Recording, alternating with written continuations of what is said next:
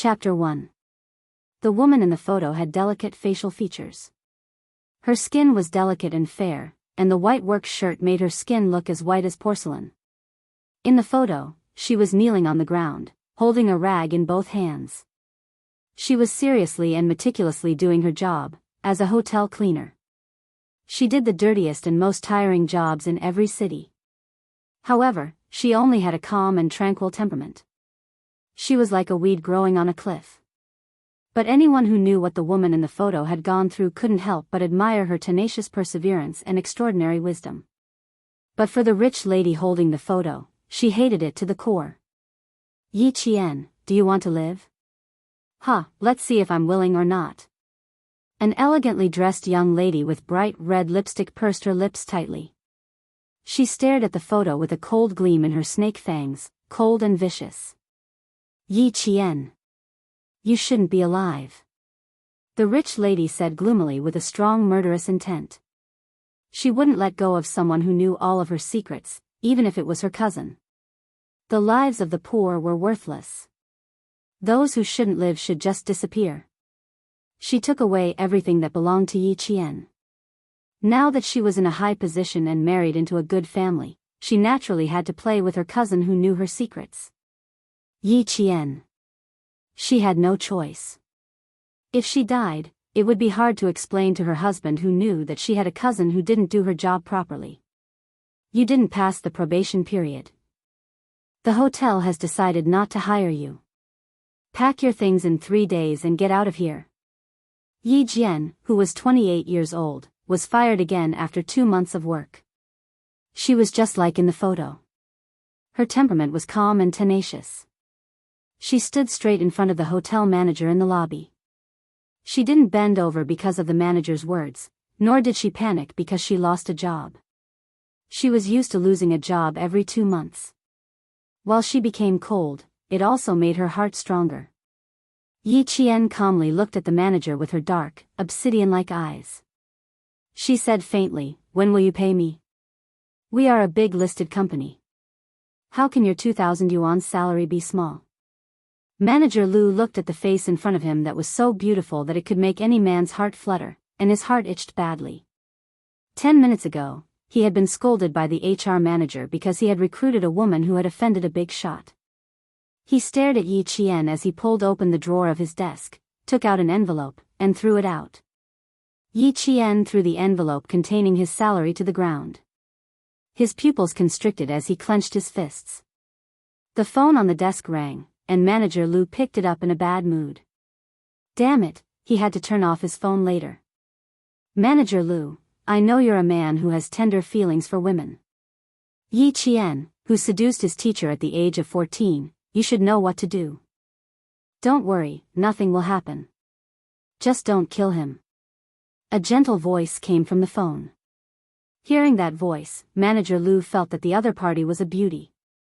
"Train her well. I'm happy. You want to be the vice president of the hotel? It's just a word from me." Stupid. She got involved with a man at the age of 10, and she's still pretending to be a loyal woman in front of me. After hanging up the phone, Manager Lu's lust was aroused, and he became even more unbridled. He was so damn lucky. He had ordered someone to make Yi Qian drink the drugged water. He wanted to forget about it after doing it once, but this phone call came at the right time. If he did it well, the wife of that big shot would be his backer in the future. Yi Qian bent down to pick up the envelope containing her salary. Before her fingers touched the envelope, she looked up as if she had a premonition. Danger. Danger. She had to leave immediately. She had been able to survive until now because of her ability to react quickly to danger and avoid it. This was probably the only grace that life had bestowed upon her. At this moment, her body swayed without warning. Yi Qian's alarm bells went off in her heart. Before she could stand up, an indescribable feeling of embarrassment spread through her limbs and bones. Her lower abdomen seemed to be on fire, and she fell down beside the desk. "Damn it, why are you pretending to be a pure woman? You're a who got involved with your own teacher at the age of 14. Someone told me to treat you well. Let's see how you're going to escape this time. The drugged Yi Qian was pressed against the desk. She didn't struggle violently. She clutched her collar tightly with one hand and groped around the desk with the other. When she came in, she saw the display on the desk clearly. With just a glance, she could remember the things on the display, where they were placed, and which were things that could be used as tools for self-defense. For example, there were 7 pens, 2 pencils, and 3 fountain pens in the black leather pen holder. One of the fountain pens was not capped. 2 ballpoint pens. Oh, and there was also a pair of office scissors. 2 buttons on her shirt had been ripped off, and that pair of dirty hands was holding on to her collar. Her pearly white teeth bit down on her lower lip. Even if she bit it until it bled, she didn't let go. Pain could make her more clear-headed, and she wouldn't succumb to the drug. Yi Qian was a woman who could fight with her life on the line, and she was also a woman who could be ruthless. At the age of 14, she was framed for seducing her own math teacher. So many years had passed, and no matter how much her cousin, who had married into a powerful family, had played dirty tricks, she still managed to survive. Today, whether or not she could survive, she had to fight for it. Yi Qian, who hadn't wasted any energy struggling, grabbed the uncapped fountain pen and stabbed it hard into the man's arm. The sharp tip of the pen pierced into Manager Lu's arm. Caught off guard, the man screamed and let go of the pen. Yi Qian, who was already battered and exhausted, picked up the envelope containing her salary without any emotion in her eyes. She dragged her weak legs and staggered away without looking at the beast whose arm was covered in blood. Before she could take 2 steps, the hair on the back of her head was grabbed. Damn it! How dare you hurt me? Manager Lu was a man after all. Even if he was injured, he still had the upper hand against a drugged woman. Bang! Yi Qian, who was holding her head, was slammed onto the office desk. Immediately, warm liquid flowed out. Manager Lu was furious. He slammed Yi Qian's head onto the desk again and again. He roared violently, "You shameless bitch. I'm going to kill you today." Yi Qian knew that she had lost a lot of blood. Her head felt like it was going to shatter from the impact. She placed her hand on the office desk and reached for the scissors in the pen holder. The office phone was swept to the ground. If she moved forward a little more, she would have swept the pen holder over.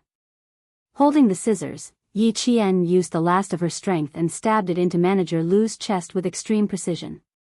The sharp scissors accurately pierced his heart.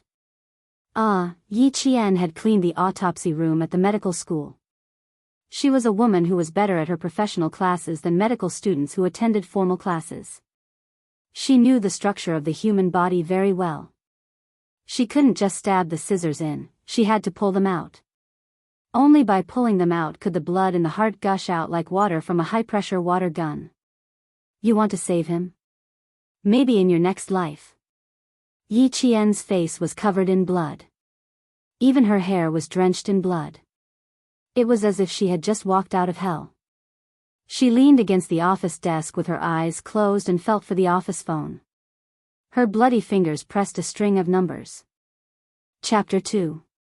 Shuku village in Fujian town was a village guarded by a troop deep in the mountains. In the middle of the night, the villagers of Shuku village could faintly hear the sound of a truck. It was the sound of a military truck driving past the village entrance at night. It was past 2 in the morning, and the villagers were all sound asleep. Even if they heard it, they wouldn't deliberately wake up. Even if some people woke up, they would wait until they couldn't hear the sound before turning on the lights. The village chief had said that if anyone dared to disobey the rules, the road that the country had painstakingly repaired would be dug up. As for the person, he would be sent straight to jail and never be released. Yi Qian had been awake for a long time. When she heard the sound of the military truck disappear, she endured her headache and climbed out of bed. She turned on the flashlight, and the flashlight shone on the wall with the calendar hanging on it. So, it really wasn't a dream. So, she could open her eyes again and see the sun tomorrow. So, the grace that life had bestowed upon her, and fate had arranged for her to grow through hardship and be reborn from the ashes, and not die so pathetically. Time ticked by. At 6:00 in the morning, smoke was already rising from the chimneys in Shuku village. The mountain village bathed in the morning sun was lush and green, and the water gurgled. Outside the window, swallows flew and landed on the power lines, chirping happily. The clear morning sun passed through the thin mist and softly sprinkled down, making the flowers on the branches bloom even more brightly. The tender green buds and leaves supported the flowers, making the flowers on the branches look even more delicate and beautiful. Once again, she saw the flowers bloom in the warmth of spring, and the return of the swallows. It was a completely different situation. Yi Qian woke up in the middle of the night and didn't go back to sleep. She looked at the girl sitting by her bed and chattering non-stop. Her dark eyes narrowed slightly. The girl in front of her had red lips and white teeth. Her black hair was braided and hung nimbly from her shoulders. Her eyes were watery, like autumn waves. Her skin was a little darker, and there were small spots on both sides of her nose. These two flaws weren't considered flaws, but she remembered that she had done a lot of post-production work on them. This was Yi Ying, the source of all the hardships in her previous life, the source of her unhappiness in life, and the source of her miserable death. I have an exam on Monday. Remember to help me. Also, I brought back all my homework from school. Hurry up and help me finish it. Yi Ying was born pretty and her voice was also pretty. It was as pleasant to listen to as an oriole. It was just that her tone was commanding, as if Yi Qian deserved it. Yi Qian hugged the blanket and watched as Yi Ying chattered away. He smiled and said, "Yi Ying, long time no see." 14-year-old Yi Ying, long time no see. Long time no see. He had just met him yesterday. You must have gone stupid from the fall. The 14-year-old Yi Ying looked at her cousin who was half a year older than her and said worriedly, "You can't fall and become stupid. You're so beautiful. It'll be terrible if you fall and become stupid." She was so smart and smart. If she fell and became a fool, what would she do with her homework? Yi Qian's eyes curved into crescents. The corners of his mouth revealed a very, very faint smile, as clear as a stream. If I fall and become stupid, won't you be worse off? There was no one to help you with your homework, no one to give you the answers to your exams, and no one to help you get a good ranking. Sigh, thinking about it, why do I feel like you'll be worse off?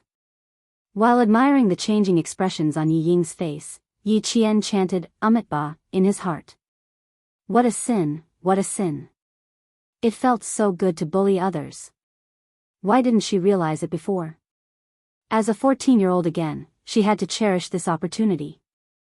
You really fell and became stupid. Do I need you to help me with my homework? Yi Ying gritted her teeth and said unhappily when Yi Qian said what she was thinking. Her face was a mix of green and white.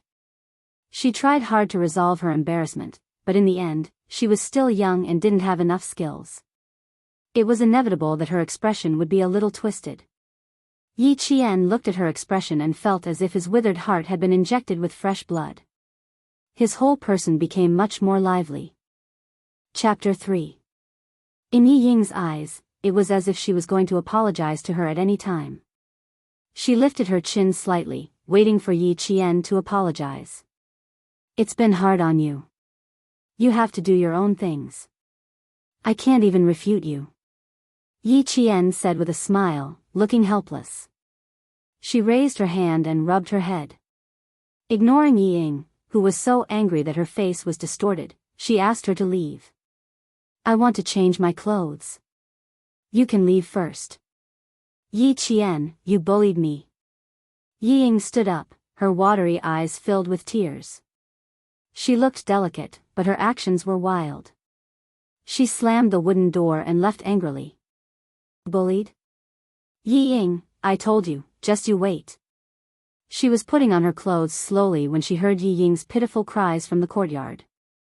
She was complaining to her mother. Yi Jian counted to 3 in her heart. When Yi Jian counted to 3, Sun Dongqing rushed in with a bamboo stick in her hand. She glared at Yi Jian and shouted angrily, "Stupid girl, you freeload in my house and bully your sister? Little brat, don't let me feed you until you become an ingrate." She rushed in front of Yi Qian. The bamboo stick was not aimed at his body, but at his face. How much hatred did she have for him? If she didn't hit him well, he would go blind. Yi Qian had already dodged when the bamboo stick was about to hit his face. She had returned to her 14-year-old self. She would not allow herself to be hit again, nor would she allow anyone to hit her. No one could. Ying even needs me to do her homework. It wasn't easy for me to persuade her to do her own things. Aunt, aren't you going to thank me? Why are you hitting me? Sun Dongqing was both an aunt and an aunt. Two sisters married into the same family. They were sisters in their mother's family and sisters-in-law in their husband's family. Oh, you dare to dodge. You didn't fall to your death yesterday, but today you know how to anger me. Sun Dongqing glared. She rolled up her sleeves and picked up the bamboo stick. Stupid girl, your mother isn't here anymore. I have to teach you a lesson. What a disgrace, seducing your own teacher at such a young age. You should have been thrown out last night. Don't lead my Yingying astray. Sun Dongqing had always been merciless to the daughter left behind by her elder sister. In her maternal family, she was proud and arrogant. She was bound to win in front of her elder sister. Now, there was only one orphan left in her elder sister's house. Shouldn't she discipline her properly? Her words made Yi Jian's eyes turn cold. Her delicate little face tensed up with a frosty expression. Seducing a teacher. When she woke up last night and looked at the wall calendar, she realized that she had returned to the spring when she was 14 years old. The first month of school was when the peach blossoms were in full bloom. That year, when she was 14 years old, she went to call Yiying home from school. When she came out, she bumped into Yiying, who was running towards her. Before she could say a word, she was pulled by Yiying and started running. After running for a few dozen meters, she was tripped by Yiying. When she fell, her forehead hit a moss-covered rock and she fainted on the spot. When she woke up, it was already Sunday morning, and there was a scandal about her seducing her teacher. And now, he woke up on Friday night. The difference between 1 day and 2 nights was the key to her life. Chapter 4. Sun Dongqing's rushing footsteps came to an abrupt halt when she saw the pair of sharp scissors shining with a cold light. She saw the viciousness on Yi Qian's face and the coldness in his eyes. For no reason, her heart skipped a beat. Her hand, which was holding the bamboo stick up high, dropped instantly. Aunt, before the matter is investigated thoroughly, don't make a fuss about making my life difficult. I'm not afraid that the whole family will suffer because of me. Yi Qian said coldly. His eyes were very dark, even darker than the night sky. His eyes were especially bright as the stars. When he stared fiercely, the color in his eyes changed. His eyes were like the ever-changing aurora. Although they were beautiful, they made people feel fearful. Stupid girl, let's see how long you can keep up your pretense. When the teacher comes looking for you, you can explain yourself. Facing Yi Qian's viciousness, Sun Dongqing's heart skipped a beat. Subconsciously, she thought, did Yingying lie? As the thought flashed through her mind, Sun Dongqing hurriedly stopped herself. Impossible. Yingying had always been obedient. It was impossible for her to lie. No, she had to ask Yingying. Sun Dongqing thought of the seriousness of this matter. She threw the bamboo stick down and walked out. This matter happened to Yi Qian. She wasn't anxious at all. After all, she wasn't her daughter. Her mother-in-law also hated this granddaughter to death. But Sun Dongqing didn't know why, but she felt very anxious. She felt that something bad was going to happen. Yi Qian coldly watched her leave. The corners of his mouth curved slightly. In the mirror, she saw her own 14-year-old face clearly. Although her facial features were delicate, there was still a hint of youthfulness. However, the smile on the corners of her lips was already filled with the vicissitudes of life. Her gaze softened slightly. Her faint eyes had an extremely cold look. She looked up and saw Sun Dongqing hurriedly chase out of the courtyard. In the blink of an eye, she disappeared from her sight. Yi Qian coldly retracted his gaze. He found a comb and began to comb his black hair. Yi Ying, this time, watch carefully. Back then, I let you off because of a momentary lapse in judgment. Now, I will definitely make you beg for death. Under the peach blossom tree outside the house, Yi Ying, who was folding peach branches, was frightened by Sun Dongqing's voice.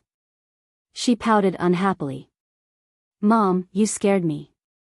Sun Dongqing couldn't bear to say harsh words to her daughter, so she asked in a low voice, "What did you say when you came back yesterday? What's going on? What do you mean?" Yi Ying lowered her head, the tip of her nose gently touching the delicate peach petal. She hid the panic in her eyes. How would I know what's going on? Come in and tell me. Sun Dongqing looked around and made sure that no one was around. Then, she pulled her daughter into her bedroom and began to interrogate her. Yi Qian, who came out from the other side of the house, watched the mother and daughter tugging and pulling each other into the house. With a faint smile on his lips, he walked out of Sun Dongqing's house. This was not her home. Her house was located in the innermost part of the village, next to a bamboo forest. Every brick and tile had been added by her parents when they were still alive. Before the age of 4, it was heaven. In front of the house, there was a garden full of peach blossoms. Behind the house, there was the sound of bamboo waves. She sat under the peach blossom tree, resting her chin on her hands as she watched her mother read a poem aloud. Her eyelids gradually drooped as she fell asleep. Her father, who had just returned from digging up spring bamboo shoots, was beside her, peeling bamboo shoots while laughing. Occasionally, he would laugh and say, "Jane is like you. She likes to read." Her heavenly happiness came to an abrupt end at the age of 4. Yi Qian, who was reminiscing until tears flowed from his eyes, saw a villager walking over and quickly wiped the corners of his eyes. Before Yi Qian could greet the villagers, who were busy in spring, they surrounded her and asked about her health. "Aya, Miss Jian, you're awake? Does your head still hurt?" Chapter 5. In the face of their concern, Yi Qian rubbed her forehead in embarrassment. "It doesn't hurt anymore. I just accidentally tripped over Yi Ying. Maybe I was too nervous about the exam at noon and fainted from the shock." "You child, why are you nervous about the exam? Yi Ying is good at studying. Let her copy the exam for you." The villagers began to tease her. They all felt pity for this orphaned girl who had no parents and was living in her uncle's house. Now, their gazes were kind and friendly, instead of pointing fingers at him. Yi Qian pursed her lips slightly and pretended to twirl her hair uneasily. She lowered her head and muttered, "She handed in the exam paper a long time ago. I couldn't copy it even if I wanted to. I only dared to hand in the exam paper when the bell rang." Her words made the villagers burst into laughter. Little Jian was an honest person. However, they did not know that Yi Qian was already paving the way for what would happen next. "Uncle, Auntie, I'm going home to take a look. Please take care of yourself." Yi Qian thanked them politely. Her delicate face had a slight smile. "I haven't been home for a long time. I'm going to tidy up." The villagers then realized that she was going back to her home in the village. "Uncle Jen should be there. He has a dog. Remember to shout before you enter the house." Yi Qian naturally remembered. She still remembered how she was wronged and ran home crying. A big black dog barked and rushed out. If Uncle Jen had not appeared in time, she would have been bitten by the black dog. Later, Uncle Jen told her that the black dog was not a dog. It was an underage Tibetan Mastiff. Looking through the layers of peach blossoms, Yi Qian saw her home hidden in the depths of the sea of flowers. It was exactly the same as in her memory. The greenish-black roof tiles and the white walls were as good as new. It was the time when the peach blossoms were in full bloom. The spring breeze caressed her face and the petals danced in the wind. Yi Qian walked through the rain of flowers and walked out of the peach blossom forest to return to her home. Grandpa Jen, Yi Qian, who was just a few steps away from the peach forest, raised his voice. Haiga was a Tibetan mastiff. He had to shout in advance to prevent the same thing from happening in his previous life. She had jogged over, and before anyone could respond, she had already left the peach blossom forest. Yi Jian stopped in her tracks and looked at the 4 unfamiliar men who were sitting in the field and eating noodles. He nodded slightly and asked, "Is Grandpa Zhen here?" She only glanced at it once before lowering her gaze. She saw someone raise his hand and quickly take something off the wooden table. It was a gun. Looking down again, the 4 of them were wearing boots that ordinary people wouldn't wear. They were military boots. They were sitting upright, with their backs as straight as a poplar tree.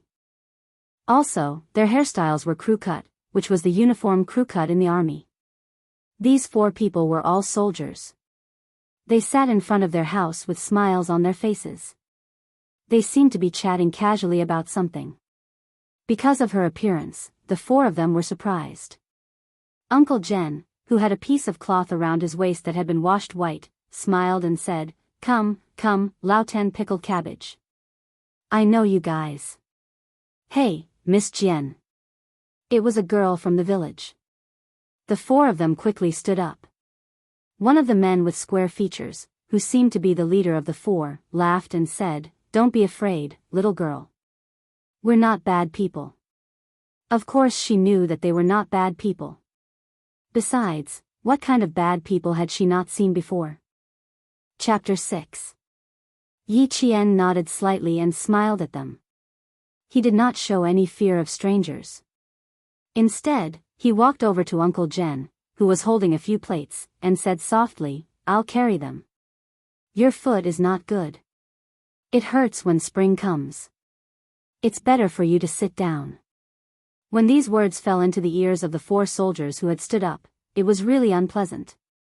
They all knew that Elder Zhen's father's foot was not good. Elder Zhen's foot was injured on the battlefield. When spring and winter came, it would hurt badly. This time, they came back to give Elder Zhen's father a special cold-dispelling medicinal wine. However, they had just finished cooking the noodles and had not eaten a single bite when they saw a young girl suddenly appear in front of them. She had misunderstood them. Elder Zhen was surprised. How did the little girl know that his foot was not good? No one in the village knew about it. It's fine. You just need to take care of yourself." Elder Zhen was naturally referring to the incident where Yi Qian fell and fainted yesterday. However, there were other people present, so he did not say it out loud to save the little girl's face. Yi Qian pursed his lips and revealed an unnatural smile. "It's just an accident. Thank you for worrying." She nimbly placed a few plates of sour and refreshing pickled cabbage on the wooden table. Then, she skillfully dripped some sesame oil on the table and added a spoonful of red chili oil. Not only was the pickled cabbage fragrant, but its color also became more vibrant. The bottle of soy sauce on the bed was not screwed shut. Yi Qian also screwed the lid shut. There were not many children in the village who were pampered. Children who did not have parents did not have the right to be pampered. Elder Zhen looked at the young girl. Although she was thin and weak, she worked as if she had worked for more than 10 years. He felt a little sad and sighed softly, "Little girl, don't be busy. They will clean up after they finish eating. Little girl, please take a rest. We will do it ourselves." Thank you. We will do it ourselves." If the company commander were to find out that these men were being served by a little girl, he would definitely be scolded badly. The 4 of them were embarrassed to let a little girl do all the work. One by one, they reached out their hands to block her, and the chopsticks on their bowls accidentally fell to the ground. The soldier closest to the chopsticks reflexively wanted to pick them up, but a pair of slender fingers beat him to it and accurately caught the chopsticks in her own hands. Yi Qian put his chopsticks back on the bowl and smiled faintly. "It's not dirty. You don't have to wash it." "Thank you." The younger soldier felt even more embarrassed and thanked him repeatedly. The soldier, who looked to be in his early 30s, smiled at Yi Qian and said cheerfully, "Young lady, your reaction is quite fast. Why don't we sit down and have a bowl of noodles together? You didn't even touch the noodles. Just give me a bowl." I've already eaten, thank you. Yi Qian's smile was very shallow, but when she smiled, there was also a hint of a smile at the corners of her eyes. She looked exceptionally comforting. This was the first time he met her, and he felt that she was a very polite young lady. After generously rejecting the soldier's invitation, Yi Qian turned to Elder Zhen and said softly, "Grandpa Zhen, I want to discuss something with you in the room." Before the word "something" could be said, a black shadow rushed out like an arrow. It was so fast that the petals that fell to the ground were swept up a few centimeters into the air. There were obviously other people, but the black shadow rushed in front of Yi Qian. It was so fast that even Elder Zhen did not have time to react. Yi Qian did not move, because she could not move. Chapter 7. Not only did the black figure rush in front of her, but it also stood up after letting out a low growl and placed its forelimbs on her shoulders. It was so close that Yi Qian could clearly see that Haega's sharp canine teeth were stained with blood. A strong smell came from its nose and mouth. It was the Tibetan Mastiff. "Haega, don't move. Don't move." A few voices came at the same time. It was the 4 soldiers behind Yi Qian. They were telling Yi Qian to calm down and not scream or make any big movements. Yi Qian, who smelled the stench of blood, did not move. Instead, she tried her best to relax her shoulders and slowly adjust her breathing rate. The Tibetan Mastiff could fight a tiger, so it was best for her not to move. Uncle Zhen did not move immediately. Instead, he clapped his hands lightly 3 times. Haega, whose fur was standing on end, let out a low growl and bared its fangs ferociously. It looked like it was going to bite Yi Qian's neck in the next second. The man and the dog looked at each other for a few seconds. Haega let out another low growl and moved away from Yi Qian. It obediently leaned against Uncle Zhen's side. Yi Qian, whose expression did not change, took a deep breath and finished what she wanted to say with a smile. "Grandpa, I have something to tell you in the room." There were many brave people, but not all brave people could be so calm. What was a Tibetan Mastiff? The 4 soldiers sitting there all knew what it was. The Tibetan Mastiff by Uncle Zhen's side was the first generation of the Iron General. Its fighting ability, reaction speed, and ferocity were all at the first level. A normal soldier would not be scared to the point of peeing his pants, but his expression would definitely change drastically. This little girl in front of them could still finish her sentence so calmly. It was indeed admirable. Uncle Zhen seemed to have guessed something. He looked at the 4 soldiers who were looking at Yi Qian in shock. He nodded and brought Yi Qian to a room with new furniture. "Little girl Jian, this room has always been prepared for you. This is your home. As long as you want to come back, you can come back anytime." His simple words instantly touched the softest part of Yi Qian's heart. She turned around and bowed deeply to Uncle Zhen. "Grandpa Zhen, thank you. This was a big gift." Coming out of nowhere, it really startled this old revolutionary who had walked through a hail of bullets. His calloused hands firmly supported Yi Qian. He said with a deep voice, "Little girl, I can't accept your bow. This is your home. I'm just staying here. As long as you don't come back, of course I have to keep watch for you." He was strong and did not give Yi Qian another bow. "Little girl, stand up. Man, if you want to establish yourself, you must first straighten your back." "Grandpa Zhen, thank you." Yi Qian raised her head and looked at the gray-haired old man who was teaching her how to behave like a family member. "Yi Qian will remember your words." Uncle Zhen did not ask why Yi Qian suddenly wanted to come back. If he wanted to ask, he would not have tidied up the room so well. Chapter 8. Old Uncle Zhen glanced at the empty wooden table and said to Yi Qian in a gentle voice, "Girl, you'll know who they are in the future. I can't promise you anything else, but I promise you that you won't be bullied in this house." Bullied? She wouldn't let herself be bullied again. Yi Qian nodded lightly. She thought about it seriously and blinked her eyes playfully. "Don't worry, I won't say anything." There was no shortage of smart people in this world, but there was a shortage of smart people. Old Uncle Zhen laughed loudly and looked at Yi Qian with even more kindness. "Okay, Grandpa will wait for you to come home. When Yi Qian walked out, He Jie suddenly appeared. Old Uncle Jen smiled at her. Weren't you afraid just now? You weren't scared? A young Tibetan Mastiff was stronger than an adult dog. Yi Qian glanced at it and smiled. I'm not scared. All intelligent dogs can recognize their masters. Girl, you're a brave person. But this isn't a dog, it's a Tibetan Mastiff. A very intelligent one. Old Uncle Jen saw that she was calm and didn't show any fear. He was happy. Let it smell you. It'll recognize you when you come home. He clapped his hands and He Jie reacted quickly. It dashed over as if it had received professional training. Come, Haga, smell your little master. Old Uncle Jen bent down and gently stroked Haga's head.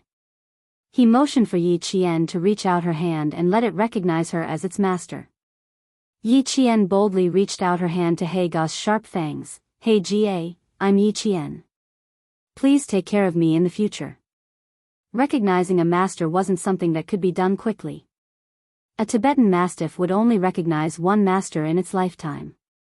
Only an intelligent Tibetan Mastiff would be able to recognize a second master. He Ting didn't approach Yi Qian immediately. Instead, he shook his fur and circled around Yi Qian's feet like an arrogant general. From time to time, he would sniff and whimper. After sniffing and whimpering for at least 3 minutes, it finally lowered its head and rubbed Yi Qian's little feet. Then, it lay down meekly.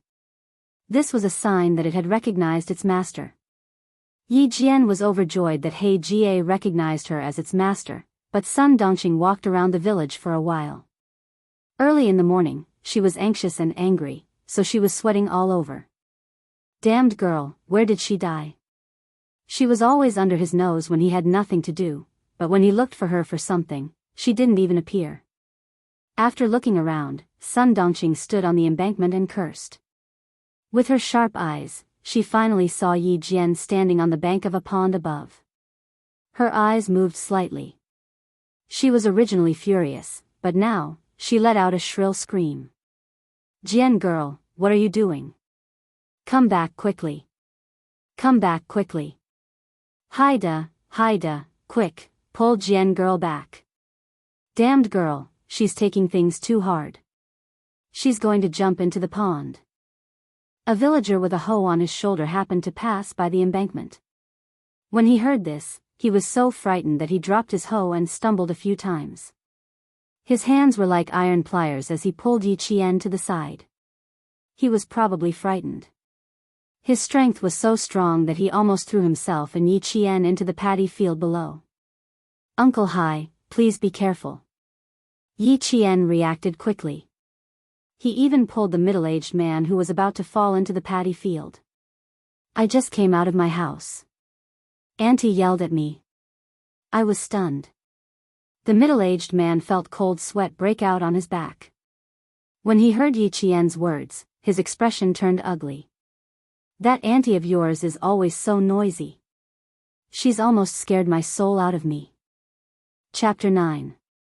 Yi Qian quickly apologized. Uncle Hai, I'm sorry.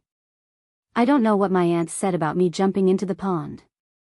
Even though I'm young, I know that jumping into the pond will cost me my life. I can do anything else, but I can't do this. Heh, the little girl's spirit has risen after a fall. The middle-aged man laughed when he heard this. He raised his hand and rubbed Yi Qian's head. It's good that she's more spirited. If she's like your aunt, she'll scare me to death sooner or later. Below, Sun Dongqing ran all the way over, shouting, You little girl, don't get me killed. You're so young, yet you don't say anything when something happens. You even know how to jump into the pond. If you die, it'll be a clean slate, but I'll be criticized behind my back for the rest of my life. Who taught you to do such a stupid thing? Jump into the pond, jump into the pond. Stupid girl, if you have the guts to jump into the pond, why don't you have the guts to let the matter rest? Yi Qian saw her shouting and her actions were extremely exaggerated. In order to show that she was really anxious, she purposely missed her foot and stepped into the water field. When she pulled her foot out, she realized that her leather shoe was stuck. She even remembered to pull it out and put it on before running. After running for 2 steps, she fell again. She didn't even have the dust on her body, making it seem like she was really anxious. Her voice was loud and the matter was so serious that the villagers who were busy at home all rushed over. They didn't understand why they came back. They only heard Sun Dongqing shouting and thought that Yi Qian had done something embarrassing and felt that she was going to jump into the pond. What happened? What happened? Little girl Jian jumped into the pond? How can a child know how to jump into the pond? Quick, go and see what happened. That woman Sun Dongqing is so scared. It was undeniable that Sun Dongqing was really willing to go all out for Ying. She was a smart woman. Yi Qian always knew that he had suffered a lot at her hands in his previous life. But this time, he wanted to make her lose all her face. What's wrong with my aunt today? She looks like she's lost her mind. Why do you look just like my grandfather before he fell ill? Yi Qian muttered softly to himself. He didn't need to be too loud, just loud enough for Uncle Hai, who was picking up the hoe, to hear. He raised his head and looked at Sun Dongqing, who was screaming and jumping as she ran over. He chuckled and joked, "Isn't that so? You're crazy." He paused and looked at Yi Qian with a smile. "When your grandpa had a relapse, you were only 3 years old. How did you know?" "Yes, he got sick on the 7th of April. He ran out alone on the 27th of October and found Grandpa in the reservoir at 4 in the afternoon." Yi Qian lowered his eyes slightly. His voice was filled with sorrow, and Uncle Hai couldn't help but sigh. He glanced at Sun Dongqing and sighed. "This auntie of yours. She's spouting nonsense. Why don't you reply to her?" Yi Qian smiled bitterly. His whole body was filled with helplessness. He said softly, "The innocent knows that they are innocent, and the muddy knows that they are muddy. Uncle Hai, I'll head over first. There are some things that I still need to talk about. I'll go with you." "Sai, you're such an honest child." When Uncle Hai saw this, he felt a pang in his heart. Yi Qian had no parents, so he wanted to dote on him. On the other side, Sun Dongqing saw that the 2 famous gossipy women in the village had rushed over. She also saw that Yi Qian didn't reply to her criticism as usual. She was secretly pleased with herself. Chapter 10. There were 2 famous gossipy women in the village.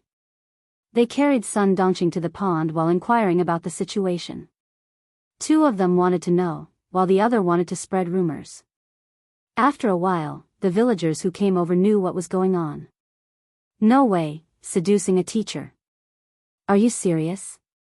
Hey, little girl, you're not even fully grown yet, but you already know how to seduce people?"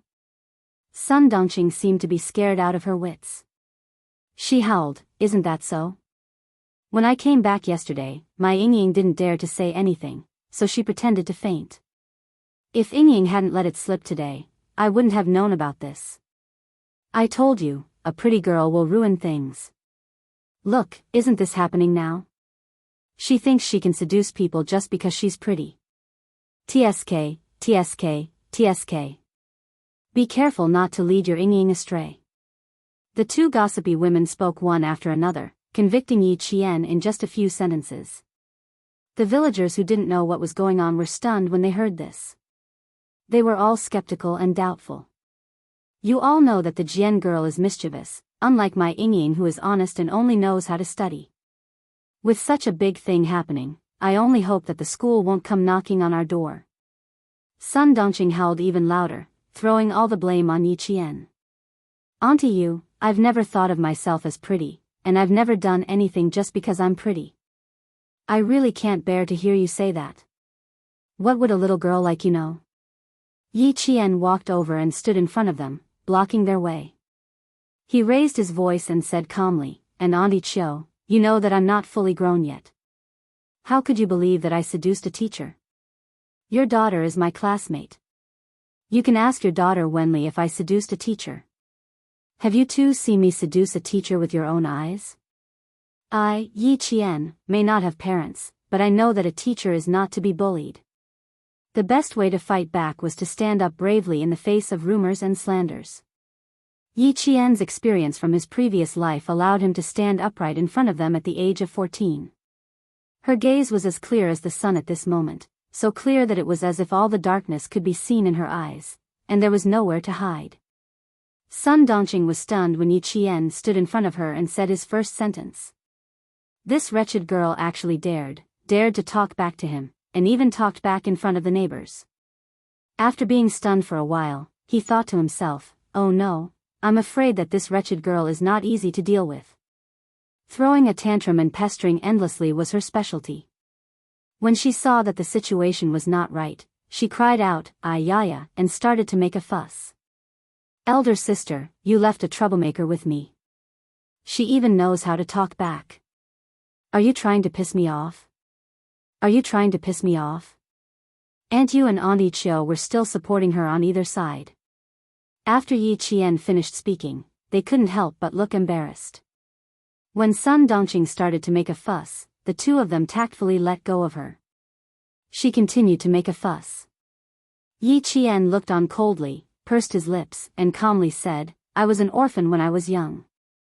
This is something that everyone in the village knows. Auntie, you don't have to talk about it every day. It's precisely because I'm an orphan that I have to be more careful. Because I don't have the qualifications to cause trouble. Chapter 11. When Sun Dongqing heard this, she immediately stood up from the ground. She stopped complaining and slapped her thigh. You dare to talk back? You wretched girl, do you respect me as your aunt? You dare to talk back to your elders like this?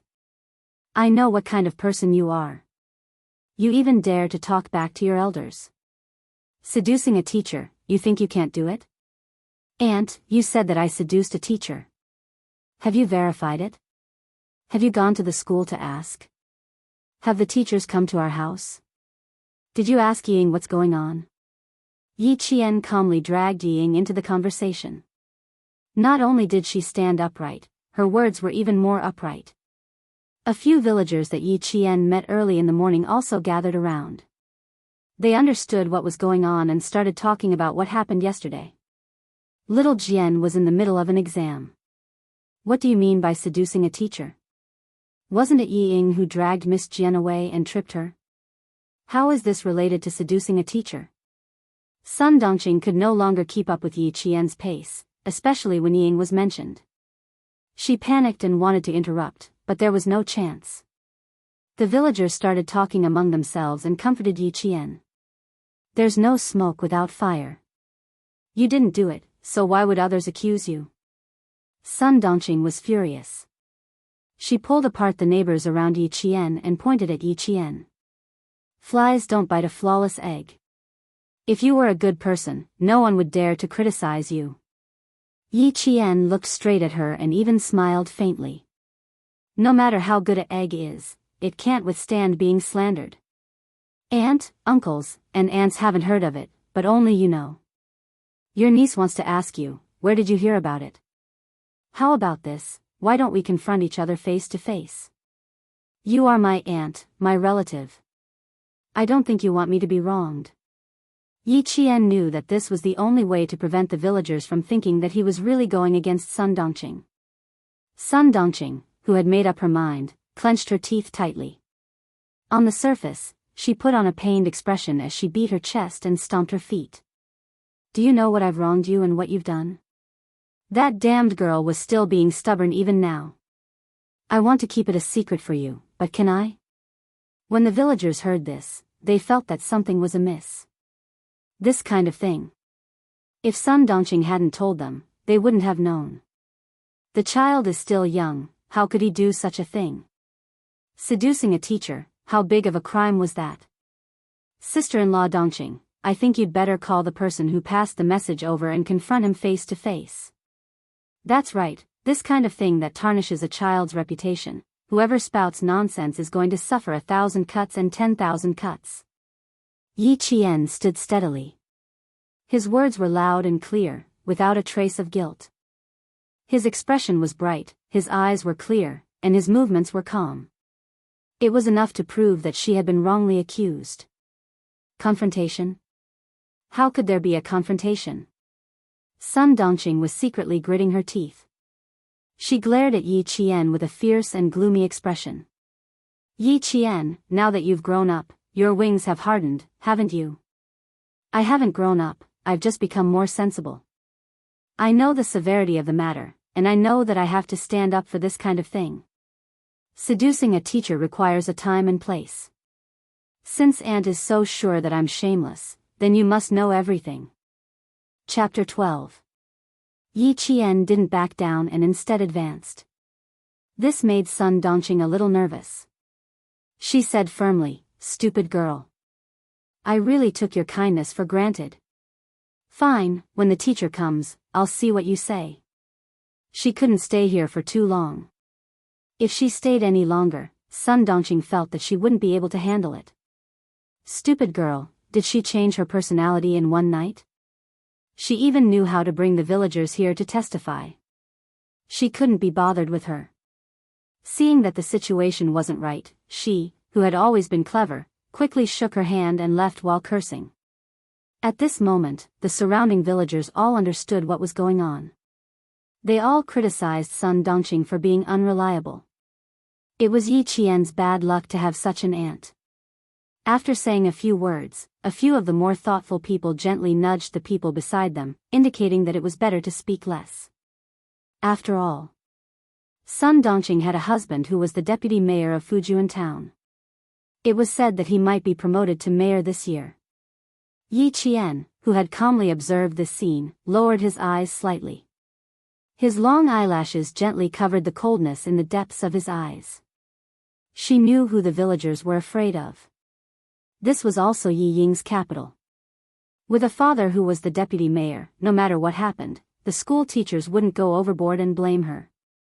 As for herself, after the sighing villagers left, Yi Qian gently opened his hand.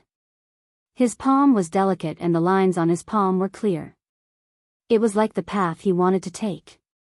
In the end, it should be in his own hands. Uncle Yi Jifan was someone she didn't want to go up against at the moment. She understood this man too well. He was a man who didn't care about his own family in his pursuit of power. But he had a weakness, he cared a lot about his reputation. She couldn't directly go up against Yi Jifan now, but she could use his weakness to bring down Sun Dongqing first. Yi Qian, who was standing alone, raised his head. His smile was bright and beautiful. There was nothing to be afraid of, nothing to worry about. The path was in his own hands, and this was a very good start. 14th's smile was bright and carefree, full of vigor. Her beautiful facial features were devoid of any haze, only hope for the future. Her smile was so glaring in Yi Ying's eyes as she walked over. Yi Ying wanted to pounce on her and scratch her face. Yi Jian, who had always been sensitive, calmly stopped smiling when she saw the malicious gaze behind her, which was as sharp as a needle. She turned around and looked at Yi Ying, who was glaring at her. The corners of her mouth curled up slightly. She looked at her condescendingly and disdainfully. Yi Ying, who was standing a few steps away, was a meticulous person. After she understood what was going on, her expression changed drastically, and anger rushed to the top of her head. Yi Qian. She gritted her teeth and growled in a low voice. She took a few steps forward and stretched out her hand to push Yi Qian away as if he was at home. Suddenly, out of the corner of her eye, she saw a few villagers looking over. She reacted quickly and immediately put on a sisterly expression. She reached out and placed her hand on Yi Qian's shoulder. "Yi Ying, you disgust me, and I disgust you as well." Yi Qian avoided her easily and didn't let her act disgust him even more.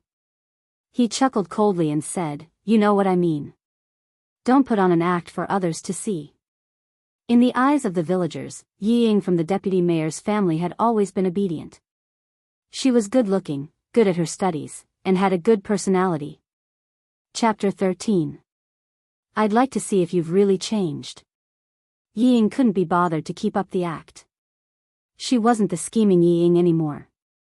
Yi Ying couldn't be bothered to keep up the act.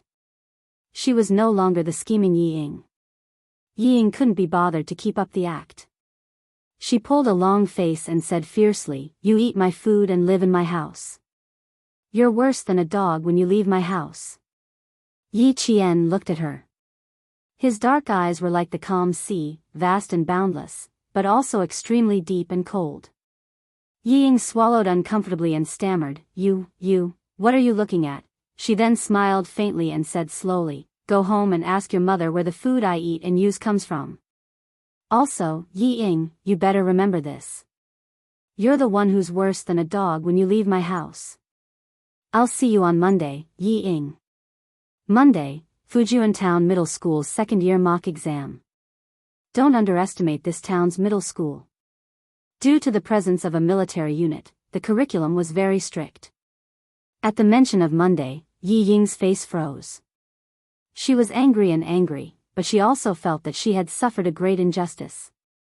Her pair of watery eyes were like pearls, dripping down drop by drop. "Sis, I was wrong. I was wrong. Don't be angry, okay?" Yi Ying's heart was filled with hatred, but she immediately admitted her mistake. She was like a temperamental child who could easily be forgiven by an adult. Yi Qian glanced at the hand tugging at his sleeve and looked over with a half-smile. "I've seen plenty of two-faced people.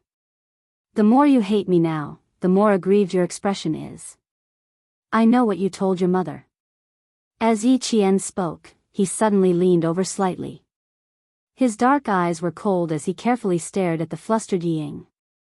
"So, the reason you dragged me away yesterday was because you were seducing the new math teacher." Yi Ying, who was flustered, heard this and felt guilty. In order to cover up the truth, she raised her voice and said sharply, "Nonsense. You know very well whether I'm talking nonsense or not." Yi Qian raised his hand and patted the back of Yi Ying's hand gently. He smiled faintly. "Yi Ying, you've never been good at language. You definitely didn't remember this sentence." At that moment, Yi Ying felt as if something was branded on the back of her hand that had been slapped. She was so scared that she quickly flung her hand away. She then looked at Yi Jian, who was clearly smiling faintly. She seemed to be the same as before, but there was something vaguely different about her. Yi Jian's dark eyes looked at her, and there seemed to be a slight smile, but she saw more coldness. "Yi Jian." Yi Ying wanted to raise her voice as usual, but when she opened her mouth, she realized that her voice was trembling. "I'm going to tell my dad. You bullied me. You bullied me."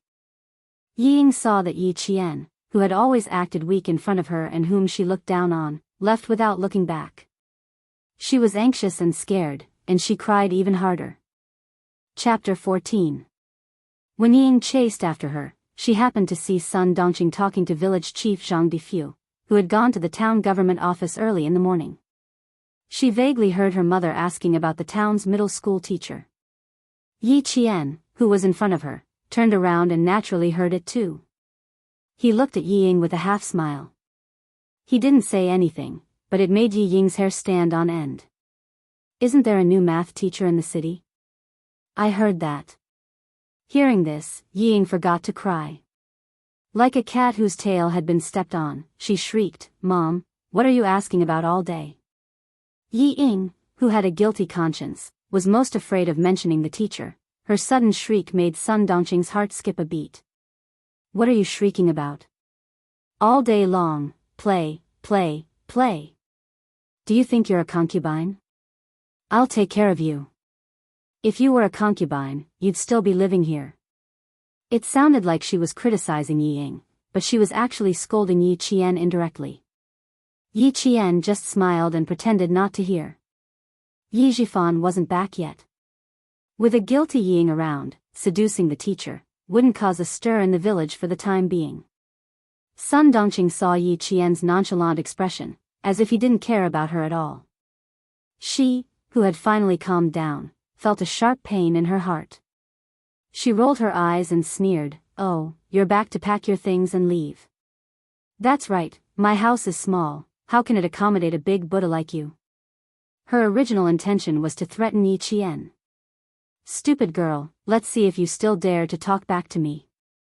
How dare you be naughty? Without this house, where can you go?" Village Chief Zhang Defu was already frowning. He wanted to ask a few more questions, but he saw Yi Qian's eyes fill with tears. His eyeballs were about to fall out. He sobbed and said, "Aunt, how long are you going to accuse me? What's seducing the teacher? If I admit to this baseless accusation, will I still be able to live? Aunt, I beg you, please give me a way out." With that, Yi Qian covered his face and ran away. She still had to go to the neighboring village to look for her classmate, Zhang Bin, who had handed in the papers with her yesterday. Back then, the matter of her seducing her teacher was settled as soon as she woke up. When she woke up from the fall, she was scared silly. By the time she came back to her senses, everything was settled. Only Zhang Bin, who had handed in the papers one after the other, was the only one who stood up for him. Yi Qian looked as if she had suffered a great grievance and even ran away with tears in her eyes. Sun Dongqing and Yi Ying were dumbfounded. Village Chief Zhang Defu couldn't stand it and said unhappily, "Jifan's wife, Jifan only has one niece. You're his aunt. Do you think you're speaking like an elder?" After saying that, he flung his sleeves and left. Sun Dongqing was so angry that she slapped her thigh and cursed herself for being so unlucky.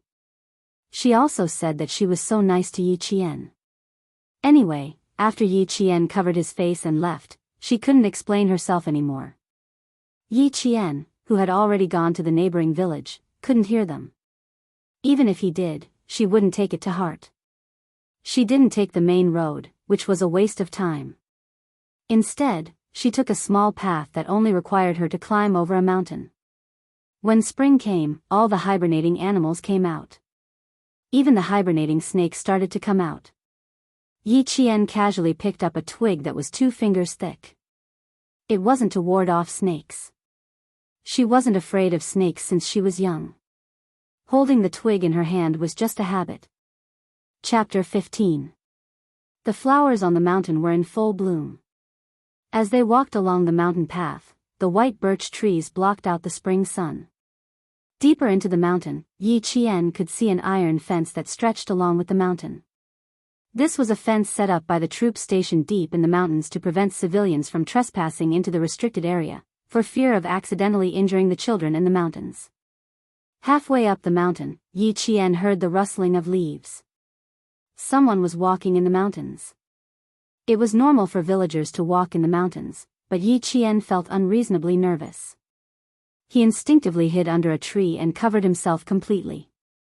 Gently brushing aside the bushes, Yi Qian saw 3 unfamiliar men carrying something on their shoulders. They seemed to be searching for something. "Fuck, that kid took the money and didn't do anything. What can we get from this place?" The man who spoke was only in his mid-20s, but he was the shortest of the 3. He carefully placed the thing on his shoulder against the tree. "We have to climb up." The tallest man was probably tired from walking and leaned against a white birch tree to rest. "Let's take a break. Fuck, we've been walking in this deep forest for days. If we can't do it, we can go down the mountain and find a farmer to get some food." "Humph, if you're not afraid of death, then go down the mountain and get some food." The man with a pair of gloomy eyes, who was of average height and also the strongest, snorted coldly. He reached into his pocket and took out a cigarette. He sniffed it and put it back into the cap. "Let's go. Let's go up. If we can't complete the task, we'll be starving for the rest of the month." The other 2 men obviously only listened to him. When he said to go, they immediately packed up and left. The shorter man was struggling to carry the thing, so he said to the taller man, "Give me a cannon barrel. My shoulders are peeling." Cannon barrel? Camera lens? When the shorter man took out the thing from the waterproof canvas bag, Yi Qian's pupils constricted. It really was a camera lens. And it was not an ordinary lens. It was an imported lens that cost at least tens of thousands. In a split second, Yi Jian guessed what they had said before and instantly understood what these people wanted to do by carrying expensive lenses in the mountains for a few days. They were here for the troops deep in the mountains. They wanted to steal the military secrets. Yi Qian, who was supposed to go to the neighboring village, was stunned. If they really wanted to film the troops, they had to go to Eagle Beak Cliff, which would take at most an hour from here. If she went down the mountain to find Grandpa Jen, he would definitely have a way of contacting the troops. The tall man put one of the heaviest lenses into his bag and said sarcastically, "Don't plant seeds on women. If you have time, learn from Brother Lou. Go to the gym and walk around." The tall man put it aside and reached for his belt. As he unbuckled his belt, he said, "I'm going to pee. You can put it in yourself." Yi Qian, who had been holding on to the tree branch, clenched her fists. The man was coming in her direction. Yi Qian looked around quickly. She was no longer squatting. She slowly walked around the tree until she reached the back. She shrunk her shoulders and tried to use the tree trunk to block her. Yi Qian held her breath. She was so sensitive to smells that after a few days, she could smell even the slightest bit of residual scent. A jet-black snake slithered down from the tree branch, then slowly slithered towards the feet of the man who was dealing with an urgent matter in his life. The man, who was shivering comfortably, lowered his head and looked at the snake. He was so frightened that he screamed and stepped back. Chapter 16. If they couldn't hide, then there was no need to hide anymore. If they continued to hide, it would only boost the other party's morale and put them at a disadvantage. Walking out from behind the tree, Yi Qian glanced at the three people indifferently. "I've startled you guys." She flicked the branch lightly at the snake's body and threw it into the air. She then raised her hand and grabbed the falling snake. "Oh shit. Oh shit. Fuck you." The tall man who was frightened by the snake saw a mountain girl whose face was still covered in mud walk out from behind the tree. She nimbly picked up the snake and threw it into the air. Then, she grabbed it lightly. The black snake, which was at least 50 centimeters long, twisted in her hand. The snake's 7 inches were pinched and its entire body wrapped around Yi Qian's arm. She didn't use any strength and gently wrapped it around the snake like it was a tree branch. Kugong snake, highly venomous. You didn't get bitten. You're lucky. Yi Qian grabbed the snake's head and skillfully opened the snake's mouth, exposing the venomous fangs hidden in its upper and lower jaws. Good fangs, good venom. It can be used as medicine. It's worth a lot of money. The three men's scalps went numb at the sight. Fuck. Didn't the children in the mountains play with toy snakes? Did they play with real snakes? The tall man was so scared that he didn't even buckle his belt properly. Fuck you, you're scared out of your wits. The man in the lead quietly placed his hand behind his back before gently retracting it. He stared darkly at the girl in front of him, whose face was so dirty that he couldn't even see her facial features. After sizing her up for a while, he squeezed out a question and asked, "Little girl, where are your parents?" Yi Qian, who used to work in a top security company, narrowed his eyes slightly when he saw him pull his hand back. This person had a gun on him and it was behind his waist. Bitten by a snake. I couldn't save her. With one hand holding the snake, Yi Qian replied coldly. She calmly walked away from the leader and let the shortest man stand in front of her. Using the man in front of her as a human shield would at least make her safer. Even if the opponent had a gun, she could still escape. Not only was he bold, but he was also extraordinarily calm. The short man who was closest to Yi Qian raised his hand and blocked Yi Qian's path. Little girl. You want it? Yi Qian did not let him finish his sentence. His eyes narrowed slightly, and the venomous snake with its mouth wide open suddenly moved closer to the other party's eyes. If you want it, sure. I caught the snake. Pay for it. Her movements were so fast that the short and small man was so frightened that he shuddered and took a few steps back. He gasped and shouted, "Fuck. You scared me to death. Who the hell wants to buy it?" The mountain path was only so wide, and he bumped into the leader, who was unprepared for the sudden retreat of his men. Crash. Both of them fell into the bushes on the side of the road. The leader who fell accidentally revealed the gun at his waist. This made Yi Qian's pupils contract. He nimbly turned around and walked down the mountain. When the tallest man saw his men fall into a mess, he, who had gathered his courage to stop Yi Qian, hurriedly shouted, "Brother Kuan." Fuck. Brother Kuan, who was the cushion, fell until his face turned black. The guy who was on top of him was still scrambling to get up. Out of the corner of his eye, he saw the village girl who caught the snake walking down the mountain. Brother Kuan fiercely shouted, "Stop her." Chapter 17. All snakes were agile. As long as their weak spots were not pinched, they were extremely aggressive, especially poisonous snakes. The free Mr. Crow moved its body and opened its mouth wide, biting Brother Kuan's arm. Ah! Brother Kuan, who was bitten, grabbed the Mr. Crow snake and threw it into the forest. He gritted his teeth and said, "Get them back here. This stupid girl knows what we're talking about." It was not easy to catch up with Yi Qian. After her first accident in her past life, she had developed the habit of running in the morning to make her body stronger. She had a strong personality and never stopped running even if it was raining or snowing. Otherwise, how could the boss of the security company, who also ran every day, let her into the security company when she did not have an identity card and a household register? A 28-year-old soul and a 14-year-old body combined so well. The mountain wind blew past her face and the trees behind her. She was able to shake him off from afar. It took less than 10 minutes to run from the mountainside to the foot of the mountain, but Yi Qian did not choose to run on the mountain path. Instead, she ran into the forest. The sound of leaves rustling made one of the soldiers raise his hand and cover his comrades who were scouting. "Someone's here," he said softly. The sound of leaves rustling suddenly reached his eyes. She was extremely fast and rushed out like a chamois in the forest. She bumped into the muzzle of the soldier's gun. Yesterday at around 5:00 in the morning, the soldiers patrolling the mountain discovered traces of someone squatting in the mountain. Until today, the person was still searching. Just in case, their group's steel guns were not equipped with bumpers. They could shoot directly. Yi Jian's forehead bumped right into the muzzle of the gun.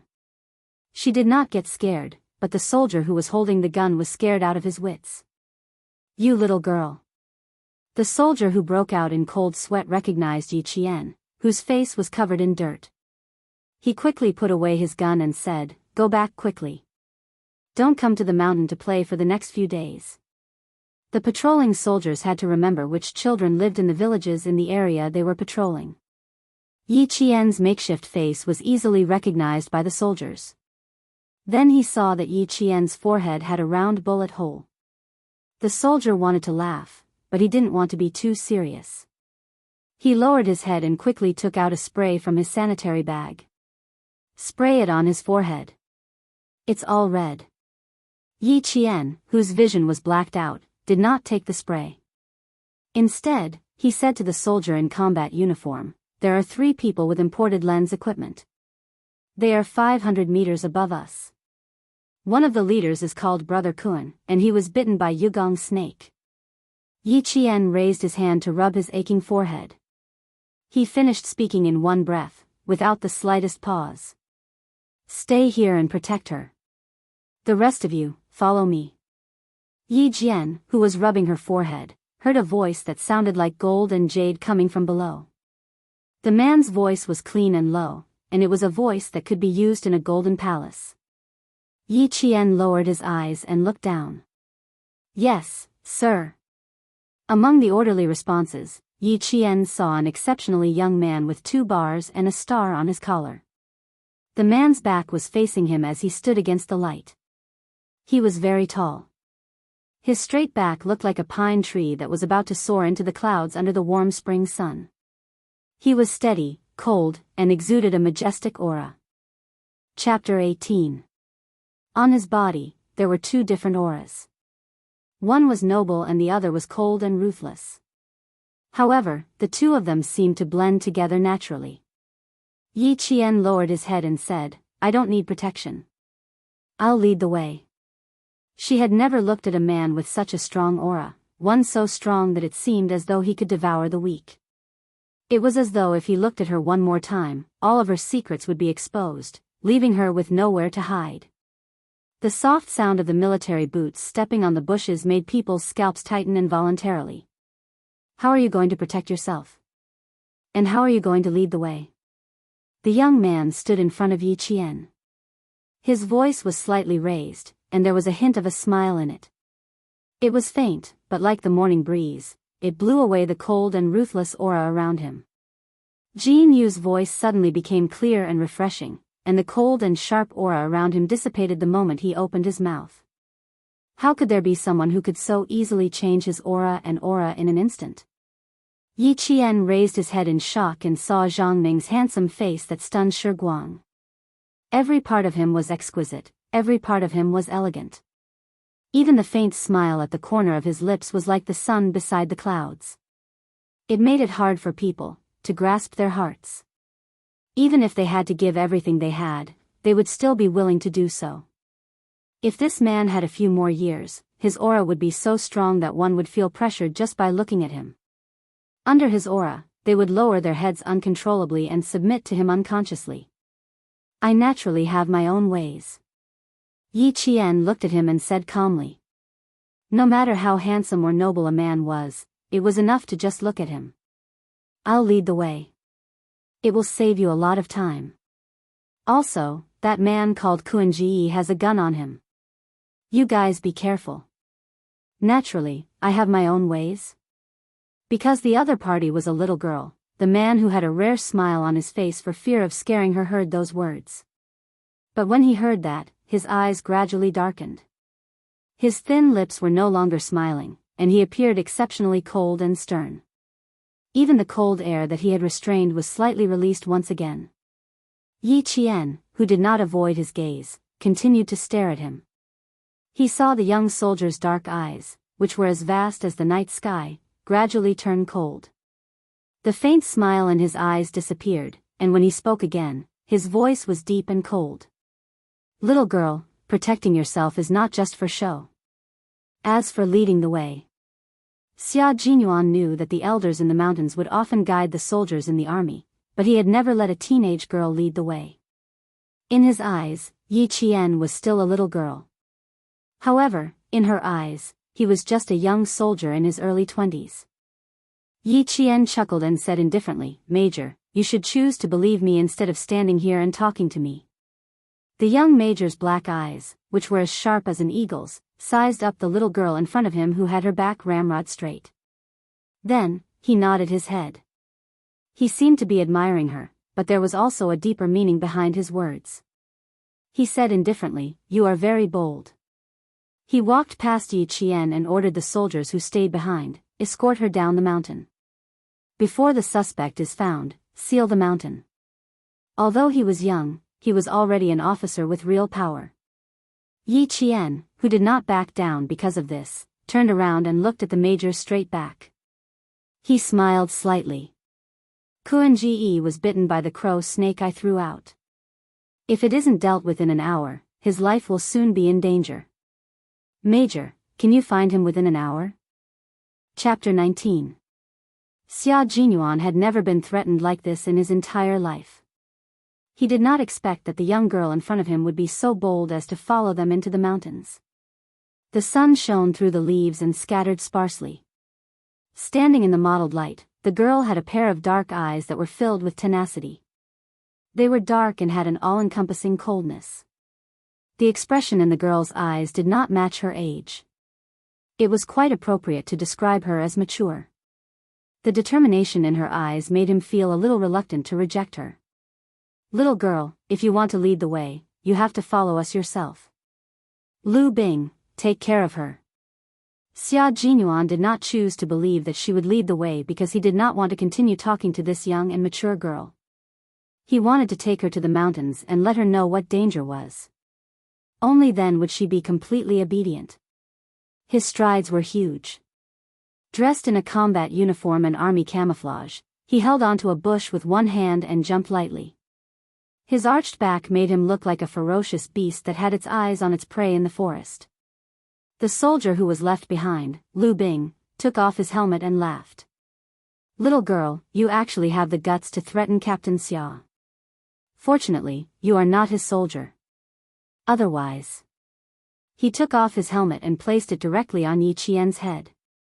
Otherwise, you would have to fix it. Wear your hat and follow closely. Captain Xia was referring to the young major. What was there to be afraid of? She naturally had her own reasons for bringing it up. Yi Qian did not even have the chance to refuse to wear his helmet. He held on to the bush with both hands and followed closely behind her. There are traces of squatting here. There are traces of a tripod. Take a picture of this as well. Yi Qian quickly caught up and saw the soldier who was supposed to be chasing the criminal and the man called Captain Xia standing together. He pointed to a spot and a soldier took a picture with his camera. Xia Jinyuan had already heard the rustling of the bushes behind him. He was a little surprised. The little girl was quite wild. She caught up so quickly. I met them a little on the other side. But they're gone now. Yi Qian pointed at the slope in front of them and pursed his lips. However, I'm sure they won't dare to walk up the mountain. After being bitten by a snake, walking on the mountain was a dead end. Xia Jinyuan obviously understood what she meant. He turned to look at her and smiled faintly. That's right, so we can collect evidence first. All signals in the surrounding area had been blocked. It was impossible for the people who had escaped into the mountains to send out information or call for help. Although this was a man with a cold aura, when he smiled, he was indeed very charming. Yi Qian had always thought that she was not a woman who would be dazzled by a man, but at this moment, she could not help but take another look. The cool mountain breeze blew over, and when it blew away the flash of light for a moment, it also carried a trace of smell. Holding her breath, Yi Qian took another light breath. Her eyes suddenly lit up and shone with a diamond-like light. She took a few light steps to Xia Jinyuan's side and said in a youthful voice, "How much longer do you need to collect evidence? They haven't gone too far. We can catch up with them immediately." Xia Jinyuan's intimidating black eyes were sharp as he looked indifferently at the girl who was only a fist away from him. Chapter 20. Xia Jinyuan, who always had his own plans for the operation, did not answer immediately. Instead, he quietly looked at the little girl who had a determined and cold expression in her eyes. Perhaps it was because he had been silent for a long time. She spoke again anxiously, "If we go down from here, we'll reach Yangjiao Creek. If we run in that direction, we'll reach the main road. Captain Xia, if you trust me, please follow me this way." Yi Qian, who had chased after them in a hurry, had a small cut on her face from the leaves of a shrub. Her forehead was red and swollen, and her little face was dripping with blood. However, her gaze was firm and unwavering, like a sapling that had taken root at the edge of a cliff. Even the wind and rain could not break her proud and unyielding character. Xia Jinyuan was silent for only a few seconds. His thin lips curved slightly. Under the helmet, although his extremely handsome face was cold, it gave Yi Qian warmth. Because he said, "Okay." Concise and crisp, without any pause. "I can guarantee it." Yi Qian pursed her lips and nodded gently. She said in a clear and childish voice, "None of you are as familiar with this place as I am. You won't go wrong if you follow me." Xia Jinyuan, who was smiling, clasped his slender fingers together, then slowly and coldly waved them out, indicating for Yi Qian to go first. "I can also guarantee that with us around, you'll return home unscathed." Sometimes, one chose to believe because of a look, an action, or a sentence from the other party. Xia Jinyuan believed in Yi Qian because he could see calmness and confidence hidden beneath the calmness in her eyes. She was an interesting little girl. She was wild and knew when to advance and when to retreat. Believing in her was actually not a difficult thing to do. In order to make himself believe in her, her face was tense and her eyes were filled with defiance. It was like the sun shining down from the sky, bright and dazzling. She really wanted to help them. Xia Jinyuan smiled faintly and nodded. He said in a low voice, "We'll be in front, and you'll be at the back. Don't act rashly under any circumstances." "Okay, I won't be a burden to you." Yi Qian knew that he heaved a sigh of relief. The wind blew gently again, and the smell in the wind grew fainter. The soldier in charge of the map glanced at Yi Qian and whispered to Xia Jinyuan, Captain Xia, she's right. This is the fastest way to escape to the main road. You three, this way. Xia Jinyuan's slender fingers gently stroked across the map. With a serious and cold expression, he was like a king who was guiding the country and guarding his great mountains and rivers. The three of you, stay here and guard the rear. Xia Jinyuan raised his head and looked coldly in the direction of Yi Qian. Little girl, since you know he has a gun, you'd better hide it well.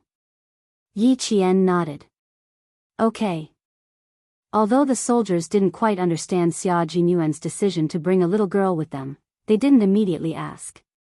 They carried their guns and quickly chased after them under Yi Qian's lead. There was no mistake in the direction she chased in. A soldier who used to be a scout secretly looked at Yi Qian, who was walking in front of him, in surprise. This little girl didn't observe her surroundings, didn't look at the scene, and didn't analyze the possibilities. How did she do it? Compared to the scout's surprise, Xia Jinyuan was only shocked for a short while before calmly accepting it. Chapter 21. Yi Qian, 14 years old, second year of middle school, no parents after the age of 4. Lu Bing recognized Yi Qian at first glance, so when Xia Jinyuan asked, he succinctly and clearly explained the situation. Everyone in the village said that she's a pitiful little girl. Children without parents to take care of them were usually more sensible and knew how to survive. Xia Jinyuan looked at the figure that was even more agile than a swallow flying through the forest, and his gaze slightly narrowed. She had a tragic background, but he couldn't see any haze in her. He could only see the strength in her eyes. He only glanced at her once, but it was hard for Yi Jian to ignore his gaze, especially when he had such a strong aura. When she turned back to look at him, she only saw him calmly retracting his gaze, leaving her with an extremely elegant side profile. He instructed the soldiers, send the coordinates back to the troops and seal off the exit to prevent reinforcements. Once the target was locked, it was time to close the net. Yi Qian kept her promise and stopped after a certain distance. It should be in front. We can still hear the sounds. She knew that too. They didn't notice. Xia Jinyuan couldn't help but squint. She raised her hand and gestured to them to move forward. The group of people searched in the direction she pointed. It was indeed in front. The rustling of the leaves was obviously different from the sound of the wind. She wondered if they could tell the difference. Yi Qian pursed her lips and thought. Xia Jinyuan, who was the first to come down, glanced around the rocky slope and found the traces left behind by the 3 suspects. The large patch of thorns that had been cut open was the strongest evidence left behind by the suspects. How did she know the exact direction the suspects had gone? How did she know that the suspects had stopped here? Yi Qian came down after her. Before she could steady herself, she felt a questioning gaze on her. She looked up and met the gaze of the person who was looking at her. What a sharp girl. Xia Jinyuan suppressed the growing doubts in his heart and reminded Yi Qian again, hide well and wait for us to come back. I'll send someone to send you back to the village later. Who asked him to send someone? As soon as they left, she immediately turned back. She only helped them because in her previous life, when she was at her lowest point, a soldier wearing the same military uniform bought a ticket for her. This was a favor that he would never forget, no matter what. Brother Kun and the other 2 were captured while they were resting. As Yi Qian was leaving, he vaguely heard the sound of a gunshot behind him. Finally, everything returned to silence. Yi Qian did not go back the way he came. Instead, he went to the spring and washed his face. He washed off the dirt that he had smeared on his face before heading to Zhang Bin's house in the neighboring village. By the time Yi Qian returned home, it was already past 4 in the afternoon. As soon as he reached the main road, he saw Sun Dongqing and Ying standing by the roadside with a suitcase in their hands. Seeing her come over, the mother and daughter both rolled their eyes coldly at her and ignored her. When they ignored him, Yi Qian was happy to relax. Mom, have you locked up the house? You won't be coming back for a while. If you don't lock up properly, you might attract thieves. Yi Ying's worried voice came from behind him. Her voice was neither loud nor soft, and it sounded like she was really worried about attracting thieves. Sun Dongqing snorted coldly and continued her daughter's words with a fake smile. If she dares to come in, I'll beat her up. Beat her until she doesn't dare to do it again. He turned around, thinking that Yi Jian would stop. Who knew, she had already walked far away. Sun Dongqing bit her cheek and spat in disdain. Her narrowed eyes flashed with malice. Chapter 22. On the mountain, Xia Jinyuan ordered the soldiers to stop looking for her through his earpiece. This little girl, he had told her to hide well, but she actually left without saying goodbye. Was it that difficult to say goodbye before leaving? Captain Xia, should we send someone to the village to ask if she has returned? Lu Bing, who had just returned, was a little worried. There were wild boars in the mountains. Don't let them hurt her. The order to return to the team came from the headset. Looking at the darkening sky, Xia Jinyuan smiled faintly and said, "No need. A clever fox can survive no matter where it is. Retreat. Retreat, retreat. Attention, at ease." Returning to the team in the mountains was not as orderly as returning to the field. After the roll call, Xia Jinyuan led the patrol team in the direction of the army in the gradually darkening sky. The sun had already set in the west. The light of the setting sun passed through the forest and shone on the handsome figure walking at the front. He looked even more tall and straight, like a god descending to the mortal world. His steps were very steady, and every step he took seemed to have a biting coldness that made all living things crawl. This was the 20-year-old Xia Jinyuan meeting the 14-year-old Yi Qian today. To the two of them, this was just an accident. The mountain finally darkened, and the village lit up with dim electric lights. Although the village in the 90s was poor and backward, thanks to the army, it was the first village to have electricity. The night in the warm spring was still a little cold. The villagers put on thicker jackets and went to Aunt Xiu's house to watch TV. As the only family in the village with a black and white TV, it was very lively at night. The villagers chatted as they watched the television. After a day of fermenting, Sun Dongqing's actions during the day became a critical meeting at night. Fortunately, she was not there. If she was, she would have jumped up. The owner of the TV, Aunt Xiu, was still indignantly saying in the village, "Sun Dongqing is really not a good person. If I didn't happen to see her, she wouldn't even have the clothes that she brought to school on Monday. She would have locked her in the room all day long. That young girl, you didn't see it. She jumped out and said that I was meddling in other people's business. I could see that this girl was actually quite powerful. Tell me, with Jian Yiling's taciturn personality, how could she be a match for the mother and daughter?" As Yi Qian listened, he closed his eyes and smiled faintly. In this life, change would begin from here. Even though the sky was dark, there was no light in Uncle Jen's house. Other than him, there was someone else in the house. It's good that you've caught them. Move those who should be moved as soon as possible. I'll keep an eye on the village. Uncle Jen, who was sitting in his chair, said slowly in a deep voice, "I'm old now, and I want to find a successor who can help me sometimes." Uncle Jen's eyes were like torches in the dimly lit room. "I've already taken a liking to him. There's no need to trouble the team." A few barely audible breaths paused for a moment before someone said respectfully, "You can make the decision. If you need anything from the team, you can contact us at any time.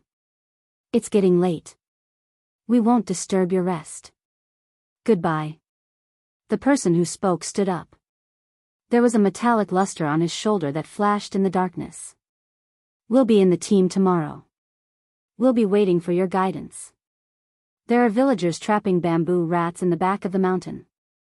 Stay away." Uncle Jen didn't get up to send them off. Instead, he gave them a few reminders. After the few people in the house left, he stood up quietly. Chapter 23. The village chief, Zhang Difu, was having dinner when he saw Uncle General. His heart sank as he ran out to greet him personally. "Uncle, you could have just sent me a letter if you needed anything. Thank you for coming here personally. I want to tell you about Jian Yiling." Uncle Jen walked into the yard with his hands clasped behind his back. At 70 years old, he had carried cannons and walked out from piles of corpses. Even though he was old, he couldn't change the military prestige that was deeply rooted in his bones. The villagers didn't know what military prestige meant, but they were all in awe of Uncle General Zhang Difu. Invited old man Jian into the house and asked his wife to leave first. He sighed and said, "Little Jian, I'm afraid you've suffered a lot of grievances that we don't even know about." "Uncle, it's my fault. I thought it would be inconvenient for you to take care of a girl, so I thought it would be better for you to take care of her aunt. She's her biological aunt, and she's also her aunt's." "Who knew?" Uncle Jen raised his hand and said, "It has nothing to do with you. It's your fault." This morning, Jian Yiling thought it through and said she wanted to come back. "I've said it before. She was young, so I couldn't make the decision.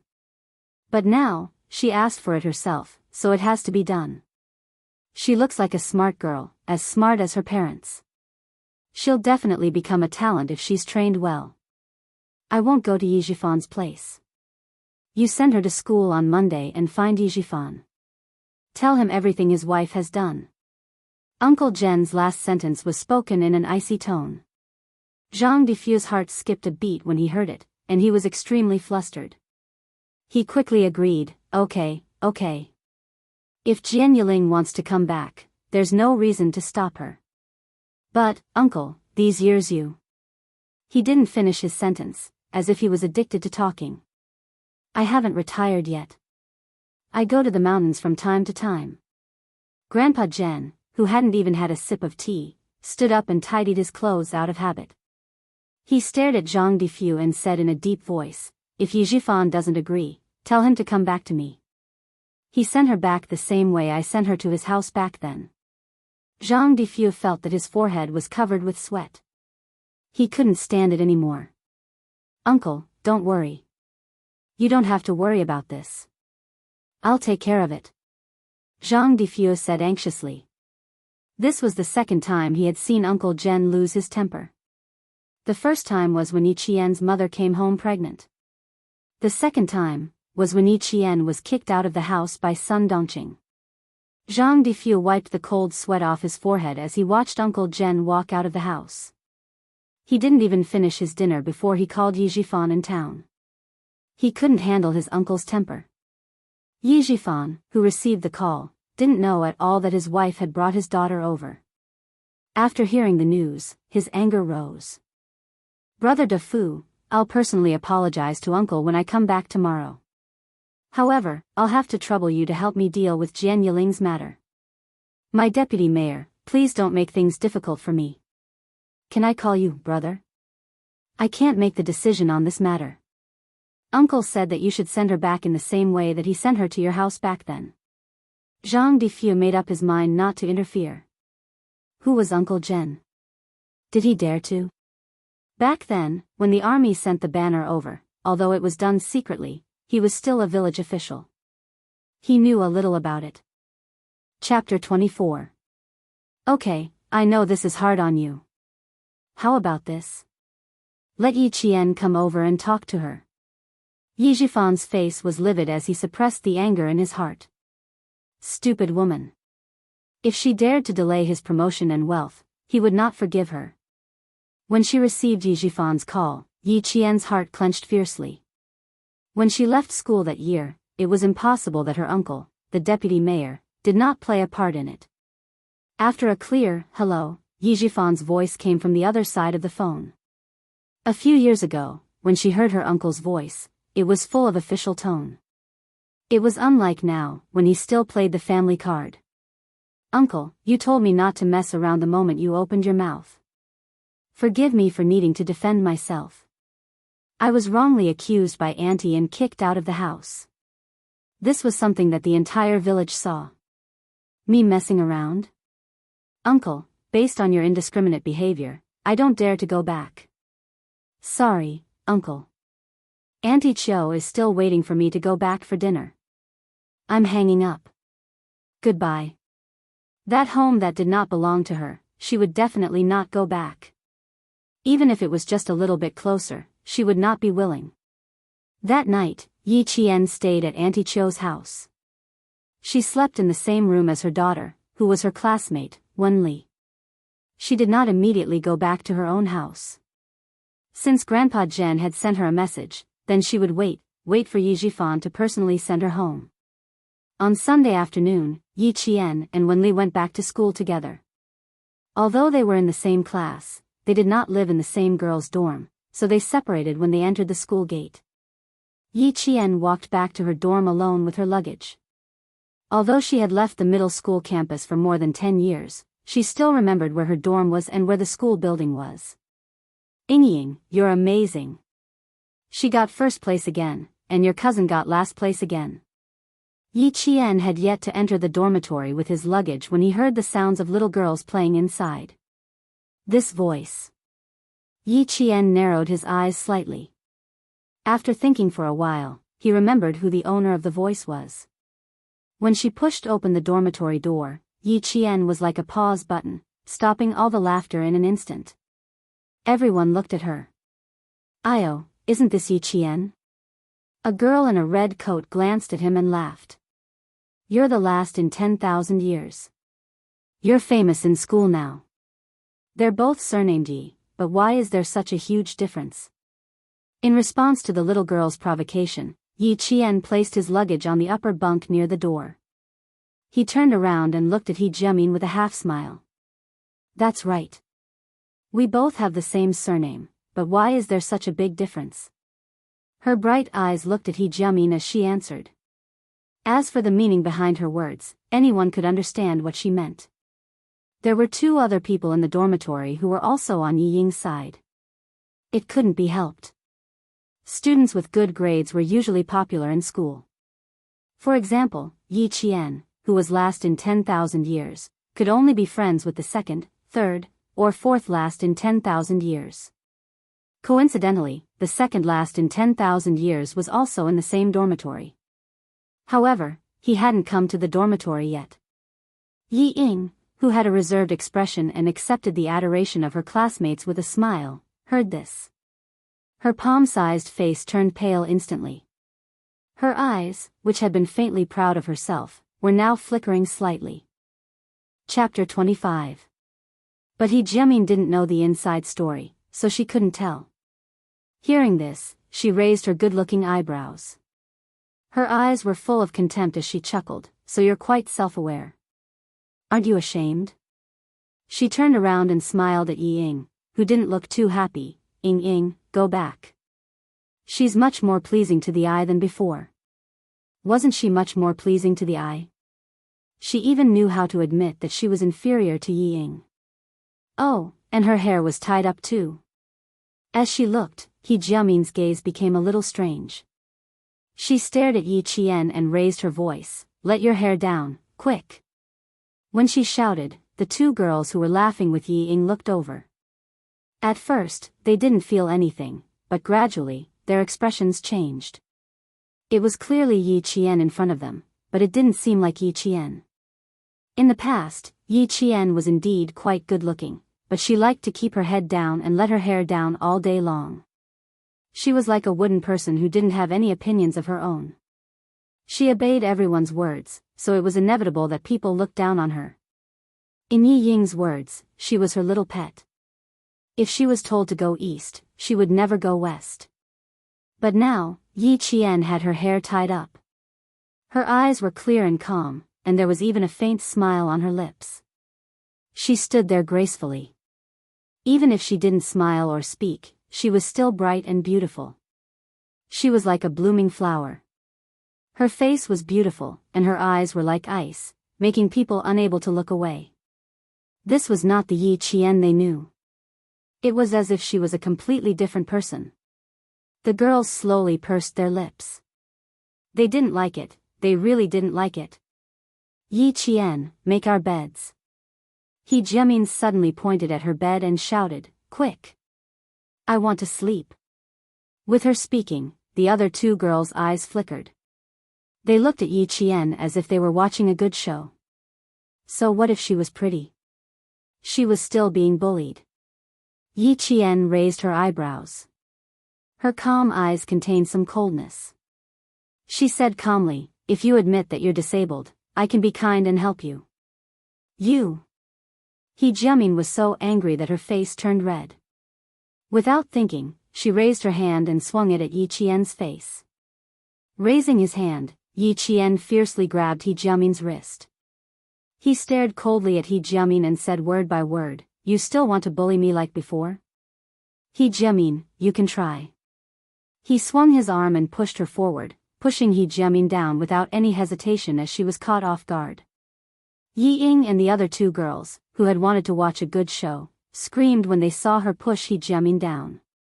Yi Ying was the first to stand up. She reprimanded him sternly, "Yi Qian, why did you hit him? Beat someone up? What a huge crime. Hit people?" "Student Yi Ying, if this is called hitting someone, then you're wrong. I was just defending myself." Yi Qian laughed coldly. He glanced at Yi Ying, who was the embodiment of justice, and turned around to make his bed.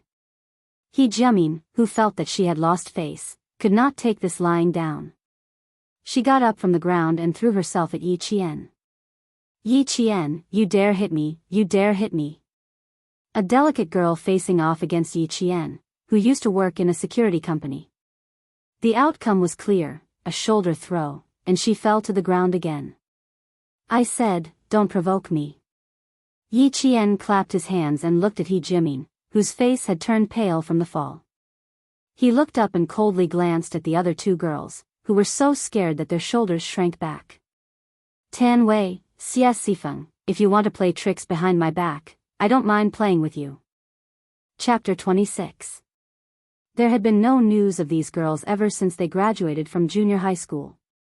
Yi Qian didn't really want to do anything to them.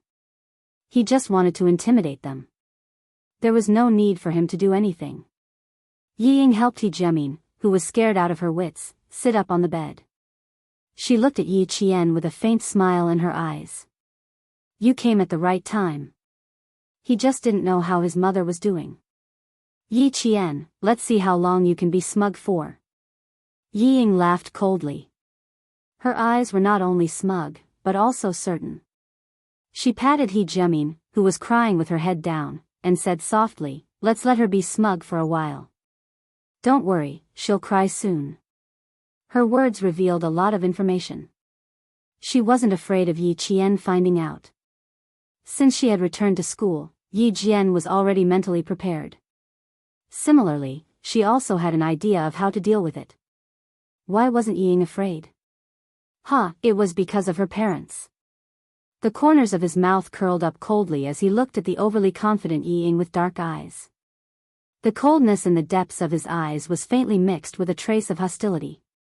He gave Yi Ying a cold smile and said softly, "All right, let's see who will have the last laugh." She was also confident. The difference was that Yi Qian's confidence was based on her own confidence. Seducing the teacher? How could such a big thing be just a show between Sun Dongqing and her mother? In the face of Yi Jian's faint smile and calmness that came from within, Yi Ying, who was secretly pleased, suddenly felt her eyelids twitch a few times, and panic gradually rose in her heart. Yi Ying clenched her fists and pursed her lips. "Don't be afraid, don't panic." She had mom and dad, but Yi Qian, that damned girl, had nothing. What did she have to fight with her? What right did she have to fight with her? As long as Teacher Ke came forward to testify, she would be safe and sound. That damned girl's reputation would be ruined. She would have to live under her nose in the future. Thinking of this, Yi Ying's withered arrogance burned again.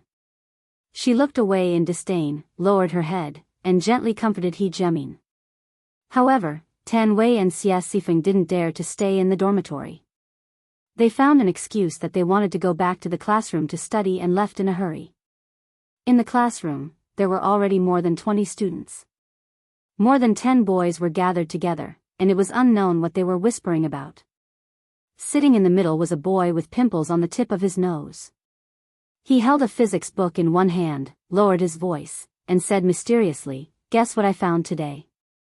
A student writing a love letter to a teacher aroused the interest of this group of youthful boys.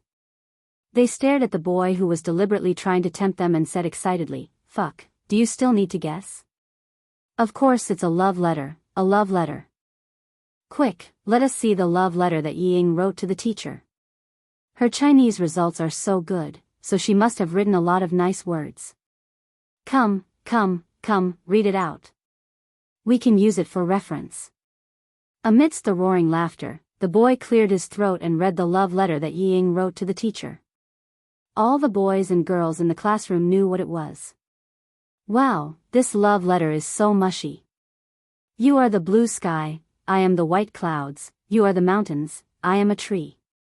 Did Ying write it? Why does it seem like she copied it from G magazine? Chapter 27. Tan Wei and Xie Sifeng, who had run into the classroom, were dumbfounded. They stood at the door of the classroom in a daze. They had heard every single word of the love letter. Zhang Bin.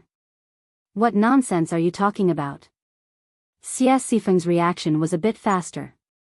She rushed into the classroom and yelled at the boy who was reading the love letter, "Shut up. There's no way Ying would write to the teacher. Don't accuse Ying." The girl was thin-skinned, so she vaguely said the word love letter. How could there be a mistake? Who doesn't know Ying's handwriting? Zhang Bin jumped down from the desk.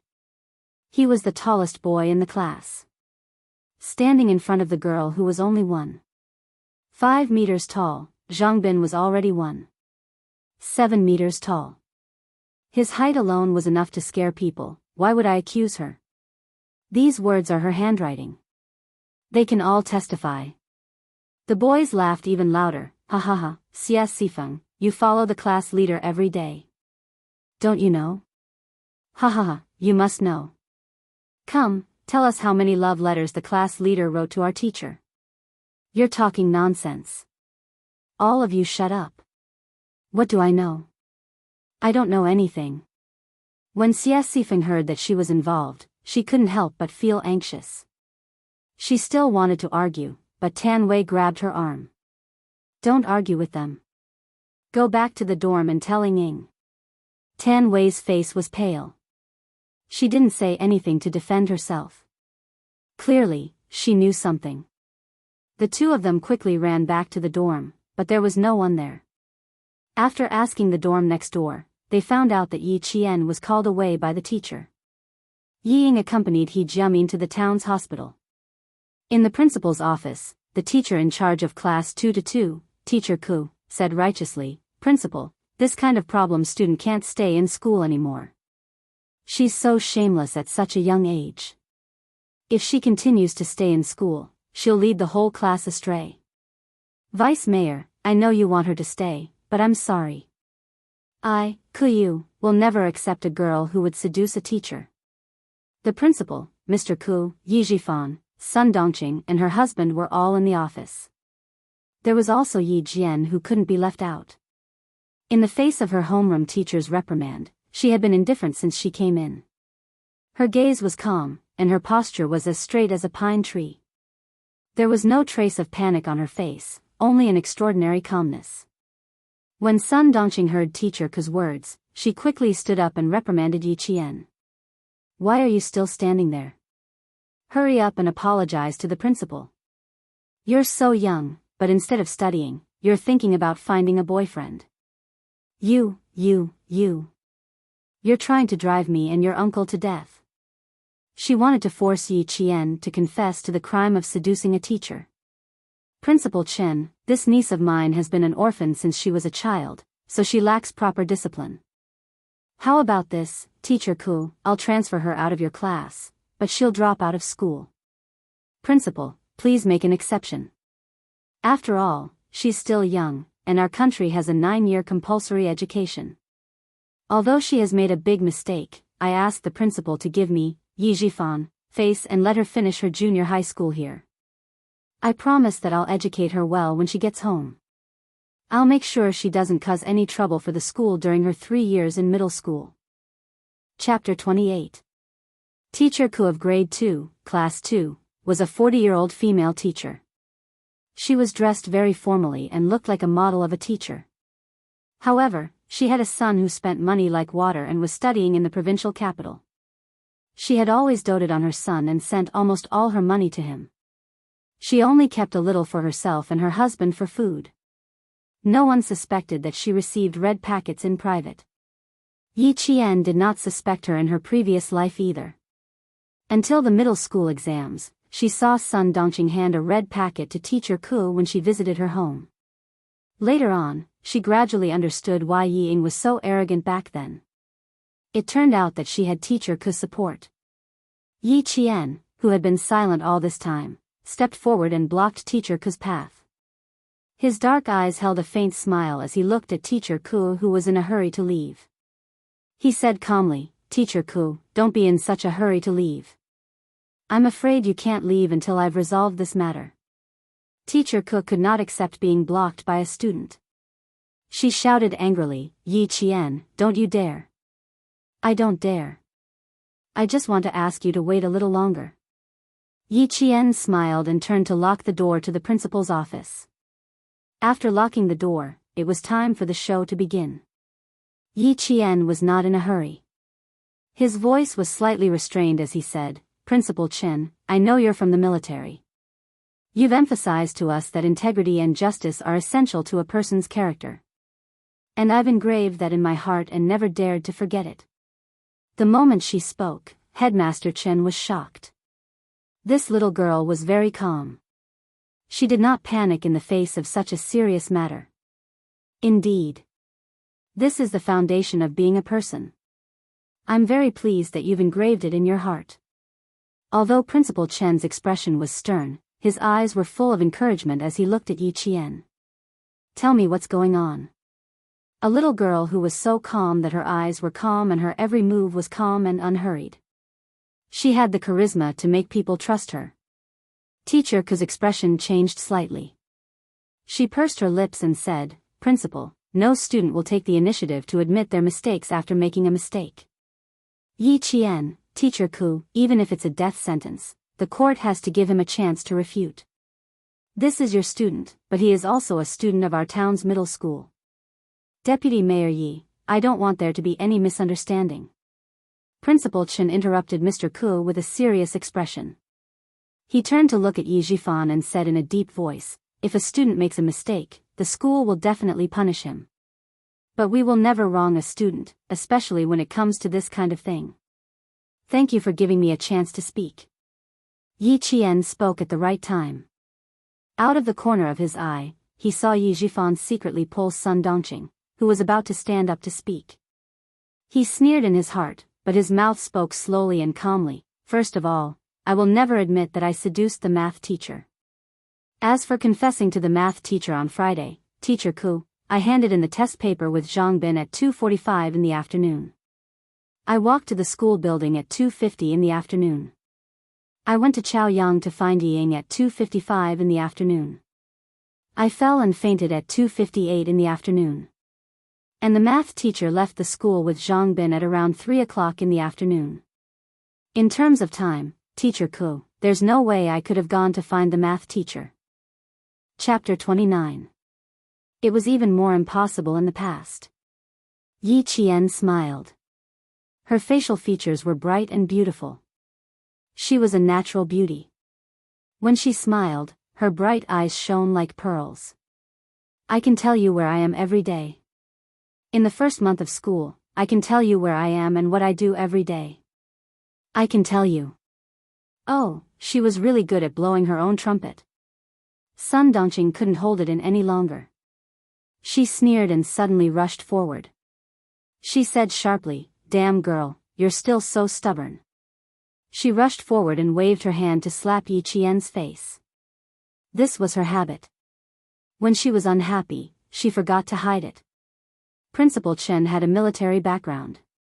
When he saw this, he reacted quickly. He slammed his hand on the desk and shouted, "Stop! You!" Amidst the sound of a chair being dragged, he stopped shouting and stood up to walk out. "Aunt, are you trying to force me to confess under torture?" Yi Qian put her hands on the back of the chair. She was the one who dragged the chair in front of her to block Sun Dongqing's slap. She smiled faintly and said, "How impressive. You dare to hit me in front of the principal?" Principal Chen walked out and waved at Yi Qian, indicating for her to come to his side. He then said to the silent Yi Jifan, "So this is what Deputy Mayor Yi meant by educating her properly. I've learned something new." He didn't stop his wife's actions, so there was an element of tacit agreement. However, he didn't expect that not only did he fail to hit her, but it also made Yi Qian even more unruly. If he couldn't do it the first time, he would have to plan again. Yi Jifan looked at Yi Qian and smiled apologetically at Principal Chen. "Principal Chen, we've embarrassed ourselves in front of you. My wife is just a little impatient. Dongqing, take a seat first. Let's listen to your niece's explanation." "There's no need to explain. If there's something that can't be explained clearly, it's better to let the witnesses come forward." Yi Qian ignored Yi Jifan's warning look and smiled faintly. "Next up, we might have to bother Principal Chen." Interesting. Principal Chen had said this to Yi Qian. He had asked him to name a date, and she would be able to tell him what had happened that day. This piqued his interest. It was normal for a person to be able to remember roughly what happened in a week, and remember clearly what happened in 3 days. However, for a person to remember everything that had happened within a month, what he had said, and what he had done. That was incredible. His memory could no longer be described as extraordinary.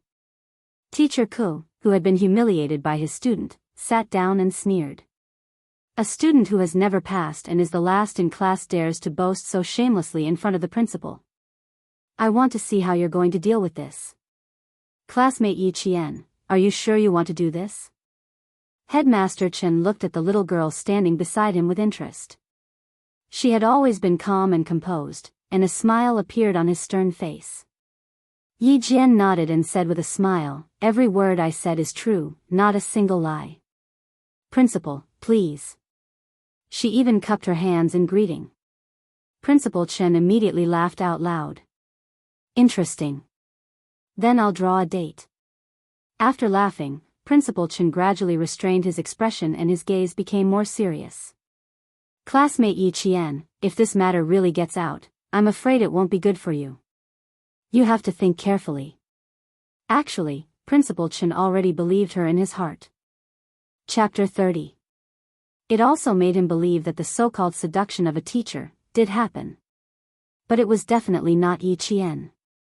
Yi Qian first invited a few students over.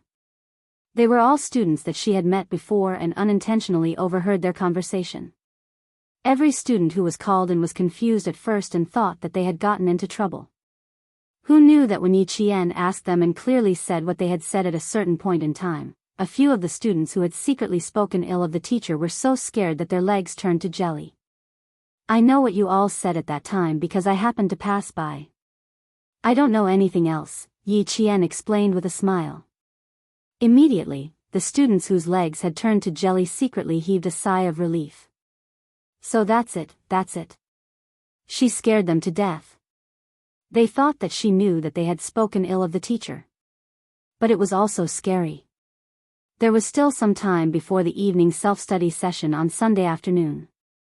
As the students and teachers who entered and left the principal's office changed again and again, Teacher Ku's face was already as white as paper. If she could still accuse Yi Qian of colluding with the first batch of students who came in, then the next few batches. What else could she say?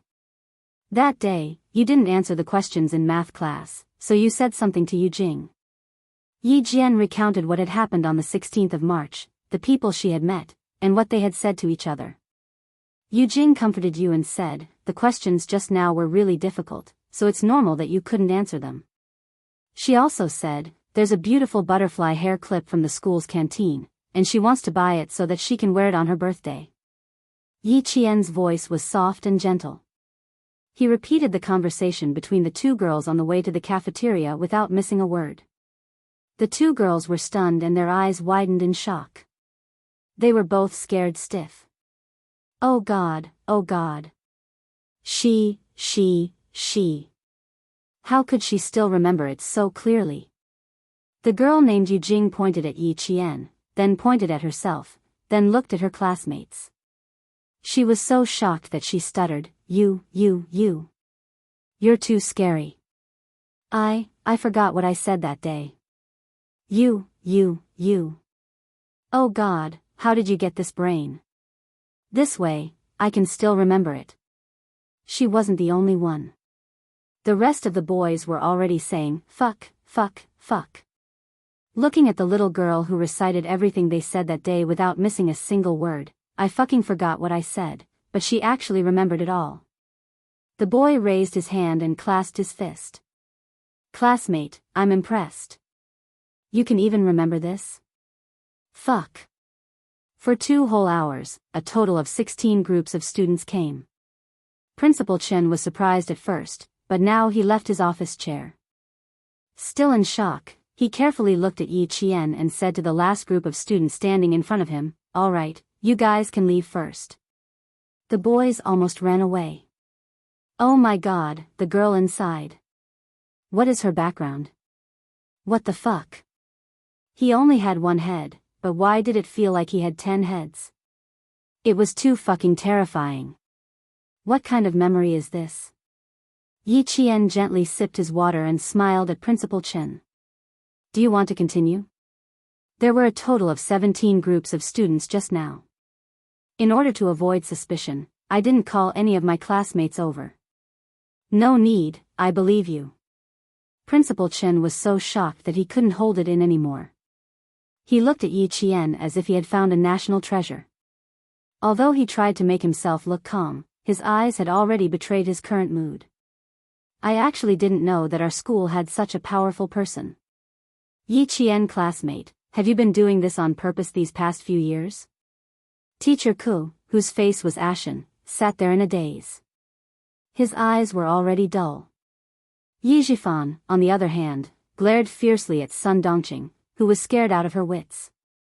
He was a public official after all, so he could still say calmly, "It seems that my niece has been wronged. President Chen, I hope." Chapter 31. Yi Ying had no idea what was going on in the principal's office. She was helping He Jiamin back to school from the town hospital when the bell rang for the evening self-study session. The classroom of the second-year class was on the 3rd floor. When the 2 of them appeared at the door, the noisy classroom instantly quieted down. Everyone looked at Yi Ying. A few girls who were not on good terms with Yi Ying had already started to chuckle. Their chuckles caused the quiet classroom to be filled with low buzzing noises once again.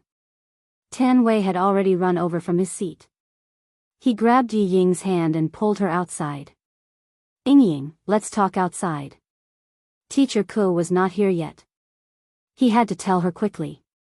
Yi Ying could not help but frown. She pursed her lips and asked, "What happened?" Why were they all looking at her with strange expressions? Something happened. Tan Wei looked anxious. He lowered his voice and said, "Zhang Bin found that love letter somehow. He was called to the principal's office just now. Hurry up and go take a look." Love letter? Love letter? Yi Ying was only stunned for a second. When she came to her senses, her expression changed drastically. Her watery eyes widened and her whole body trembled uncontrollably. In the principal's office, Sun Dongqing was so angry that her whole body was trembling. If Yi Zhifan had not held her back, she would have torn Zhang Bin, who had handed over the love letter, to shreds. "Auntie, I'm just telling the truth. Why are you glaring at me?" The love letter was written by Yi Ying. It has nothing to do with Yi Qian. How can you accuse me wrongly? Zhang Bin was not afraid of Sun Dongqing's gaze. He had been waiting for this day ever since Yi Qian came over and told him about it. No wonder Yi Qian was so miserable in class. It had something to do with Yi Ying's family. He dared to say it today because he was not afraid of Sun Dongqing scolding him. He spoke with the truth. He did not feel guilty at all. Zhang Bin's words made Sun Dongqing so angry that her liver hurt. She could not scold Zhang Bin, so she glared at Yi Qian and scolded, "How did our family wrong you? How could you do this to your sister and ruin her future? So Aunt knows that this kind of thing will ruin your future if it spreads." Yi Qian laughed mockingly. Ming Yan's facial features were as cold as ice. Her eyes were as dark as the night, and there was not a hint of emotion in them. "I happen to know that this kind of thing will ruin your future. Aunt, if you dare to ruin my future, it's useless even if you're my aunt. Her eyes were too cold, and there was a faint hatred that could not be removed. What? What? You still want to? Sun Dongqing shouted even louder. Suddenly, she met Yi Qian's eyes. Her heart sank, and she couldn't bring herself to say those harsh words. Seeing this, Principal Chen could vaguely understand what was going on. Even a rabbit would bite when cornered. Yi Qian was clearly retaliating. Seeing Yi Jifan's dark expression, Principal Chen said in a low voice, "Zhang Bin, go back to the classroom first. Ask Ying to come to my office while you're at it." He wanted to see how Ying would explain herself. He hoped that this outstanding student's character was as good as her grades. When Teacher Ku heard this, her legs went weak, and she felt a bitter taste in her mouth. The principal wanted her to stay, and did not give her a chance to leave. Outside the door, Ying took a deep breath and was about to knock when the tightly shut office door opened without warning. Ying, who was still mentally preparing herself, was so frightened that she coughed. When Zhang Bin saw that it was her, he opened the door and strode out. When Sun Dongqing heard her daughter's voice, she rushed out and hugged Ying outside the door. "Ying, you've been wronged. You child." She sounded like she was crying, but she quickly said in a soft voice, "Blame everything on that wretched girl. Don't say that you wrote the love letter. Don't worry, Mom and Dad are here." Chapter 32. Of course, Sun Dongqing knew her daughter well. She could hear the lie in her daughter's tone. Sun Dongqing's expression darkened. She said in a low voice, "Unless you want to drop out of school. Otherwise." Principal Chen didn't know Ying well, but he would first look at a person's eyes, then at the person. He had been secretly observing for a while. He smiled and tapped lightly on the love letter Zhang Bin handed over. He asked slowly, "Ying should have an impression of this love letter, right?" "I have an impression of it." Ying lowered her eyes and clenched her fists. Her voice trembled slightly. "I wrote it on behalf of Yi Qian. Principal, if you want to punish, punish me. I didn't persuade my sister.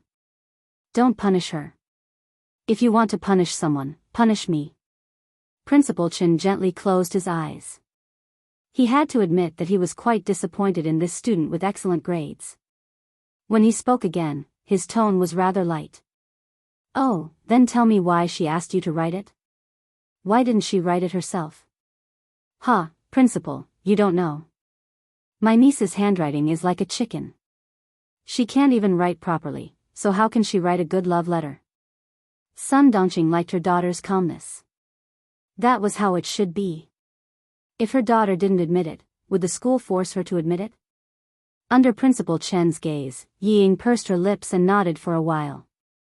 She didn't speak, but she had already agreed with her mother's words.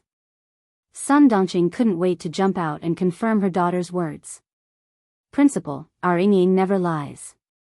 She's a very honest child. You can tell just by looking at her grades. She has excellent grades every year." Teacher Ku was already looking up and rubbing her temples. Ying was taking one step at a time. Who knew that an adult wasn't as steady as a child? "You're good at studying. As for your character." Headmaster Chen paused for a moment, and his gaze became extremely sharp. "Yi Jian, you ask him. I want to see who dares to wrong you with me here." This meant that they were completely on Yi Qian's side. Ying, whose heart was thumping, suddenly had the urge to rush out of the door. In the tense atmosphere, she clenched her fists tightly, and her brain was spinning at high speed.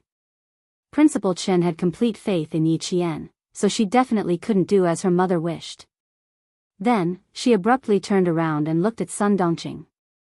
Seemingly puzzled, she asked, "Mom, you and Dad didn't come to school just because of a love letter, right?" "It's true that I wrote the love letter on behalf of Yi Qian, but it's normal for us little girls to write love letters in private and only show it to ourselves. Are you making a fuss over nothing again?" Yi Qian had always known that she was a very scheming woman, but he did not expect the young Ying to ruin her mother's reputation for him. She didn't even recognize her own family. as expected of Yi Jifan's daughter. Sun Dongqing, who could not keep up with her daughter's pace, was dumbfounded. Before she could regain her senses, Yi Jifan slammed the table and stood up. Sun Dongqing, can you stop making trouble for me and my daughter? Isn't it just a love letter with the thoughts of a little girl? Why did you have to make such a big deal out of it? You made me think that my niece really seduced the teacher. Hearing this, Yi Ying covered her mouth and exclaimed, "Seduced the teacher? Mom! What nonsense are you talking about?" Yi Ying, whose face was so shocked that she looked like she was about to faint, turned around and grabbed Yi Qian's hand. She hurriedly explained, "Sis, you know how my mother is. She likes to shout about everything. Just ignore her." Chapter 33. Of course, Yi Qian had never thought of using this incident to bring Yi Ying down. Fortunately, what she wanted was simple. She just wanted to make sure that this incident that would ruin her entire life never happened again. This time, Sun Dongqing vaguely understood. When she was at home, the family listened to her. But when she was outside, if she wasn't listening to her husband, then she would listen to her daughter. She rolled her eyes and said, "What? This. I'm so embarrassed, so embarrassed. I wanted to prevent my niece from going astray, but who knew that I'd misunderstood my own niece. I'm so embarrassed that I can't face anyone. Yi Ying heaved a sigh of relief in her heart when Yi Jian understood her so quickly. She held Yi Jian's hand and kept apologizing. Sister, don't be angry. I didn't keep it well. I didn't expect my mother to misunderstand. I apologize to you on her behalf. Can you forgive us? Sister, you're so kind. You'll definitely forgive us, right? Right? The corners of Yi Jian's mouth curled up slightly as he looked at Yi Ying, who was so anxious that tears were flowing out. He withdrew his arm and smiled faintly. He slowly said, "Look at you, you're doing it again. You're always forcing me to forgive you, as if I don't forgive you, I'm an unforgivable evil person. Yi Ying, don't use my kindness as a weapon to hurt me. Didn't you say that I seduced teacher? Do you dare to say that to your mother in front of Principal Chen? Do you dare?" Damned girl, she was forcing her to confirm with her own mouth that she, Yi Qian, had never seduced teacher. How is that possible? How could I say something like that? Yi Ying shook her head. Her tears kept flowing, and her small face was flushed red. She seemed to be really anxious for Yi Qian. That's impossible. How could you seduce teacher? Absolutely not. She then said to Sun Dongqing, "Mom, if you make a fuss over nothing, I'll never forgive you. Sister would never do something like that. Don't talk nonsense." Seeing this scene, Headmaster Chen's face turned gloomy. How heartless of a family to bully an orphan child. "Come, Yi Qian, come to my side." Principal Chen waved his hand and took down the fountain pen pinned to his chest. "Write a line for me. I want to know if your handwriting is so bad that you need Yi Ying to write a love letter for you." Yi Ying's face stiffened when her name was called out. Why did she have to ask the wretched girl to write? However, as for writing, she pushed Yi Qian and secretly gloated, "Sis, write well. Don't be afraid. You're innocent, I know it. It's all my mother's nonsense. I'm so angry. I'm not afraid, but I'm afraid that I'll embarrass you if I write it out." Yi Qian smiled coldly. Seeing the other party's frozen expression, he felt a wave of satisfaction. He took the fountain pen and wrote a line of words on the white paper that was spread out. His movements were as smooth as flowing water. He put down the pen and handed the line of words to Principal Chen. Yi Qian smiled and said, "Take a look. Do I still need Ying to write a love letter for me? To be honest, I really don't like her handwriting." Yi Ying, whose expression was stiff, turned pale. She secretly clenched her teeth. Chapter 34. Deputy Mayor Yi, who didn't want to say much due to his status, took the paper and looked at it. He felt that he had lost all face today. You call this ugly? You call this handwriting from chicken scratch? Are you fucking blind? Yi Zhifan wanted nothing more than to slap the thin piece of paper in his hand on Sun Dongqing's face. He stood up with a cold expression and said to Principal Chen, Principal Chen, I still have some work to do here. I'll have to trouble you with school matters. He stuffed the paper in his hand into his wife's hand and said through gritted teeth, I fucking came out with you to make a fool of myself. And I even implicated my daughter. After he finished speaking, he turned and left. Yes, yes, yes. I really made a fool of myself today. I. Sun Dongqing opened the paper and was completely stunned. She couldn't even speak. At this moment, Ying saw that her mother had taken all the blame. She calmed down a lot, but when she saw that Sun Dongqing seemed to have suffered a huge blow, she started to worry again. Mom, don't blame yourself.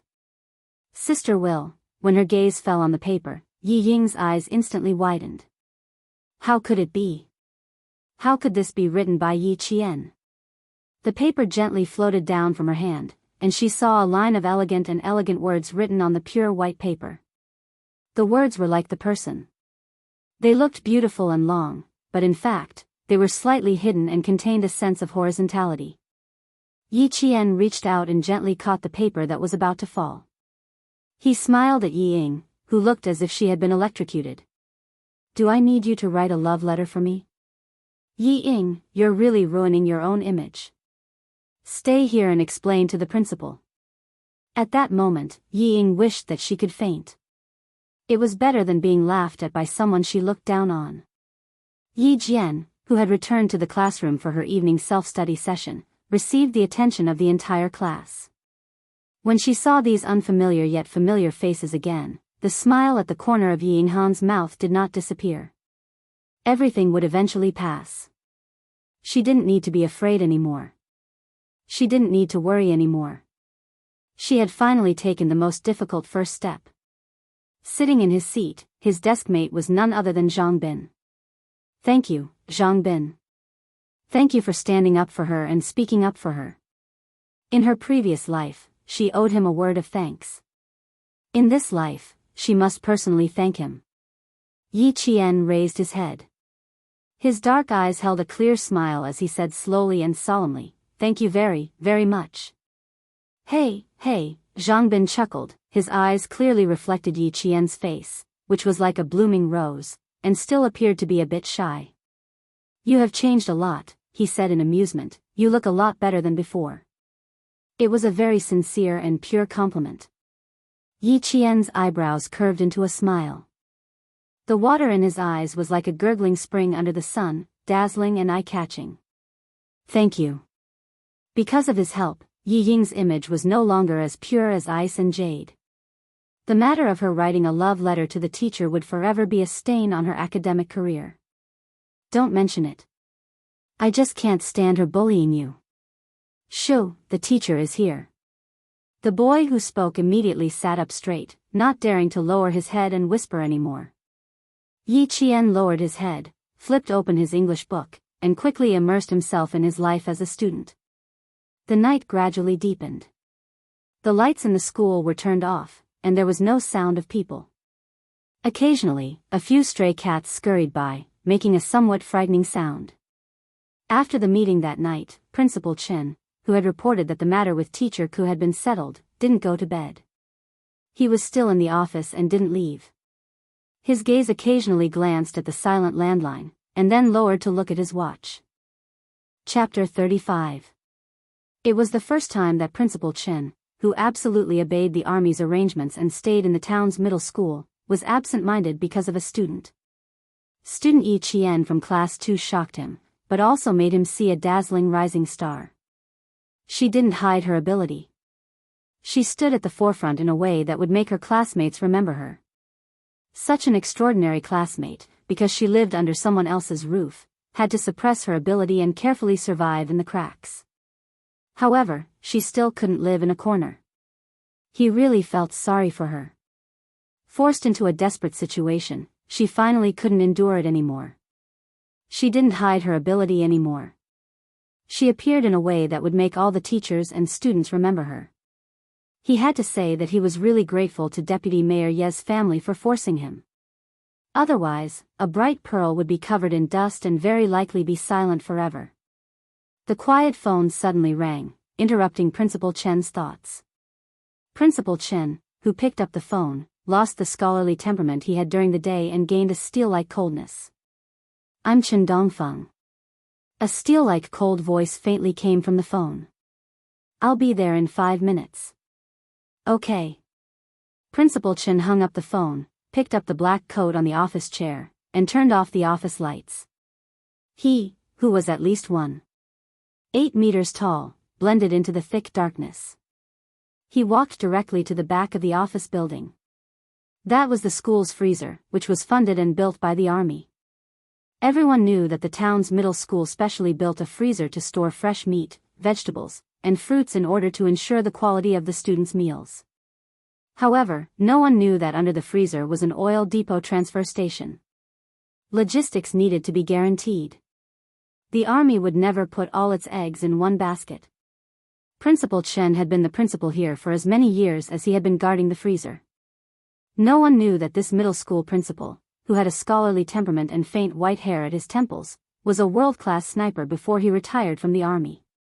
The soldiers who came here didn't know, but the deputy company commander who accompanied them knew. Not only was there a world-class sniper here, but there was also a 70-year-old first-grade sergeant major who even the chief would salute when he saw him. Jumping down from the front passenger seat, the deputy company commander trotted to Principal Chen, who had been waiting for a long time. He stood at attention and saluted without hesitation. "I'm here to disturb you again. Recently, the oil depot has been tight. The time it will take to replenish the reserve oil depot will be extended. When war breaks out, resources will be tight."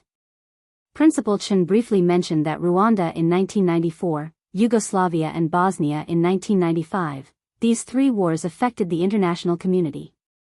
In the past few years, the Chinese border has been guarded by a large number of troops to prevent people from taking advantage of the chaos to challenge the prestige of our country. Fujian Town was a town that had to be passed through when transferring weapons between the north and the south. The oil reserves and supplies had to be followed closely and could not be delayed. The oil depot was in the basement. It was pitch black down there, without a trace of light. In order to prevent the electric circuit from misfiring and causing danger, the oil storage depot didn't even have electric lights installed. The soldiers who jumped down to transport the oil used the lights on their helmets and quickly used the indoor loading and unloading truck to transport the oil tanks out one by one. About 20 minutes later, the truck started again and slowly left the school. Chapter 36. Regardless of whether it was in her previous life or now, her sleep was as light as ever. She would wake up at the slightest sound. But the good thing was that once she woke up and confirmed that she was not in danger, she could quickly fall asleep again. However, the refrigerated truck that came tonight was a little strange. It came with a full load of goods, and when it left, it was still full of goods. It was as if it had left without unloading the goods. Yi Qian turned over slightly, closed her eyes, and smiled. Not long after, she fell asleep again. Before 5:30 in the morning, Yi Jianjian had already washed up. She put on her school uniform and ran to the playground alone. The playground of the town's middle school was as big as 2 football fields. 14.5 laps around it was almost 12 kilometers. Her experience from her previous life told her that training required perseverance. With enough stamina and a strong body, she could protect herself in times of danger without relying on others. After 14.5 laps, the school bell rang, and there were already students on the field who had started their morning run. When Yi Qian returned to the dorm, he bumped into Xie Sifeng, who was about to wash her face and rinse her mouth. She was probably not fully awake yet. She yawned and said out of habit, "Hey, did you get us some hot water?" Just as she finished speaking, Xie Sifeng realized something and her face froze. Her eyes flashed with obvious fear, and she rushed out of the dorm. "Good morning." Tan Wei pursed his lips and greeted her in a low voice before leaving in a hurry. They used to be all high and mighty, but now they were like mice that had seen a cat. Yi Qian laughed and shook his head. He got some hot water to wipe his sweat, then took his textbooks to the cafeteria for breakfast. Look, that's the girl. Do you guys know her? What about her? She's quite pretty, and her skin is good too. She's the one I told you guys about last night. The girl with super good memory. Oh my god, now that I think about it, she's quite scary. After a few girls passed by, they whispered to each other. They were afraid that Yi Qian would hear them, so they lowered their voices to a whisper. Ah, it's her. She's really pretty. How come I've never heard of her before? Not only were the girls discussing her, but the boys were also discussing her. During breakfast, Class 2, which had not been alerted yesterday, learned about what had happened in the principal's office. When they returned to the classroom one by one, they saw the upper and lower grades discussing Yi Qian.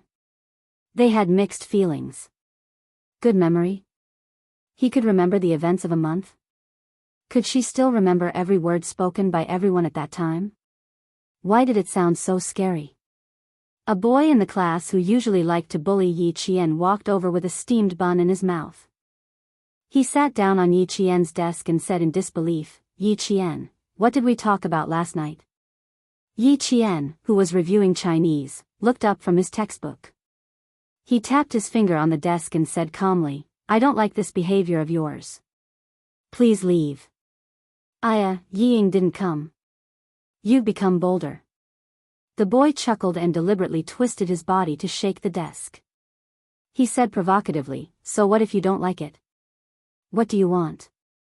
It hurts. Let go, let go. His provocation instantly turned into a plea for mercy. Yi Qian stood up, grabbed the boy's index finger, and pressed it down forcefully.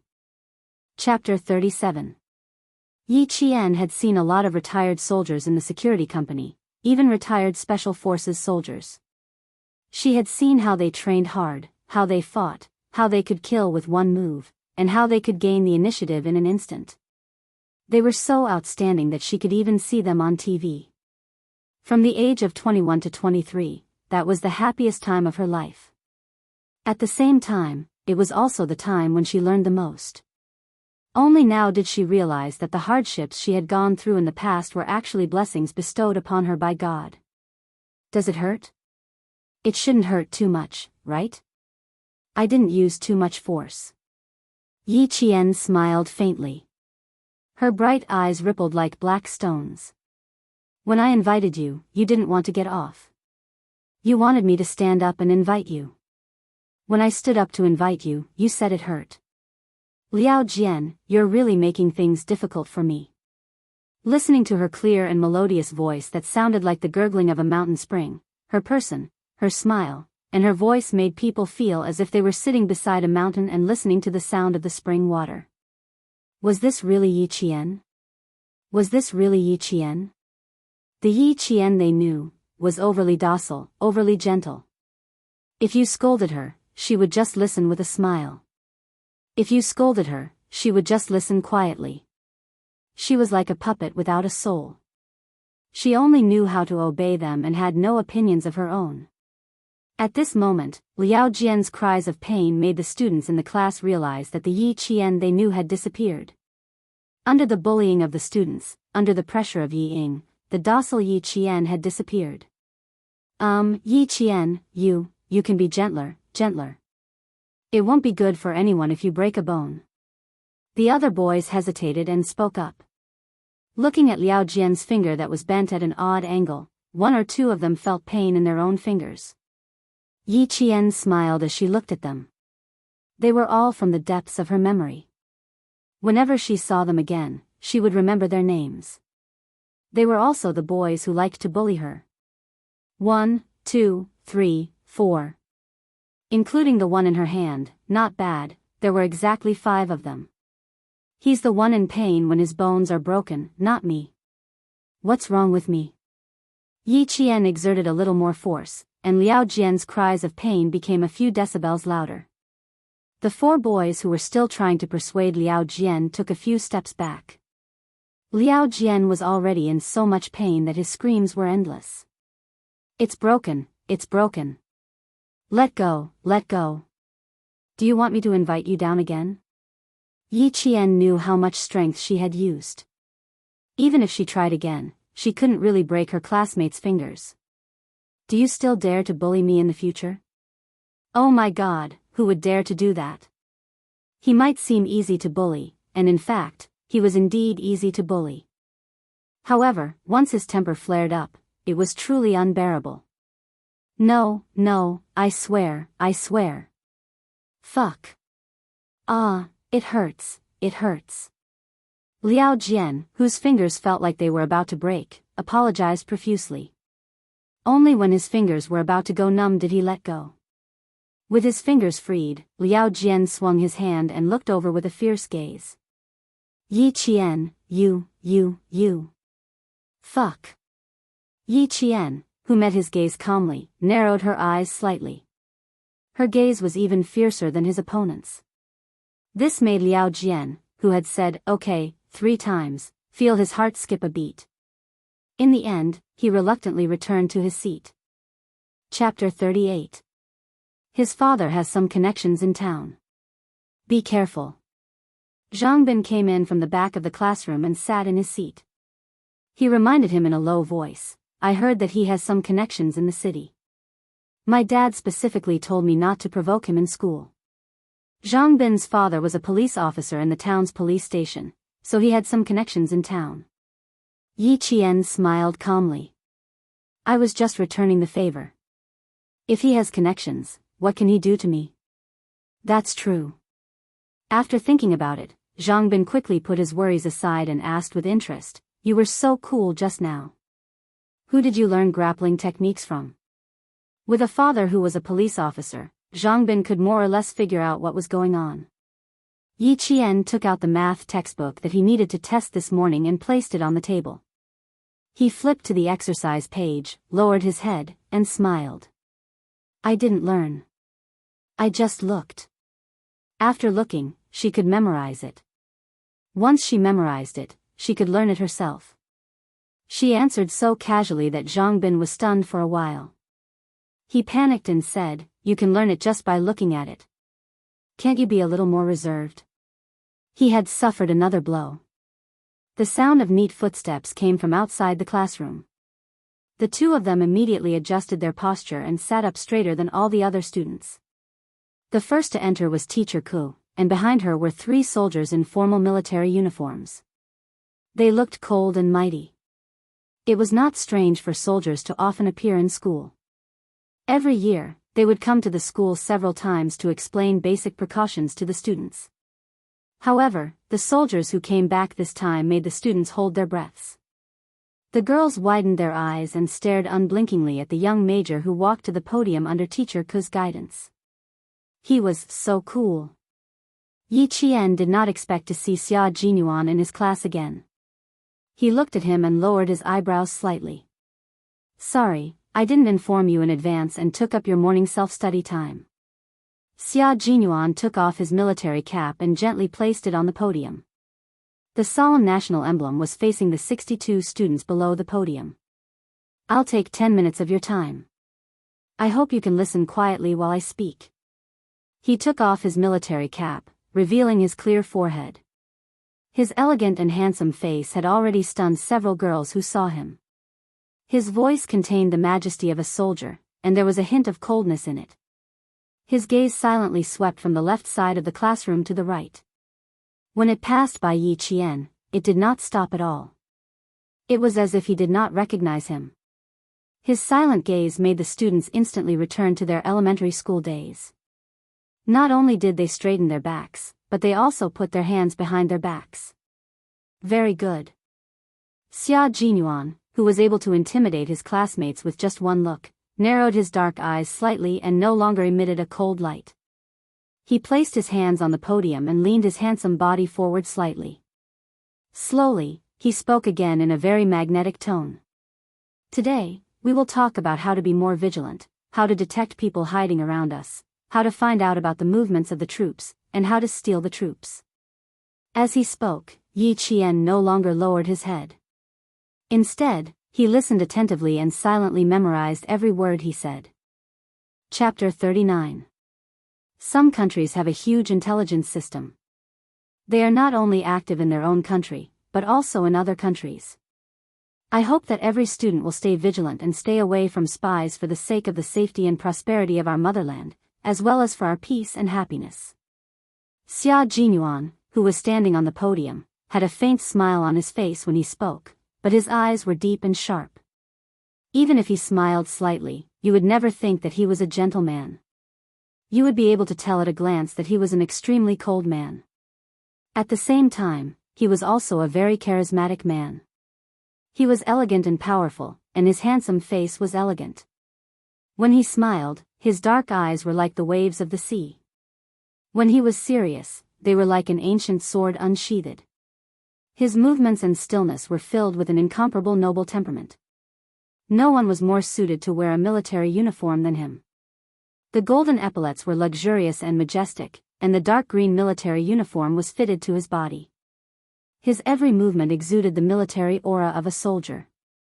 Perhaps it was because he was now facing a group of students. Yi Jian saw that he had concealed the cold and ruthless aura that had appeared between his eyebrows when he was arresting the criminals that day. He spoke calmly, hiding the cold and ruthless aura of decisiveness to kill. Even if they have killed people, they are still bad people. Looking at him, Yi Qian answered Zhang Bin calmly, they are soldiers. It is their duty to protect the country. They use guns to protect the country, and the people they kill are those who deserve to die. Captain Xia had an intimidating aura, just like the aura of the retired Special Forces soldier at the security company. Yi Qian absolutely believed Zhang Bin when he said that he had killed people.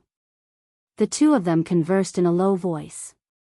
Although they did not make any big movements, Xia Jinyuan saw everything. His gaze swept over them slightly and paused on Yi Qian's face for about half a second. His deep eyes darkened slightly. So this little girl is a student of grade 2 class 2. Although you are only students, you are the main targets of foreign spies. At this point, Xia Jinyuan's smiling eyes paused slightly in a certain direction. He held on to the podium and quickly made a gesture to the two soldiers' left hands. Yi Qian's gaze instantly froze. He followed the direction of his gaze and tried to use his peripheral vision to see who their target was. However, just as she was about to take a look, Xia Jinyuan suddenly called out a name on the stage. The third last female student in Group 5, can you answer my question about how many tests you usually use to lure students? Third from the bottom in Group 5. Wasn't that Yi Qian? The moment she was called out, the 60 or so gazes of the entire class all turned to look at her. They didn't quite understand why she had to be called out when there were so many students in the class. Yi Qian immediately realized that he was trying to prevent himself from looking over to avoid alerting the enemy. Under the gaze of the entire class, she stood up with a faint smile on her face and slowly answered, students looking for help, invitations for research, payment by piece. Most of the time, it's in these seemingly reasonable scenarios to open the curtain and lure students into the trap. Chapter 40. However, how would she know that this was a Special Forces hand signal? He timed the 10 minutes very precisely. He didn't need to look at his watch to know that the 10 minutes were over. If the students have any questions or find anyone suspicious, you can contact our team or the local police immediately. Sorry to disturb you, goodbye. He picked up the military cap on the podium and habitually patted the brim before putting it back on. The brim of the military cap covered his clear forehead, leaving only a pair of dark eyes that were as sharp and deep as an eagle's. When this pair of eyes swept across the students below the podium again, they paused briefly on Yi Qian's face. The other students didn't notice, but Yi Qian did. She smiled slightly and met his gaze calmly. Her petal-like lips moved slightly. Hello, Captain Xia. What a bold girl, she even greeted him. The smile on his handsome face seemed to deepen. Xia Jinyuan nodded at Teacher Ku, who was standing next to him, looking a little dispirited. He politely said, sorry to disturb you. Then, under the gaze of all the students, he left with the two soldiers standing by the door. Although they only appeared for 10 minutes, Xia Jinyuan's influence was too great. As soon as he left, the size of AI could be heard continuously. Naturally, most of them were girls, who couldn't restrain their thoughts for a while. It wasn't until Teacher Ku slapped the blackboard on the podium a few times in warning that the girls who had yet to restrain their thoughts secretly stuck out their tongues and obediently picked up their books to prepare for the lesson. The first lesson is math.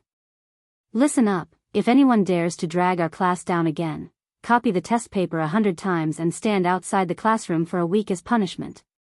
When the self-study session was about to end, Teacher Ku, who had been silent all this time, angrily said a few words before she left. Her gaze swept across the students who had been dragging the class down again and again, and lingered on Yi Qian's face for at least 10 seconds. It seemed that this sentence was only directed at Yi Qian. Yi Qian, who was flipping through his book, completely ignored the gaze that swept over him. No matter how she looked or stared, he did not take it to heart. The school's music broadcast was interrupted. Then came the slightly sweet voice of the third-year school's announcer, who spoke in Mandarin with a bit of a local accent. Students from year 2nd class 2, Yi Qian, please come to the principal's office. Students from year 2nd class 2, Yi Qian, please come to the principal's office. Teacher Ku, who had just walked to the door of the classroom, stopped in his tracks. There was a trace of hesitation on his gloomy face, and he quickly left with a cold face. Yi Qian walked briskly to the Principal Chen's office. After knocking on the door and entering, he saw Xia Jinyuan sitting in the guest chair, but Principal Chen was not there. I'm the one looking for you. Xia Jinyuan looked up at the girl with sparkling eyes. His thin lips couldn't help but curl up slightly. Seeing that she was still standing at the door and had no intention of coming in, he waved his hand and smiled gracefully. Come in, I have a few things to tell you. He had a wary look on his face. What did she think he was going to do? Yi Qian saw that he was treating her like a child and lowered his head to look at his 14-year-old body. He was indeed a little small. He was considered short in class. Chapter 41. It's not good for people who know too many secrets. Xia Jinyuan took off his military cap, and the smile on his face became clearer. How do you understand hand gestures? Who taught you? That handsome face with a slight smile looked elegant and gentle, but it made Yi Jian's nerves begin to tense up. He was smiling, but his eyes were extremely sharp, like a sharp blade that could split a person's soul in half, and could flash a cold light at you at any time. Yi Jian did not sit directly in the seat that he had designated. Instead, she sat on the guest chair that was closest to the door. Her expression was somewhat indifferent as she replied, No one taught me. I just happened to see your movements. Oh. That good? You just happened to see it and you know what it means. Xia Jinyuan raised his eyebrows, and his eyes darkened. His expression was still calm as he said, You've changed a lot, but Uncle Jen is still protecting you. The 70-year-old first-grade sergeant major stood in front of the regiment commander.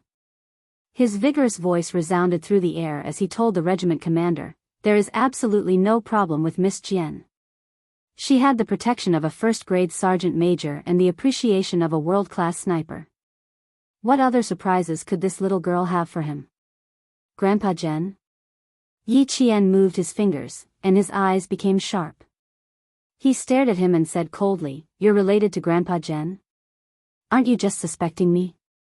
Not only was his temper bad, but it was also bad.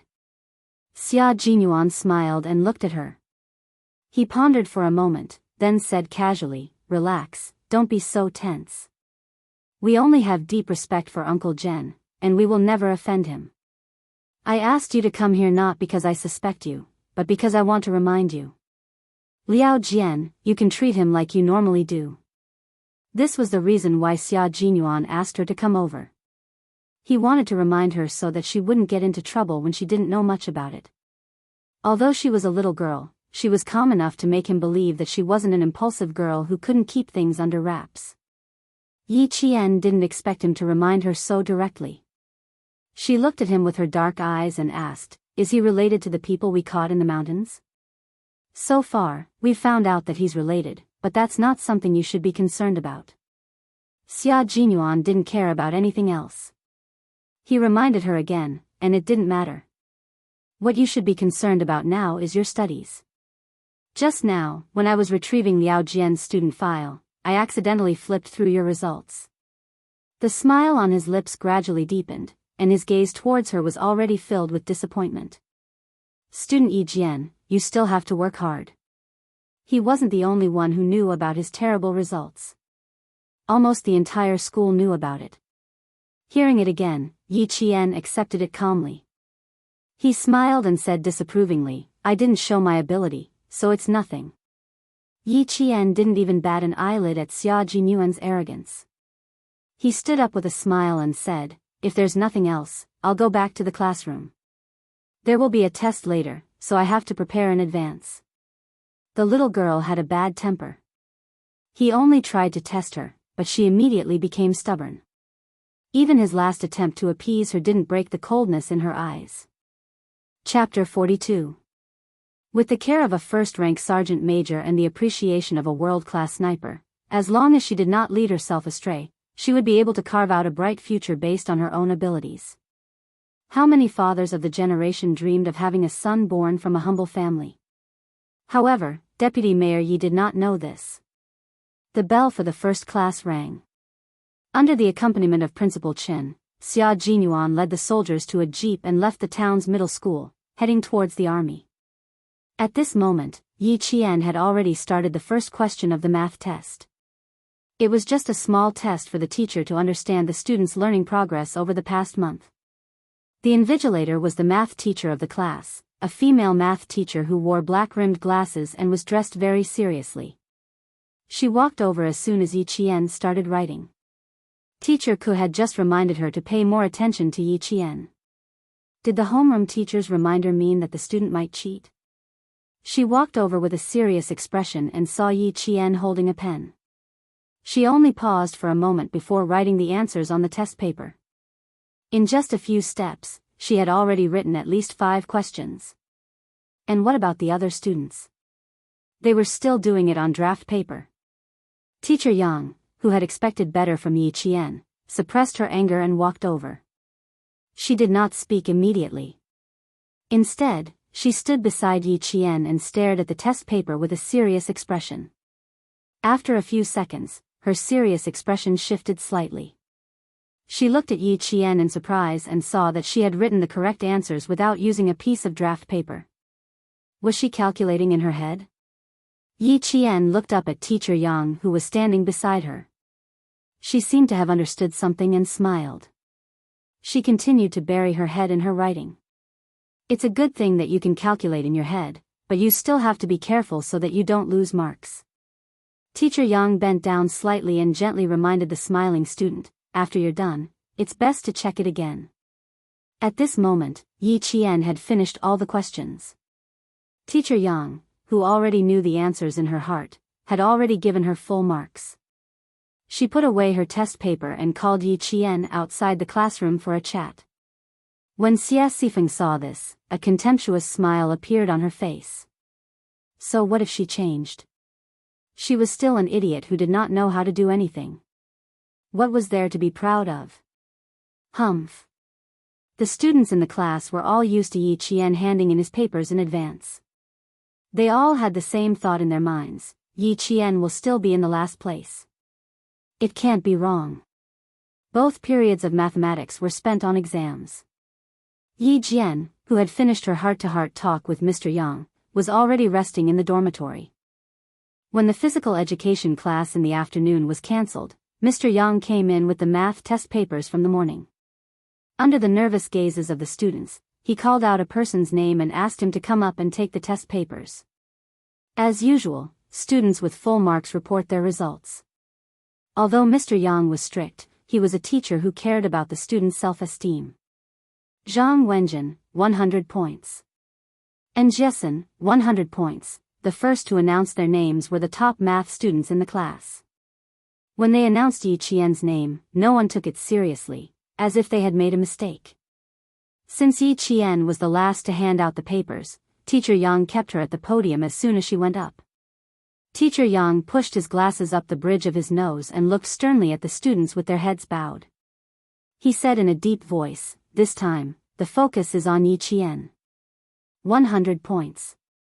I saw with my own eyes that she managed to finish all the papers within 30 minutes. Wipe the disbelief off your faces. Don't be so naive to think that Yi Qian can't do something you can't do. She has been working hard in a place you can't see. Chapter 43. Every teacher would assume that a diligent student must be very hardworking. Taking notes in class and doing exercises at home, all of them grasped the main points of the teacher's teachings and formulated a study plan.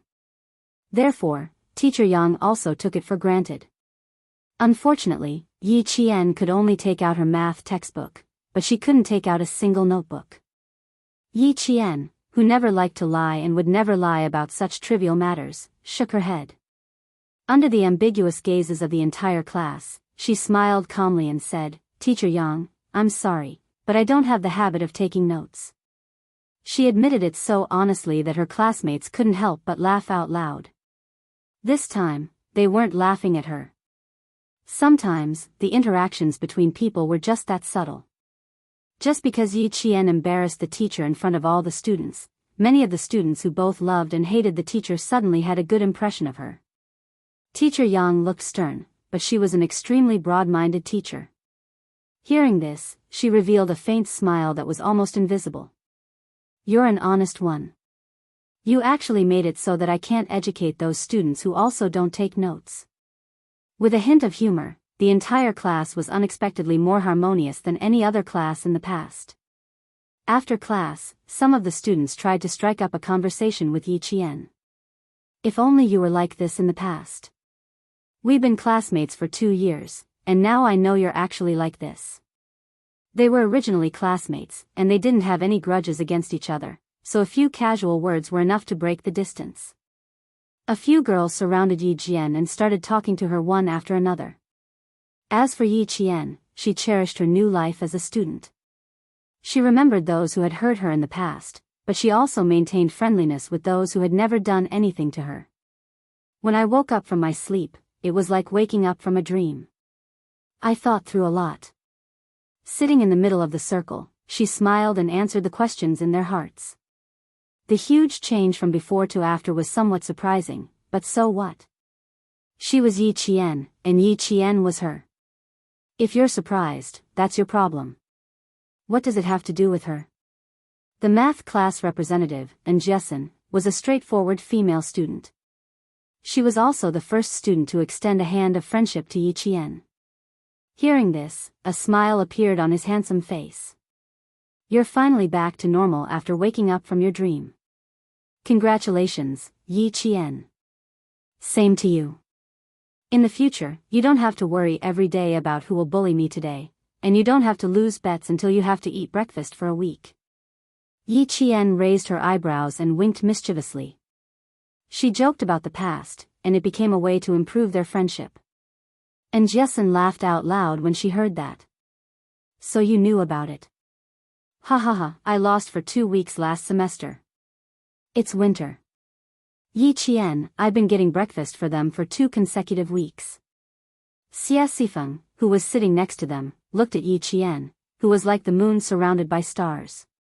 She felt as if she had spilled a bottle of 5 flavors, and her face was full of discomfort. She slammed the math textbook in her hand on the table and walked towards Yi Qian with gritted teeth. "Don't be so smug. What's so great about getting full marks? Who knows how much you copied?" Ying gets full marks every time." Chapter 44. Xie Sifeng, you're being unreasonable. And Jessen frowned as she spoke. She had always disliked these girls who always bullied Yi Qian. After a few times, she realized that Yi Qian was willing to do so, so she stopped bothering. Xie Sifeng, who was in a fit of anger, glared at Jessen, who was blocking her. "It's none of your business. Get out of my way." Xie Sifeng used a little too much force. And Jessen, who was caught off guard, was pushed backwards. Just as she was about to hit the desk, a pair of slender hands caught her firmly.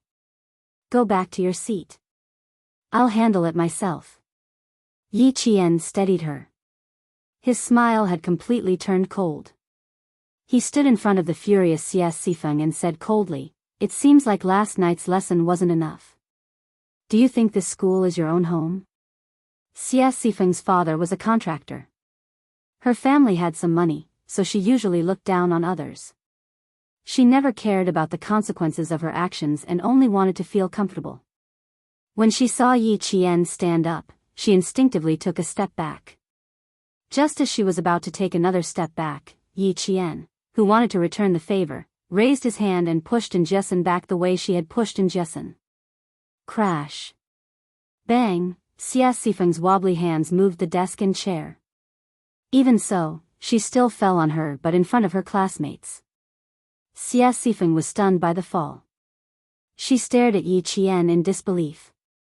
She actually dared to push her in front of her classmates. Yi Qian. Xia Sifeng, who felt humiliated, shouted angrily. She stood up angrily and rammed into Yi Qian like a madwoman. Who was Yi Qian? He was someone who had worked in a security company for a few years. Her way of ramming into him was undoubtedly asking for humiliation. She was crazy, but Yi Qian wouldn't go crazy with her. He dodged to the side and pulled Jessen, who was standing behind him. He smiled as he watched the crazy Xia Sifeng fall forward. He couldn't bear to watch any longer. He closed his eyes slightly. After hearing an even louder plop sound, he slowly opened his eyes. An extremely cold light flashed across his jet-black eyes. Xia Sifeng, who had lost her face again and again, cried on the desk throughout the rest of the music class. She cried until the end of class. You were so cool just now. I didn't expect you to push her back. After class, Jessen, who walked out of the classroom with Yi Jian like a buddy, put his arm around Yi Jian's shoulder and said with a bright smile, "To tell you the truth, if you didn't push it back, I would have stood up and pushed it back myself." She had a very straightforward personality. No wonder she had always disliked Yi Ying. Yi Jian chuckled and said, "There's no reason to give in to her. When it's time to make a move, of course, we have to make a move." So, you angered your sister so much that she ended up in the hospital? She's still staying in the hospital, but you're enjoying yourself today. A man's cold voice suddenly cut in with a hint of anger and hostility. The voice was a little unfamiliar. The person was also a little unfamiliar. Yi Qian looked at the boy with his hands in his pockets. His gaze was cold. He was dressed differently from the rest of the classmates. He narrowed his eyes and said, "Oh." Then he remembered who he was. Gao Yang, the top scholar of grade 3 class 1. He was from Sky Town Middle School last semester. It was said that someone saw him being sent here on the first day of school. Chapter 45. Gao Yang, who came from the provincial capital, was different from the boys in town. He was extremely handsome with a hint of arrogance. He liked to wear jeans of various colors, a t-shirt, or a sports jacket. He had an arrogant aura that other boys did not have. His expression was also cold. When he saw the teachers, he nodded as a form of greeting. "Are you mute?" He frowned impatiently. When he met Yi Qian's gaze, a trace of disgust flashed across his eyes. He looked away and said coldly, "I'm going to see Ying now." "You're coming with me." Yi Qian raised his eyebrows and said with a half-smile, "If the school didn't forbid students from dating early, I would have thought that you were her boyfriend. Aren't you afraid of being called to talk?" "Stop talking." Even the brave Jessen was frightened by Yi Qian's audacity. Damn, dating, boyfriend. How could she dare to say it out loud? Yi Qian gave her a reassuring smile and said softly, "It's okay. Just listen. My relationship with Yi Ying is not for you to tell me anything." Gao Yang's lips were pressed tightly together. The disgust in his eyes was so deep that he could not hide it. His voice was changing, so if he raised it slightly, it would sound gravelly. He also realized this and immediately lowered his voice. "She's been crying. You're the older sister. Shouldn't you go and see your younger sister? Student Gao, right? May I ask, what does it have to do with you if I don't go and see her?" "Even if it does, it's not for you to say anything," Yi Qian retorted with a faint smile. She really did not like this student Gao. However, Yi Ying did have many suitors in school, and Gao Yang was one of them. Probably because he was not used to Yi Qian's change, Gao Yang's handsome face instantly darkened. He reached out and blocked Yi Qian's path. Stop right there. If you stop me one more step, I'll call you molestation right now. Blocked again, Yi Qian's eyes suddenly turned cold. He looked up and stared at him with his dark eyes. Student Gao from the provincial capital, you should know what molestation is. And Jessen felt her legs go soft, and so did her hands. Seeing the boy's gloomy expression, she pulled Yi Qian, who was so daring that he wanted to go to heaven, and their bodies pressed against the wall. They quickly moved away. You scared me, scared me. And Jessen's face was pale with fear. She patted her chest and stared at Yi Jian blankly. She was a courageous girl, but now, she was frightened by her boyfriend, puppy love, and molestation. Her heart was beating wildly. She was just a high school student. At most, she would say that someone was good-looking or had good grades. Even if she had some ulterior motives, she would definitely hide it well. Unlike Yi Jian. He even dared to say molestation. Yi Qian patted her shoulder. His faint smile was like a gentle breeze blowing through the treetops. His ink-like brows were filled with joy. He won't molest you. Gao Yang is still a good boy. The girl, who had just caught her breath, was once again choked by Yi Qian's shocking words. Student Yi Qian, don't say anything. Let me catch my breath. Let me catch my breath. If she didn't catch her breath, she would really be scared to death. You understand. What are you afraid of? Yi Qian's eyes were clear. He smiled like water. You know the difference between a boy and a man. And Jessen rolled her eyes. I know, but don't say it out loud. Then, she laughed out loud. Chapter 46. On the fourth floor of the school office building, Principal Chen walked out of the office with a white-haired old man as he said, Uncle, don't worry. I will take good care of Yi Qian. You don't have to worry. I will take care of everything. The white-haired old man was wearing an old-style military uniform from the 1970s. Even though he was old, his footsteps still carried the air of a soldier. Even a world-class sniper had to be respectful in front of Uncle Jen, who had enjoyed a lifetime of special benefits from the country. I feel guilty towards her. I hope you can teach her more. Uncle Jen sighed softly. This child is smart. She is a good seedling. You can give her some pointers from Monday to Friday. When she gets home, I will give her some pointers. It will be easier for her in the future. At least, it would be easier for her than her mother. Principal Chen paused on his right foot as he walked down the stairs. He said happily, it seems like I have the same idea as you. But I still have to observe this child's results. However, I heard from Teacher Yang that she got full marks on her math test today. Maybe I am just worrying for nothing. Speaking of this, Headmaster Chen's face darkened slightly. Deputy Mayor Ye's family is too outrageous. Do you want to give them a warning? They are enjoying the glory that sister brought to them, but they are treating Yi Qian so harshly. Bad people have bad people to deal with. I am old. I don't really want to care about the outside world. I just want to nurture Yi Qian into a talent. Yi Qian, who was already playing badminton with her classmates, did not know that Uncle Jen had specially come to the city for her. He had a 2-hour-long talk with Principal Chen and also developed a very strict training program for her. After the evening self-study session, Yi Qian was called to the principal's office for a talk. This made Teacher Ku, who was the messenger, so tired that she was even a little scared to look at Yi Qian. She was called to the principal's office for no reason. What if she made things difficult for her in front of Principal Chen? Even though there were only 2 pieces of paper, Yi Qian felt as if they weighed 1,000 pounds. Her eyes were fixed on the first few words. After a while, she looked up and smiled bitterly. Principal, you really think too highly of me. The 4-year plan was developed just for her. Just this kindness alone was as heavy as a mountain.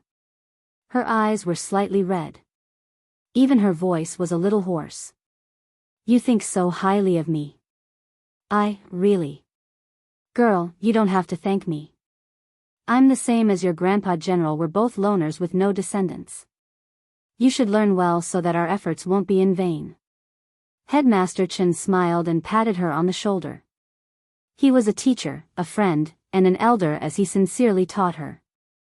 In life, one should be indomitable. No matter if you are a man or a woman, you must live up to your conscience and be able to carry the sky. You are a good child. Let bygones be bygones. Walk the path under your feet. If you are happy, smile. If you are sad, look up at the sky, look around you, and look at the world. Fight for yourself.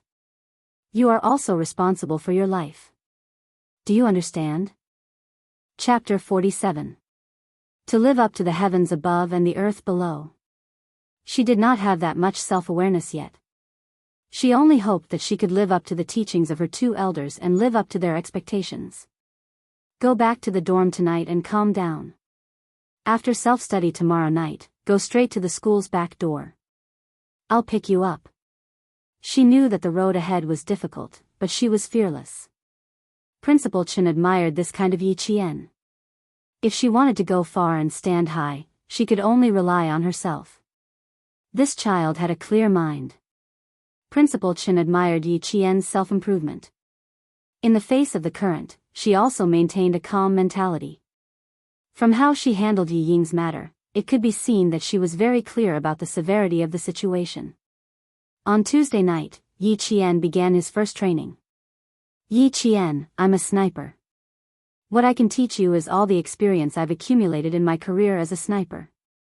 You still have a choice now. Retreat or advance. I'll give you 1 minute to consider. In the dimly lit training room, Principal Chen stood in the darkness like a leopard roaming in the night. Even though his voice sounded old and weathered, it was impossible to ignore the murderous aura around him. Sniper, under the dim light, Yi Qian's entire body trembled slightly. It turned out that this seemingly amiable principal was actually a sniper. No wonder he exuded a murderous aura that made people feel fear from the bottom of their hearts. He pursed his lips and suppressed the trembling in his heart. His calm gaze was like an ancient well without ripples in the dim light. He said calmly, there's no choice. I can only advance. I will never retreat. Good. From now on, there's no turning back. Principal Chen nodded. Standing with his hands behind his back, he began the first training session in a low and serious voice. Snipers are the grim reaper in the eyes of the enemy, but in the eyes of their comrades, they are heroes. They are the most outstanding comrades. They go deep into the enemy's camp alone and use the guns in their hands to win the first victory of the war. Yi Qian, you better be mentally prepared. The snipers I train will not stay in peaceful countries. They will go deep into the front lines of any country and complete the mission given to them by the country. Since he wanted to train this lass well, the training program he came up with was so harsh that it would make a soldier's scalp tingle. Yi Qian, who was listening intently, had already adjusted his breathing. Under the cold gaze of Principal Chen, he pursed his lips, straightened his back, and listened intently. In the recruit assembly camp in town, the cold-eyed Principal Chen began the first step of his 4-year plan. A sniper not only needs accurate marksmanship, but also a strong body and an iron will.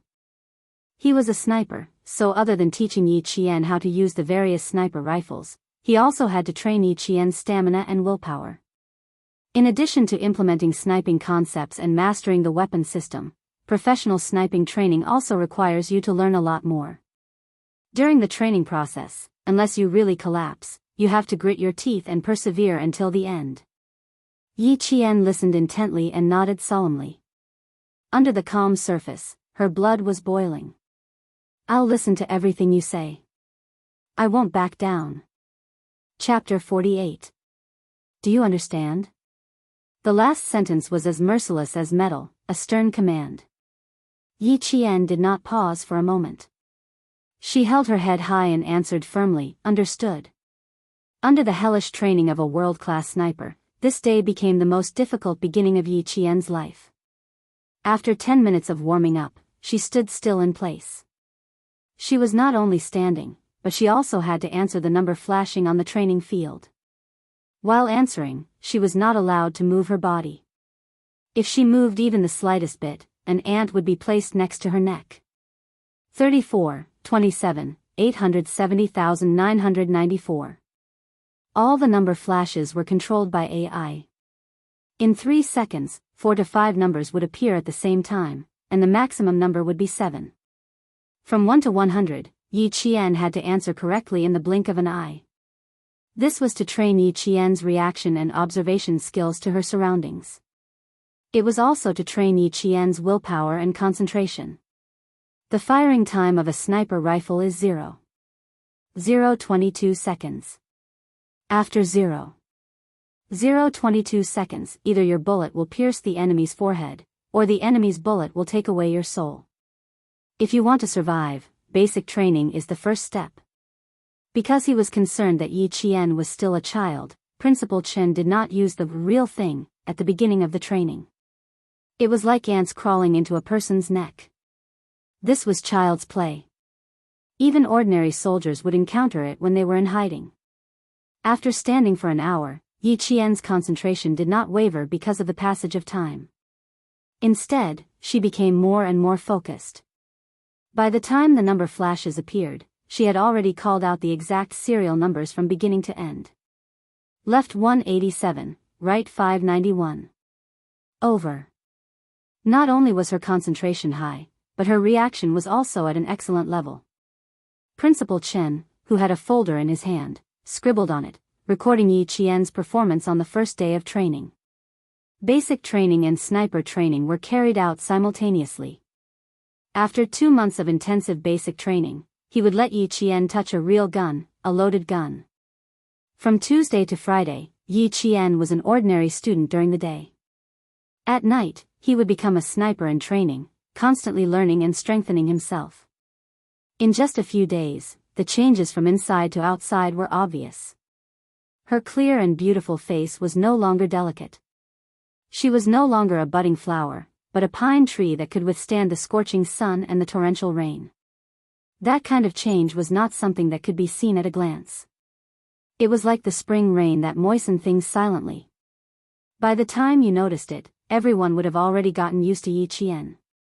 Yi Qian, who had returned to the village after Zhou Weiwei, ran down the mountain.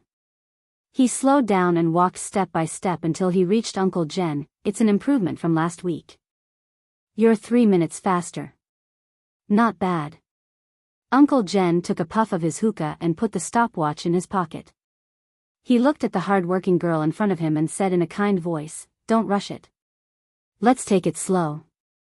Chapter 49. It's good that you understand. Learn from Principal Chen at school. He's very capable. Grandpa is old, so there's not much I can teach you. Grandpa Zhen put the hookah on his waist and smiled at Yi Qian, who was wiping his sweat. Let's go. I'll take you to a nice place. You'll like it. Yi Qian quickly put the towel around his neck and picked up the bucket of water. He followed Grandpa Zhen with steady steps. His laughter was clearer than the birds in the bamboo forest. Where are we going, Grandpa? You haven't had breakfast yet. Shall we go back and cook some noodles? No need. There'll be food when we get there. Put the bucket down. We'll bring it back tonight. Grandpa Zhen walked with a smile. The 70-year-old man walked in the mountains with steady steps.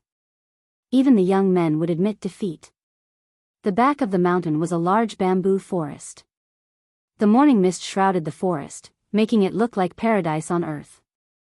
Grandpa Zhen stopped in front of a cellar used by every household in the village to store sweet potatoes. He ordered Yi Qian, "Girl, open the door of the cellar." For as long as Yi Qian could remember, there was a cellar in his house. But he didn't expect this. There was a completely different world behind the cellar. Be careful. Don't be afraid. Follow Grandpa. Walking in the dark tunnel that seemed to lead deep underground, Yi Qian touched the dry stone walls with both hands. The shock in his heart was no less than the shock he felt when he was reborn. He also understood how those soldiers came to the house from time to time. It turned out that they all went through this long tunnel in the mountains and directly entered the village without alerting any of the villagers. The tunnel was quite long. After walking for about half an hour, Yi Qian could faintly see the entrance of the cave. Half an hour. It was a few thousand meters long. Such a large project, yet the villagers didn't notice. Close your eyes for a while. Don't let the light hurt you. Standing at the entrance of the cave, Grandpa Zhen reminded Yi Qian kindly, open your eyes in 3 minutes. When Yi Qian got used to it and opened his eyes again, he saw the troops hidden in the depths of the mountains. They were close at hand. After coming out of the cave, they walked down the mountain. Another half an hour later, they arrived at a road paved with asphalt. Beside the road, there was a white banner with red words, restricted area for troops. 400 meters away, there was an iron-tipped protective net. Behind the net was an iron-tipped gate.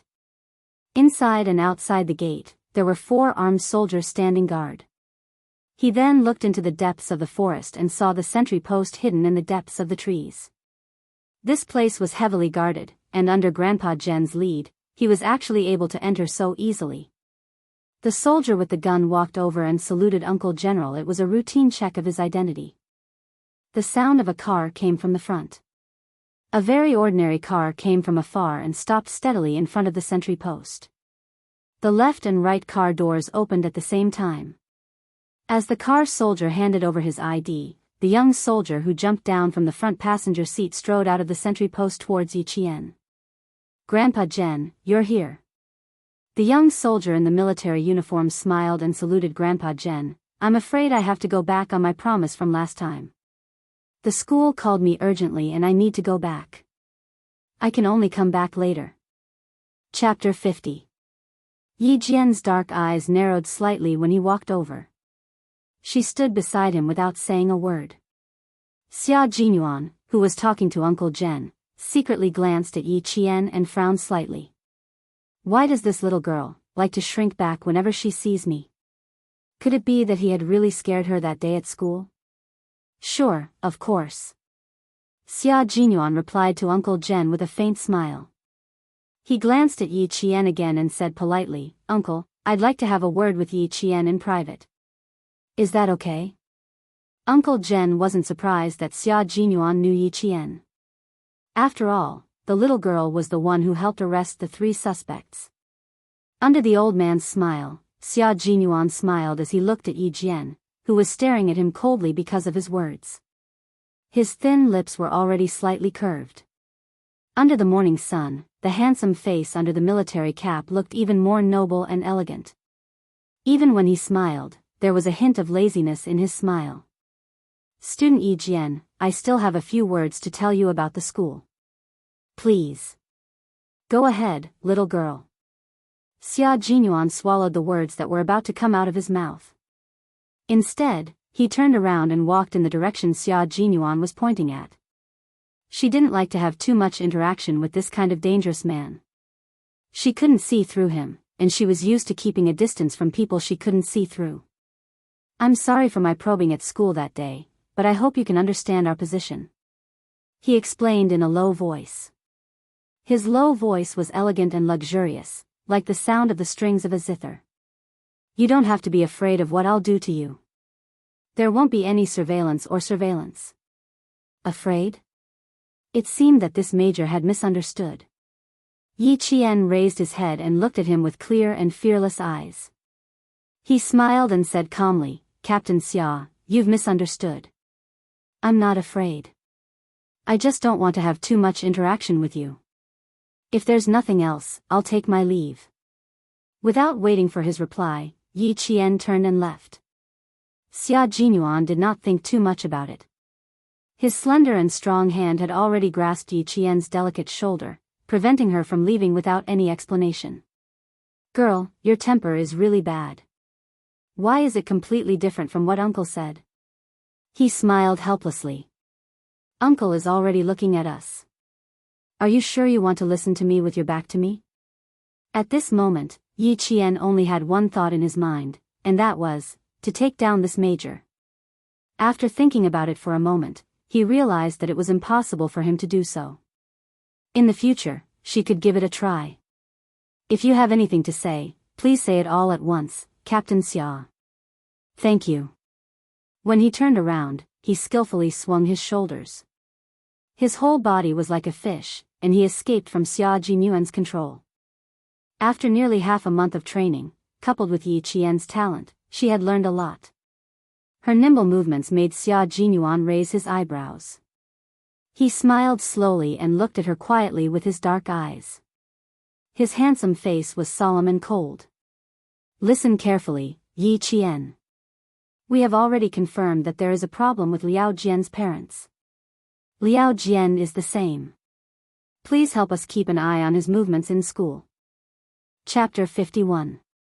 Yi Qian wasn't stupid enough to ask him why he chose her. Since he chose her, he must have his reasons. After listening quietly, she nodded. Okay, I'll keep an eye out. She paused for a moment, then said, if there's nothing else, I'll leave first. Goodbye. She said goodbye as she turned around. She left as soon as she said goodbye. She didn't hesitate at all. Xia Jinyuan raised his hand and adjusted the brim of his military cap. The faint smile at the corner of his mouth was like a gentle breeze, so light that it disappeared in an instant. This little girl. Does she see me as a scourge? He jumped into the car that was already driving over. From the rearview mirror, he saw the backs of the old man and the young girl gradually moving away from him until they disappeared. The sound of the car finally disappeared among the trees. When Yi Qian entered the military barracks, he turned around to look at the winding mountain road behind him. All he saw was lush green trees. Under the blue sky and white clouds, birds flew and left behind a graceful shadow. As soon as he entered the barracks, whenever he encountered a soldier, they would stop and salute Uncle General. Their words and actions were full of respect. Yi Qian obediently followed Uncle Jen's footsteps. He didn't look or ask anything, as if he was a frequent visitor to the barracks. He wasn't curious at all.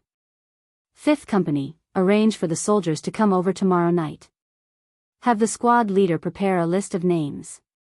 I want to test them. Standing in front of the soldiers, Uncle Jen's expression was extremely serious. Every word he said was an unquestionable command. Suddenly, a series of consecutive gunshots rang out in front of them.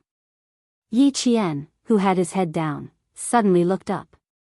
As the gunshots rang out one after another, his heart trembled with the sound of the gunshots. It was as if something in the depths of his body had suddenly awakened. It wanted to break through the restriction and fiercely hit the ground. It's gunshots. The soldiers are hitting targets.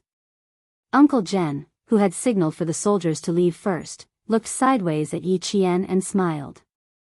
I'll show you the shooting range later. Today, I'll take you to another place. Their destination was also in the direction of the shooting range. They didn't stop until they reached a barracks where soldiers were standing guard. This was a restricted gun room that normal soldiers could only enter twice a week. Familiar with, understood, precise, and professional. The forward banner was hung right in front of the gun room. All the soldiers entering and exiting could see it as long as they raised their heads. The moment he entered the room, Yi Qian's dark eyes lit up like a small flame. When a normal person saw the rows of pitch-black steel spears that were suffused with a cold light, a sense of fear would have already quietly risen from the bottom of their hearts. But Yi Qian only knew that his blood was boiling. It was a thirst for power. It was an urgent desire to touch them. He turned around and looked at Uncle Jen behind him. His clear voice trembled with excitement. Grandpa, can I touch them? There was a cry that came from the depths of his heart. It kept calling him to walk over, reach out, and pick up the rows of guns that were gleaming with a dark cold light. Chapter 52. She finally knew what it was that wanted to break through the restriction in her body. It was a desire to become stronger and more perfect. Ha ha ha, aren't you afraid, little girl? Uncle Jen laughed as he looked at the little girl whose eyes lit up when she saw the gun. His wrinkled face was full of smiles. These are all guns, real guns that can be used once they are loaded with bullets. They are not the toy guns you have seen before. Yi Qian shook her head and smiled. I'm not afraid. Principal Chen taught me that you can only truly control a gun if you develop feelings for it. Let it become your helper, a helper that can save your comrades in times of danger. He's right. Before you develop feelings for a gun, you have to understand it first. The little girl's eyes were filled with excitement, but there was no sign of fear. Uncle Jen saw this and laughed in his heart. He walked to the front of the rows of steel guns and casually picked up an assault rifle.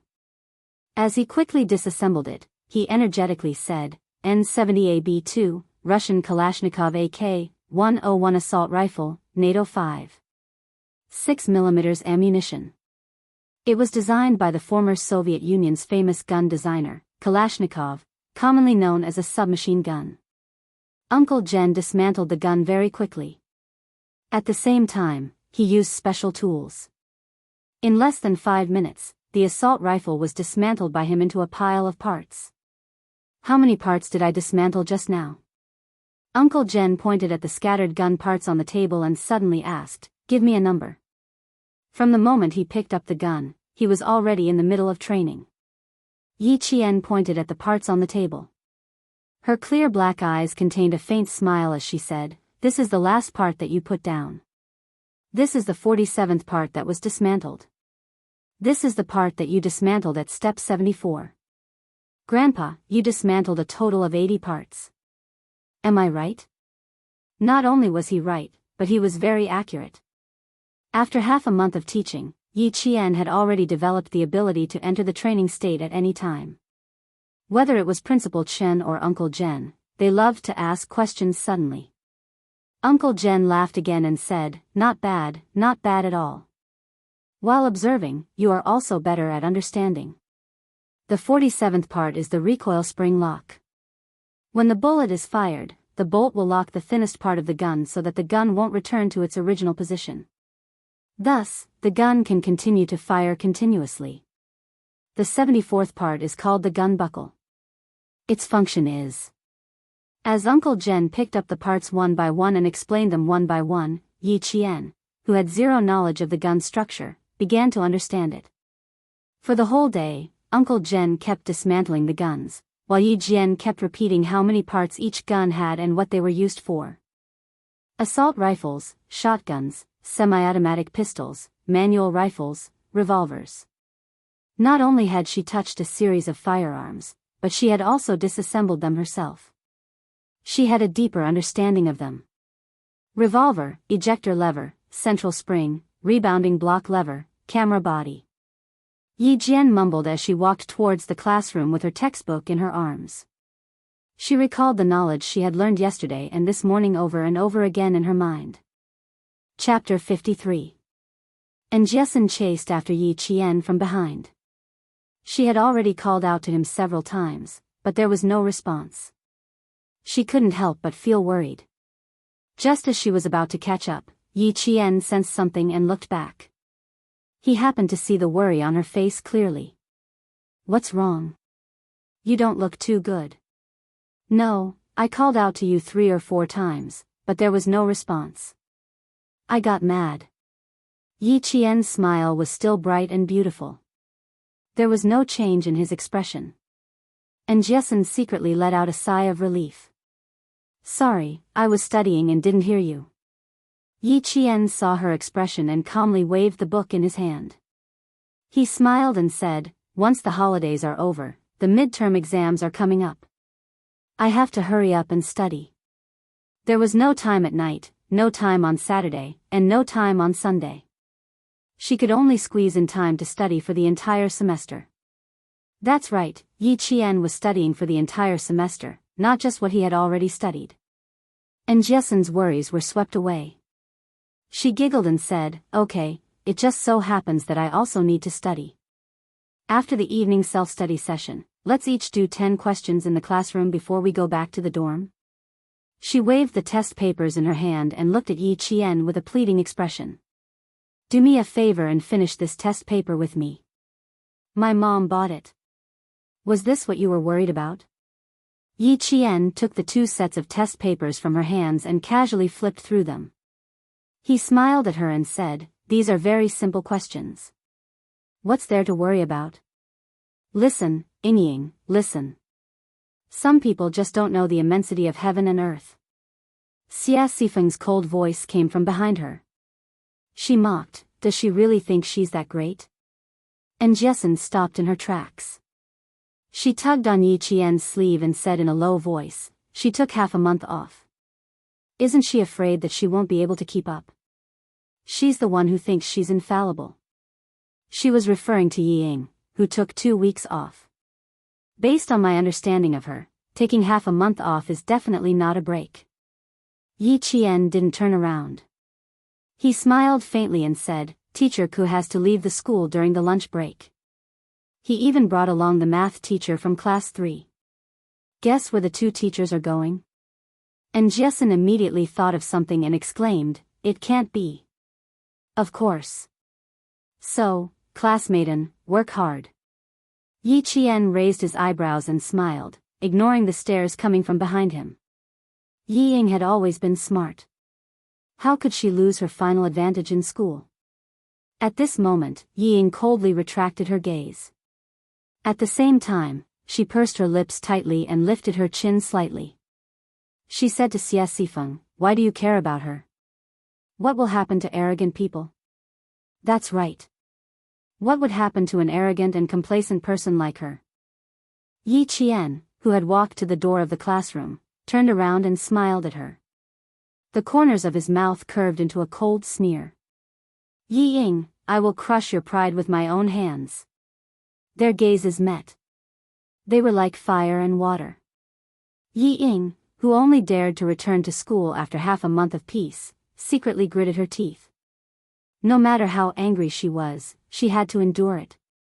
After a series of suppression, Yi Ying finally understood that from now on, Yi Qian would never listen to her obediently. And she could no longer threaten Yi Qian with words like, "If you dare to do better than me, I'll kick you out of my house." Chapter 54. There was still half an hour before the evening self-study session. Most of the students in the class had arrived. They gathered in groups of 3 to 5 and had endless topics to talk about. Yi Qian and Jessen entered the classroom. A few students who had gathered to discuss the test immediately said, "Did you do the last geometry question? It's so difficult. I can't do it at all. Don't ask me. I didn't do it." And Jessen put down her bag and said domineeringly, "I don't know how to do it. I didn't do it. It's that simple." "No way. You didn't even do it. Yi Qian can do it. Look for her." And Jessen took out the test paper and said loudly to Yi Qian, who was still in his seat, "There's still half an hour before the evening self-study session. Let's talk about how to solve this question first." Her voice had always been loud. Even the students who were messing around could hear her. They all stopped and looked at Yi Qian. A student laughed and said, "Yi Qian, come, teach us. You're much more generous than Yi Ying." Every time Yi Ying was asked to teach her, she had to put on airs. She would either say that she was still thinking about it or that she didn't have time now. Yi Qian was different. As long as she was asked, she would answer patiently even if she had something to say. Yi Ying, who had just come in after adjusting her emotions, heard this sentence. She almost lost her composure. When the student who said this saw her, his gaze drifted. He smiled awkwardly but didn't explain anything. It was the truth. He wasn't spouting nonsense. Yi Ying, who had taken half a month of leave, could only endure it. She sat down with pursed lips and accepted the greetings from her classmates. Only then did a smile appear in her gloomy eyes. "Thank you for your concern. I didn't want to take half a month off because of a small matter," she said with a smile. There was a faint smile on her beautiful face, just like before. There was nothing different. When Xia Sifeng heard this, she immediately said, "What do you mean by a small matter? My mom said that you went to the city for a checkup and found a problem with your heart. She also said that it's difficult to treat and can only be nursed." You can't be too emotional. She also said that you can't even run. What? A problem with her heart? It's so serious that she can't even run? The students who heard this were stunned. Some of them could not help but put their hands on their chests. When they looked at Ying again, their eyes were filled with pity. However, Jessen didn't believe him. She wrote down the formula on the paper and said softly, "Are you serious? You only found out now that you have a heart problem?" Her mother was a doctor in the town hospital, so she knew a little bit of medical knowledge. So what if it's true or false? It has nothing to do with us. You're wrong here. You have to use this formula to calculate the area of the shadow first. Yi Qian smiled faintly. He did not take her matter to heart. Heart problems? Pfft. I can't be too agitated. If anyone mentioned the love letter in front of her, it was very likely that she would have a heart attack. Suffering from heart disease was indeed a very good excuse. This kind of lie, which no one would verify, was probably Yi Jifan's doing. The students in the class all expressed their concern. After Yi Qian and the others finished discussing the test paper, they all went to Yi Ying's side to greet her. Yi Qian was no exception. When she walked over, Xia Sifeng blocked her like a mother hen protecting her chick. She said in a sharp voice, "What are you trying to do?" She was not the only one who was nervous. The other students also had some thoughts when Yi Qian walked over. After all, Yi Ying treated her like that in the past. Chapter 55. Look, Daddy still has a way. Who would dare to say anything now? Even if the damned girl told her classmates, who would dare to say it to her face? Who could bear the responsibility of a heart attack? The provocation in Yi Ying's eyes was too obvious, so obvious that Yi Qian could see it. The corners of her mouth curled up slightly, and a cold light flashed in her dark eyes. She walked up to Yi Ying. Yi Ying's heart tightened when she met her cold gaze. Suddenly, she saw her raise her hand, and her whole body tensed up. She dodged and shouted, "What are you trying to do? Why are you so nervous? Relax." When the students thought that Yi Qian was going to do something, she raised her hand and patted Yi Ying's shoulder gently. She said in a clear voice, "Take care of your body. Don't get angry so easily." Phew. So she didn't want to hit Yi Ying. Yi Ying, who knew that she was being played, forced herself to hold it in. She replied with a fake smile, "Thank you for your concern. I'll take good care of myself." Yi Qian pursed her lips and smiled. Her eyes were already curved. How can someone as young as you compete with her? So what if you have parents? You're digging your own grave. Under everyone's gaze, Yi Qian leaned over and whispered into Yi Ying's ear, whose whole body was tense, "Let's take it slow. Don't be so nervous. You're only halfway through your 3rd year of middle school." Her voice was so soft that it was almost inaudible, but it made Yi Ying feel as if she was being stared at by a beast. The hand that was still on her shoulder felt like it weighed 1,000 pounds, making it difficult for her to breathe. Looking at Yi Ying, who was trembling in fear, the smile on Yi Jian's face deepened and her eyes shone even brighter. She calmly retracted her hand and looked up at the students with a smile. "Class is about to start. You're dismissed." She was so easily frightened. Hopefully she didn't get a heart attack. The students didn't know that the two sisters were secretly fighting. Seeing that they were still chatting and laughing, they didn't think much of it and returned to their seats when the bell rang. After Mr. Ke came in, his eyes swept over Yi Ying's face.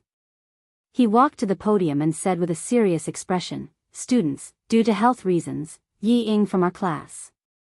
Now that the teacher had said it himself, Yi Ying's heart disease was confirmed. The next day, even the students from the next class knew about it. However, Gao Yang was the only one in the class who cared about her. The rest of her pursuers had silently asked their classmates from Class 2 to care about her. Handsome and tall, he walked into Class 2's classroom with an indifferent expression.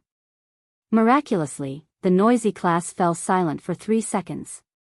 Walking to Yi Ying's side, he frowned and said in a deep voice, "I'll take you to the province for a checkup during the May Day holiday.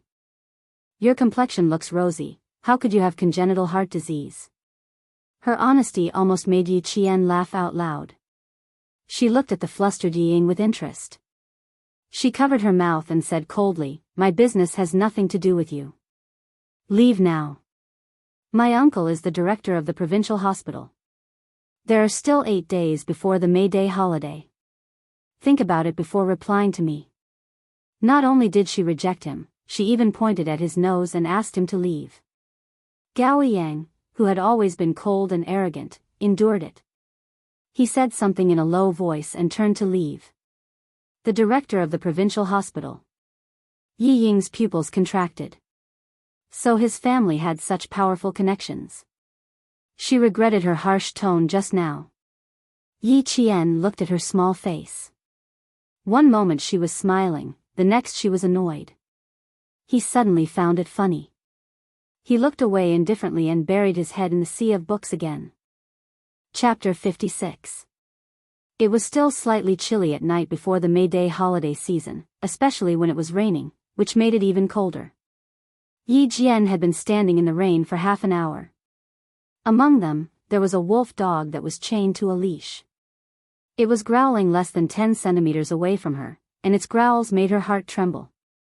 A sniper's ambush can sometimes last a few hours, and sometimes it can last a few days. You never know when you'll encounter danger. Accept fear, get used to it, and overcome it. This is a necessary psychological quality for a good sniper. In the heavy rain, Principal Chen's steely voice cut through the rain. He had spent his entire life training Yi Qian. Be on standby and ambush 24 hours a day. You'll face wind and rain, lightning, blizzard, and scorching sun. Learn to ignore the effects of nature and the environment on you. That way, you won't waste a single bullet. The rain was getting heavier, but his words were like a heavy drum in the rain that struck Yi Qian's heart. If you want to see the rainbow after the storm, you must first be able to withstand the baptism of the storm. Yi Qian stood motionless. The wolfhound treated her as an intruder and growled madly. The chains rattled as if it would break free and pounce on her in the next second. It wasn't that she wasn't afraid, but that she was afraid and had no way to retreat. If she swayed even a little, she would be pricked by the steel needles at her feet and bleed. In Principal Chen's words, if you retreat, your comrades will be the ones bleeding. Remember, once you pick up a sniper rifle, you have no way to retreat. You must complete the mission beautifully and eliminate the target. If you don't want to bleed or sacrifice your comrades, then you must become stronger. After an hour of standing in the rain, Yi Qian felt as if her legs didn't belong to her anymore. Principal Chen walked over with a towel and slowly squatted down. He looked kindly at Yi Qian, who had fallen into the rain because of her weak legs. He said slowly, word by word, "Girl, you chose your own path. Walk it with blood and tears in your eyes. Only then will you be able to welcome your peak." He gently placed the towel on Yi Qian's head and sincerely taught her, "You will be brighter than a flower in a greenhouse. You will grow little by little under the sun. Without your parents to protect you, believe me, my child, you will live a more exciting life than anyone else." Principal Chen had already heard about what happened during the day. He had been silent for a long time before he added tonight's training. He was telling Yi Qian that she was different. You relied on your own 2 hands to get what you want. That is your true ability, and no one can replace it. Yi Jian, who had caught her breath, raised her head.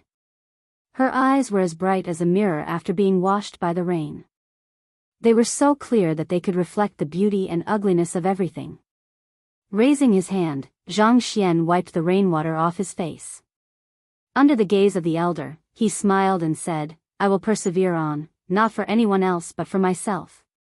Don't worry, I, Yi Jian, will never give up halfway on the path I've chosen, nor will I let difficulties surpass me."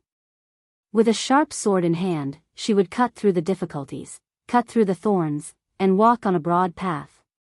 Headmaster Chen laughed out loud and said, "Good," 3 times in a row. He stood up and said, "Good child, you are fearless and magnanimous. Yi Ying is no match for you." Chapter 57. Principal Chen thought for a while, then nodded with a smile. If that's the case, then all the more you have to work hard. Go change in the hot water room. I have something to do in the front. Tonight's training will end early. She had been in the rain for an hour. After all, she was still growing. If she rushed it, it would hurt her body. When Yi Jian came out of the hot shower, she saw Headmaster Chen talking to a middle-aged man in his 40s in the training room. He was wearing a short-sleeved shirt and a pair of perfectly ironed black trousers. He was talking in a low voice. Come, girl. Let me introduce you to this uncle. Principal Chen waved at Yi Qian, who had already put on her school uniform. There's something I'd like to ask your opinion on. What do you think? The middle-aged man was obviously from a military background. He smiled and sized up Yi Qian. After nodding slightly, he said to Principal Chen, I've been observing you for a while. This child is indeed a hard-working one. Yi Qian hurried over and greeted him politely, Uncle. Then, she heard him say with a smile, just now, Headmaster Chen said that it's not very convenient for you to live in the dormitory now. If you go back at 11 o'clock every night, it will more or less affect your classmates in the dormitory. See if you can consider moving out. Move out? Yi Qian was stunned. She had indeed considered moving out. Especially after seeing Ying today, she wanted to move out even more. She hadn't thought of a plan yet, but Principal Chen had already arranged it for her. The feeling of being cared for and cared for by an elder was really good, really good. I've thought about moving out, but now I'm still thinking. Before she could finish, Yi Qian suddenly looked up at Principal Chen, then at Uncle Yang. Her eyes were filled with joy. Principal Chen knew that she had guessed it. He laughed and patted the middle-aged man's hand. Commander Yang, I'll have to trouble you to take care of this child for the next 1.5 years. You're too polite. It's rare that you need our help. This matter is settled. As long as the child is willing, you can rest assured on our side. Battalion Commander Yang repeatedly waved his hands. He was ashamed to accept Principal Chen's gratitude. She's staying in a room with a separate bathroom and balcony. She's still a student. How about this, I'll add a bookcase and a desk lamp for her tomorrow. What do you think? You arrange it, you arrange it.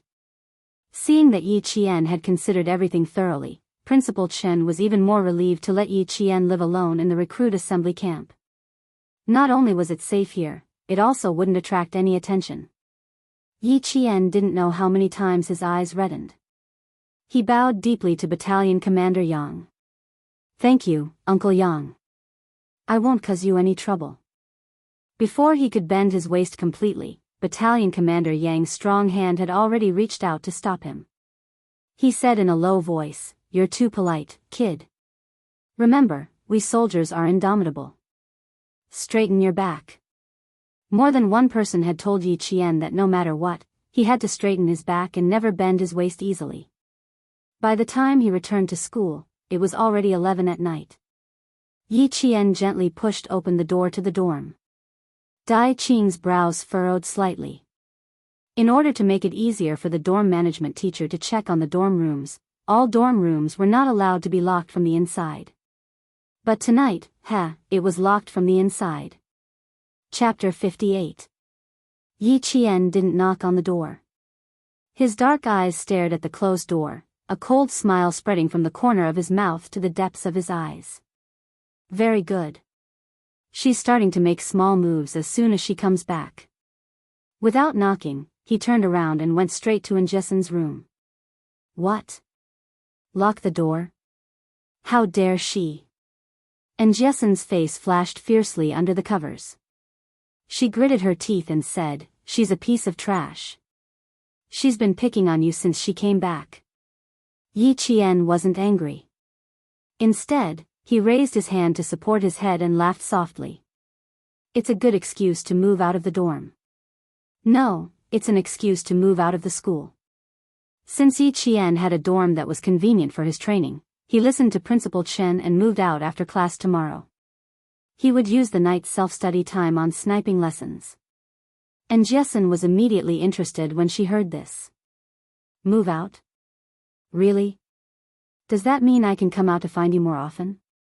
Classmaten, wait until I move out, Yi Qian sneered, closed his eyes, and murmured, it's getting late. I'll get up early tomorrow and go jogging. TCH, you're lying. And Jessen saw that she wasn't excited at all about moving out. She snorted, turned over, and quickly fell asleep. In the dorm, Yiying was still waiting for Yi Qian to knock on the door. She didn't expect that when she went to sleep, it was still quiet outside. When she opened the door the next day, she saw Yi Qian and Jessen walking over from the washroom with a basin in their hands. Their hair was wet, and they brushed past each other. They didn't even look at her. She didn't return to the dorm until 11 at night for the past few weeks. What could she be doing? Yiying stared at the figure that was getting slimmer and slimmer. Even her figure seemed to have grown taller. Yiying's beautiful eyes narrowed slightly, and a dark, cold light flitted across them. You're asking me where Yi Qian goes at night? If she doesn't go back to the dorm after class, where else could she go? Liao Jian glared at Xie Sifeng, who had taken the initiative to look for him. His eyes turned slightly, and his face, which had a few pimples, suddenly revealed a ruffian smile. That's simple. You pay, and I do the work. How about it? When Xie Sifeng heard that there was hope, she immediately said, how much? We're all classmates. You won't ask for too much, right? Don't worry, 10 yuan is nothing to you. It just so happens that I also want to know where she went when she returned to the dormitory so late at night. Liao Jian's eyes darkened and his face revealed a look of resentment. That brat had embarrassed him in class that day. He had been waiting to settle this score with her. Leaving school at night, that's easy. At this time, Yi Qian was already in the teacher's office. He told Teacher Ke that he was moving out of the school and that he had been locked out of the dormitory last night. Teacher Ke, who had wanted to say more, immediately shut her mouth. She snorted coldly and glanced at Yi Qian provocatively. Fine, you can sign this letter of commitment yourself. If anything happens, it has nothing to do with the school or the teachers. Moving out? If an undisciplined girl were to come into contact with some bad people outside, it would be too easy for her to learn bad things. Yi Qian glanced at it and signed his name without hesitation. He maintained a polite smile and said calmly, Teacher Ke, don't worry. I'll take good care of myself. I won't cause any trouble for the school or the teachers. Chapter 59. Her etiquette was impeccable, and her grades were improving day by day. This gave Teacher Ke, who wanted to teach her a lesson from time to time, no chance at all. In the afternoon, Yi Jian really packed up her luggage and quilt. She left the school alone with a very big woven bag in her hand. She didn't even look back. And Jessen was holding her textbooks for her and followed behind her like a fool. She still couldn't believe it until she walked out of the school gate. She said blankly, You're really out? You really moved out? She always thought it was a joke. Of course it's true. Didn't I tell you last night? Yi Qian moved her luggage to a common three-wheeled passenger car in town and said to Jessen, who was still in a daze, hurry up and get in. It won't be good if your name is recorded. And Jessen hurriedly put the bag containing her textbooks on the car and rubbed her face before replying, You did a good job. Just now, Yi Ying's face was so twisted. How could it not be twisted? If she wasn't in the dorm, Yi Ying wouldn't have an excuse to talk bad about her in front of her classmates. I don't care about her right now, and I don't want to deal with her. I just want to study hard and get into the provincial high school. It's a waste of my time to argue with her. Since she couldn't directly kill her and kick her out of school and leave her with nothing, why waste her energy? After Yi Qian finished speaking, she nimbly jumped onto the car and waved at Jessen. Then she took her luggage and moved into a brand new place. People came and went after school, so Yi Qian's departure didn't attract much attention. Only Liao Jian, who had a lollipop in his mouth, looked at the leaving tricycle with a cold smile. He walked to the motorcycle that picked him up and patted the back of the young man with the green tattoo on the back of his hand. Brother, let me introduce you to a hot chick. She's my classmate. How hot can your classmate be? There are 2 chicks from your province in the restaurant. Their chests bounced up and down as they walked. Brother will take you to Lele. Brother Fei was a famous hooligan in town and had a good relationship with Liao Jian's father. He often took Liao Jian to have fun. As soon as the motorcycle started, it left behind a trail of black smoke and disappeared into the school gate. Yi Qian, who was no longer restricted by accommodation, began to improve by leaps and bounds. That kind of improvement surprised even Principal Chen. Yi Qian became even more infatuated with sniping the moment he touched a gun for the first time. It was the infatuated bullet that flew unstoppably and hit its target. He was infatuated with the joy of defeating himself again and again. During the entire May Day holiday, Yi Qian followed Principal Chen and Uncle Zhen to practice again and again in the deep mountains and forests. He gritted his teeth and endured the hardships again and again. Target is 470 meters away, hit between the eyebrows. After putting away his sniper rifle, Yi Qian carried his gun and jumped down from the tall tree. He hugged the tree trunk and stepped on the branches. When he reached a certain height, he jumped down from the tree. Her face was covered in green paint and she wore a helmet that didn't quite match. Her palm-sized face looked especially small and delicate. Principal Chen picked up the straw man target and walked over the bushes. He removed the empty bullet that was shot between the straw man's eyebrows and handed it to Yi Qian. Keep it well. It is also a witness to your growth. Chapter 60. Yi Qian's improvement could be described as godly. The more he taught her, the faster she absorbed. Principal Chen and Uncle Zhen had privately discussed this with each other many times. At the same time, they had more confidence in Yi Qian. Principal Chen opened up the foldable table and signaled for her to sit down. Under the scorching afternoon sun, he began to teach her sniping theory. There were too many things a sniper needed to learn. From learning how to move stealthily to setting up a firing position, from accurately reading a map to taking aerial photos of a battlefield. Even the ability to enter and exit a position while hiding were all things Yi Qian needed to learn. A year and a half in junior high was enough for Yi Qian to absorb all this knowledge that would benefit her for the rest of her life. Only shoot once. Remember, there must not be a second shot. Don't give the enemy a chance to find out where the bullet came from. You only need to shoot once and disappear after hitting the target. Then you'll win on the battlefield. The first shot is a matter of life and death. You need to observe the direction of the wind, the weather, and the visibility.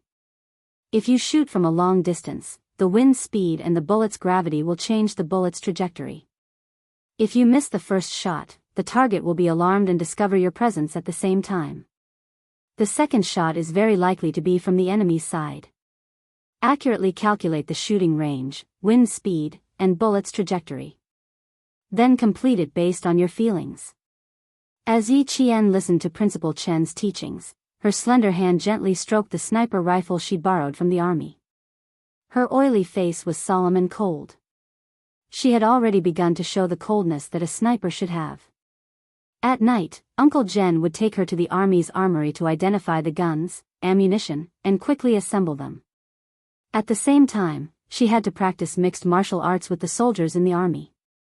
In mixed martial arts, Yi Qian couldn't beat them due to her young age and lack of strength.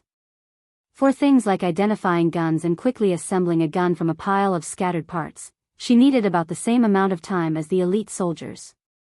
The M16A3 assault rifle has the same appearance as the M16A4, but the biggest difference is that the biggest feature of this rifle is that it has made a big change to the mechanical sight of the Amarlet M16 series. So, Yi Qian waved the assembled M16A3 assault rifle in his hand and smiled at the soldier who was competing with him.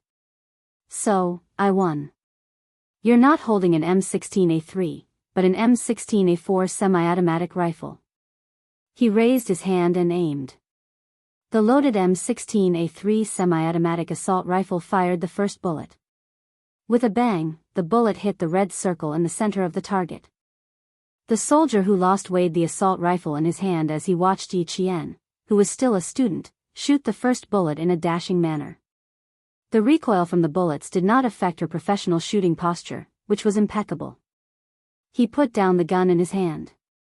He was truly convinced of his loss. Even if he wasn't convinced, he had no choice. There was a round of applause. He smiled at Yi Qian and said, "I admit defeat. Unfortunately, you're not even 18 yet. Otherwise, we could still meet at the military tournament. I was opportunistic this time. Compared to you guys, I'm still far behind." Yi Qian's opportunistic remark was based on her own memory. The elite soldier in front of her had been able to accurately and quickly assemble a gun even while blindfolded. Chapter 61. At night, Yi Qian would run with the soldiers, assemble, and train their posture. At 5:30 in the morning, she would do morning exercises and mixed martial arts. Here, Yi Qian was like a real soldier, blending in with the troops. Yi Jian was like a role model when she came up to inspect the military posture and military etiquette. She made the veterans feel that they should work harder to succeed. She stood like a pine tree, sat like a bell, and walked like the wind. From her body, one could tell what the most standard military posture was and what the most qualified posture was. "You're just short of a military uniform." After the morning training, the young soldier smiled at Yi Qian, who was the same age as his sister. He pointed at her uniform and said, "This uniform doesn't suit you." Yi Qian, who spoke and acted like a soldier, wearing a uniform, was indeed a little strange. Wearing a uniform that gave off the vibe of a military uniform, wasn't that strange? Yi Qian was still sweating. She wiped her sweat with her sleeve and said with a bright smile, "I promise to wear a military uniform when I'm 18. Her goal was to get into the military's Tsinghua University, the University of Science and Technology of China. It'll take another 4 years. After 4 years, we'll all be discharged." After the soldiers laughed, they felt a little sad. The troops were made of iron, but the soldiers were like water. After 4 years, the recruits here would have changed 4 rounds. Yi Qian looked at them, her dark eyes shining like diamonds under the sunlight. She gently shook her head and said slowly, "No, in my heart, you're like the sun that never sets. You'll never be discharged. 10 years from now, in my memory, you'll still be wearing a military uniform. You'll still be indomitable men." Under the sunlight, her face was beautiful, and her voice was clear and melodious. Her voice and her smile were like the gurgling spring water in a mountain stream, flowing into the hearts of good men.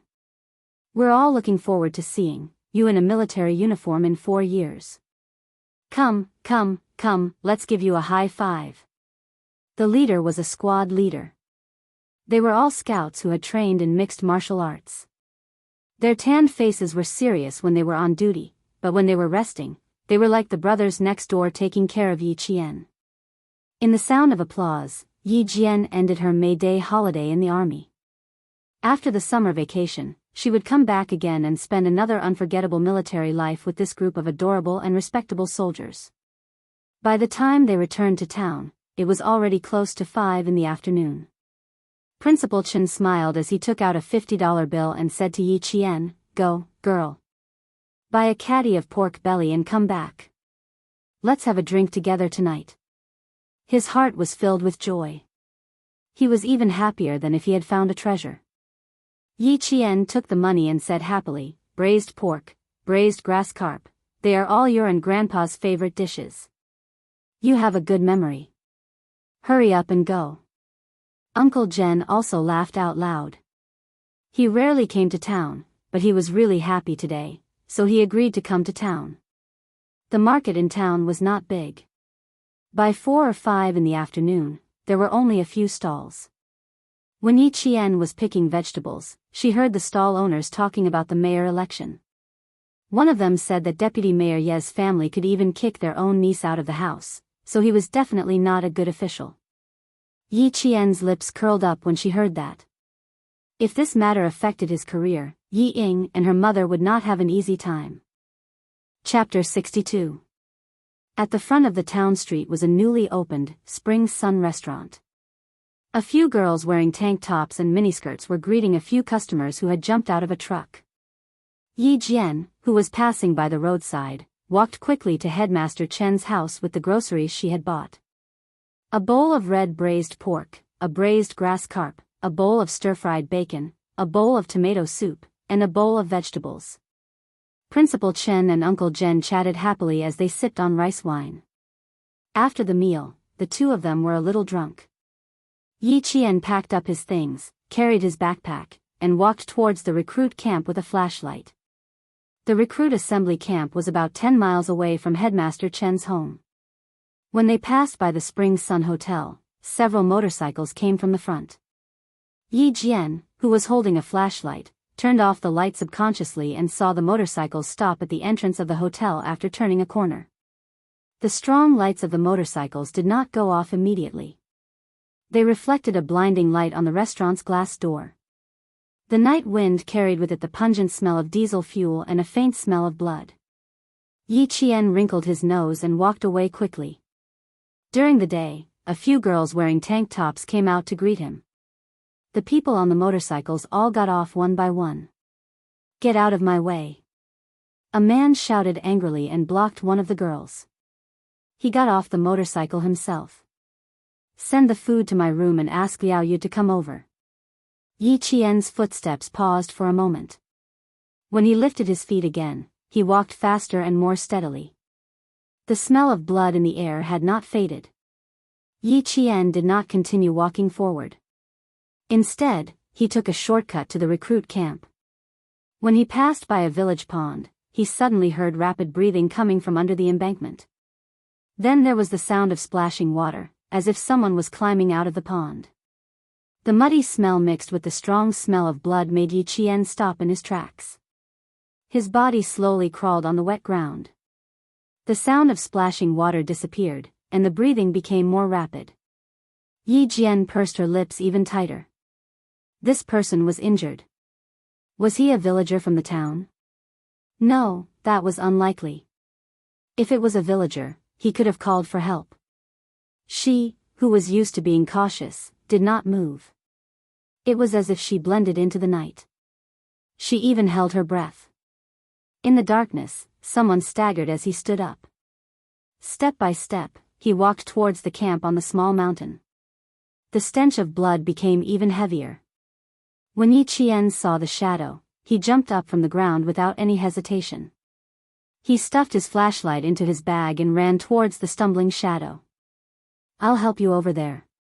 Come, lean your body weight on me. I can support you." Yi Qian rushed over and grabbed the man's right arm and placed it on his shoulder. He used his other hand to support the man's strong waist. "I know Commander Yang. Don't talk.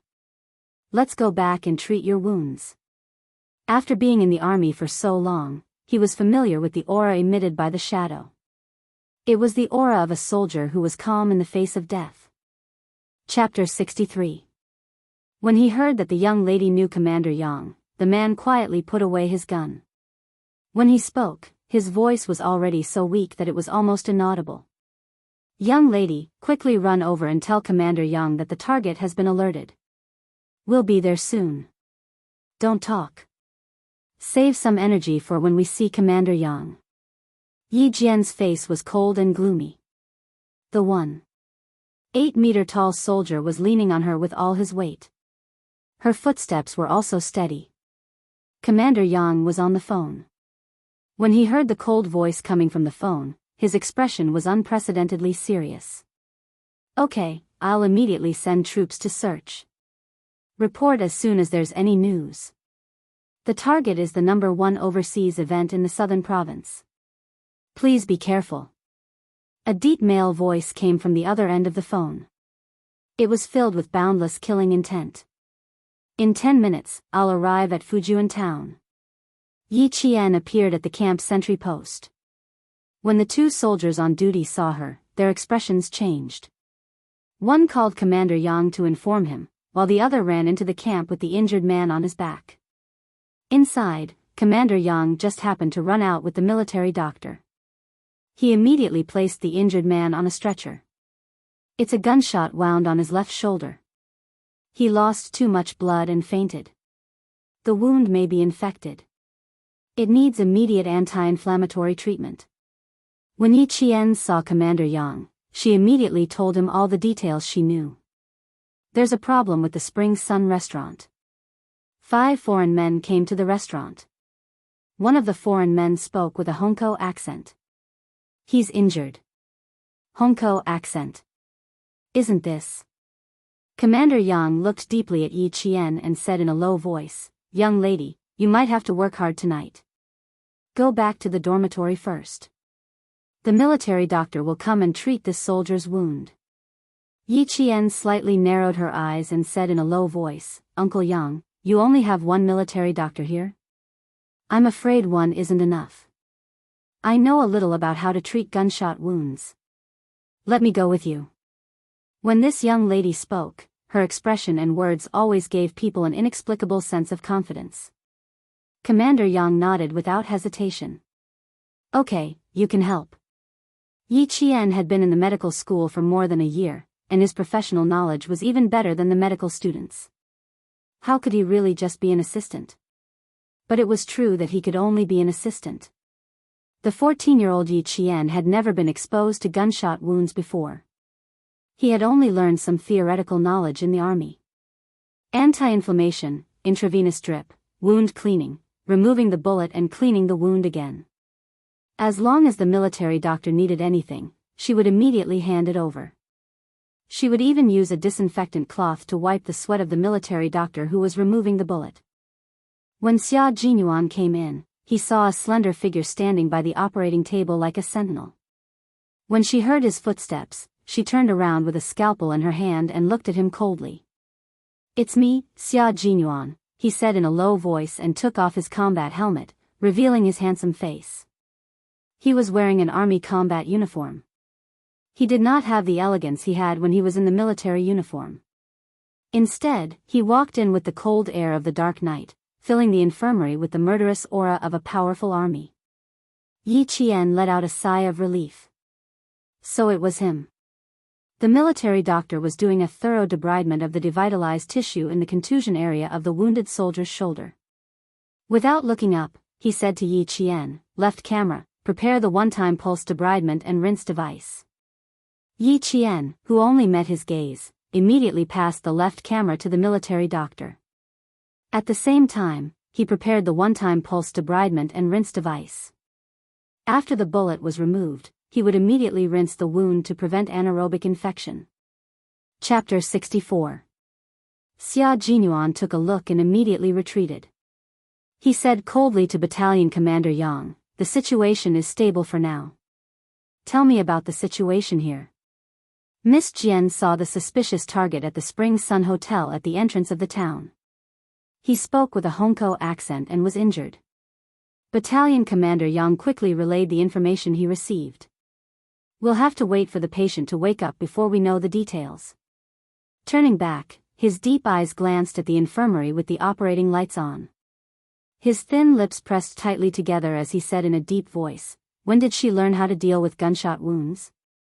Her movements were quite skillful, as if she often dealt with gunshot wounds. Captain Xia, you're talking about Miss Jian, right? She's smart and has a good memory. She's been in the army recently, so she probably learned a thing or two.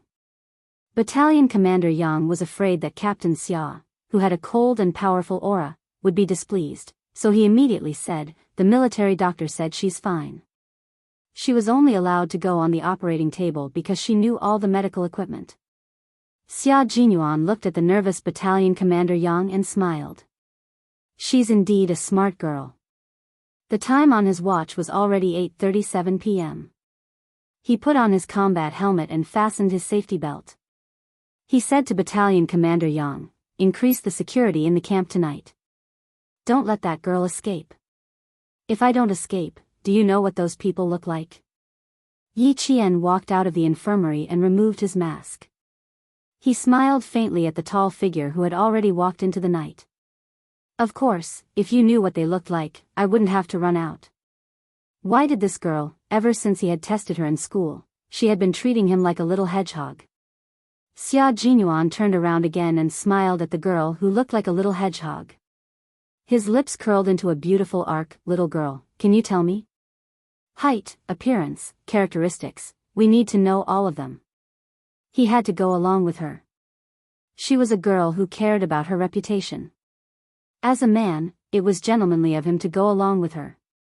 Yi Qian, who wasn't targeting him, ignored his gentlemanly behavior and said to Battalion Commander Yang, "Uncle Yang, please wait for a moment. I'll be there in 5 minutes." After saying that, she ran towards the dormitory where she slept. Yi Qian turned on the light, laid out the paper, and picked up a pencil. He closed his eyes slightly and recalled the scene at the entrance of the restaurant around 8 o'clock. Speeding motorcycles, glaring headlights, smiling waitresses, gloomy men, and that heavily accented "get lost." The memories in his mind froze on the faces of the 5 people, and he began to draw on his homework with the pencil. Yi Qian had drawn her face, facial features, and even her hairstyle. Her drawing speed was very fast. There was not a trace of stagnation in her drawing, nor was there any sign that she needed to erase and redraw. In 2 minutes, she had already drawn a picture. A pair of slender hands quietly took away the finished sketch for her. The owner of the hands just picked it up and looked at it carefully without disturbing Yi Qian. Xia Jinyuan's dark eyes, which were as deep as the sea, lowered slightly. He glanced at the little girl who was seriously focused on drawing under the table lamp and didn't seem to notice his appearance at all. A faint smile flitted across his eyes. This little girl was indeed good-looking. Her thick eyelashes were like the feathers of a crow. When she didn't speak, she was elegant and beautiful with a lively temperament. Chapter 65. Yi Qian's drawing skills also surprised him. He only took a second glance at the knight, yet he was able to memorize the other party's face and draw it clearly. This was truly amazing.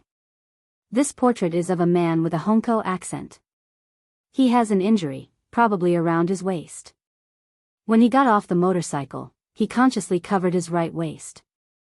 Yi Qian handed the sketch to Yi Qian. "There are 3 more. Give me a moment."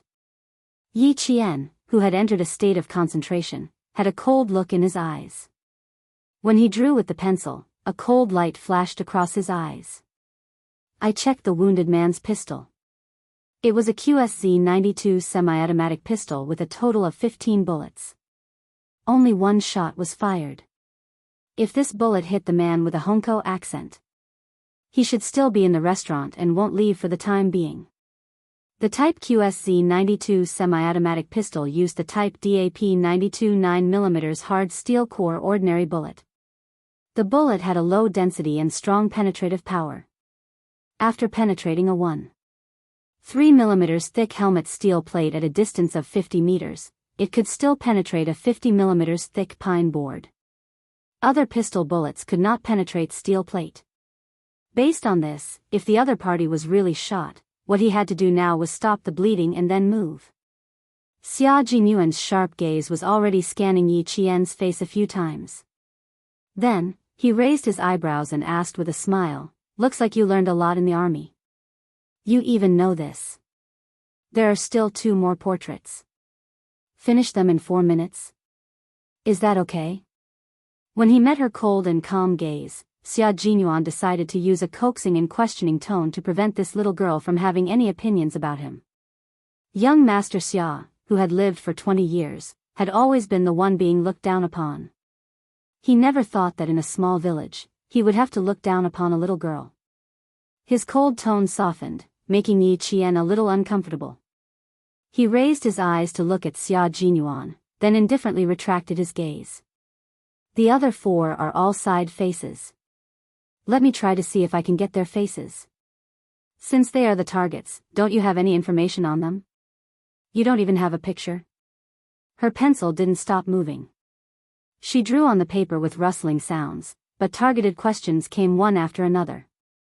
Although I don't know how you arranged it, alerting the target and letting your comrades get hurt is the mistake of the higher-ups. The rest of the paintings were still being painted. Xia Jinyuan, who was beside her, was still silent. If it wasn't for his strong aura, she would have thought that he had already left. You're right, it was my mistake. In the end, there won't be a next time. Xia Jinyuan said coldly. Gradually, his voice became low. He took the portrait from the side and drew a portrait from the front. Xia Jinyuan looked at Yi Jian in surprise again. Every time we meet, you always give me a surprise. Rolling up the workbook, Jun Yen looked at her with a solemn and cold expression. He warned, tonight might not be peaceful. Stay in the barracks and don't walk around. Yi Qian put down his pencil and stared at him. He frowned and said worriedly, how did you get into the restaurant? Liao Jian's father is already there. Don't worry, we will make arrangements. There won't be any more injuries to our comrades. Xia Jinyuan nodded slightly at Yi Qian. His tone was cold, firm, and solemn, as if he was making a promise. Chapter 66. His back was long and slender like bamboo, tall and straight like a pine tree. His steps were both incomparably elegant and as sharp as a sword. This was Xia Jinyuan, an elegant yet dangerous soldier. She pursed her lips slightly, stood up, and chased after him. Captain Xia, I promised to go to my classmate's house tonight. Yi Qian, who had chased after him, turned around and disappeared around the corner of the stairs. She raised her voice and said, I'm going out now. My classmate must be waiting for me at home.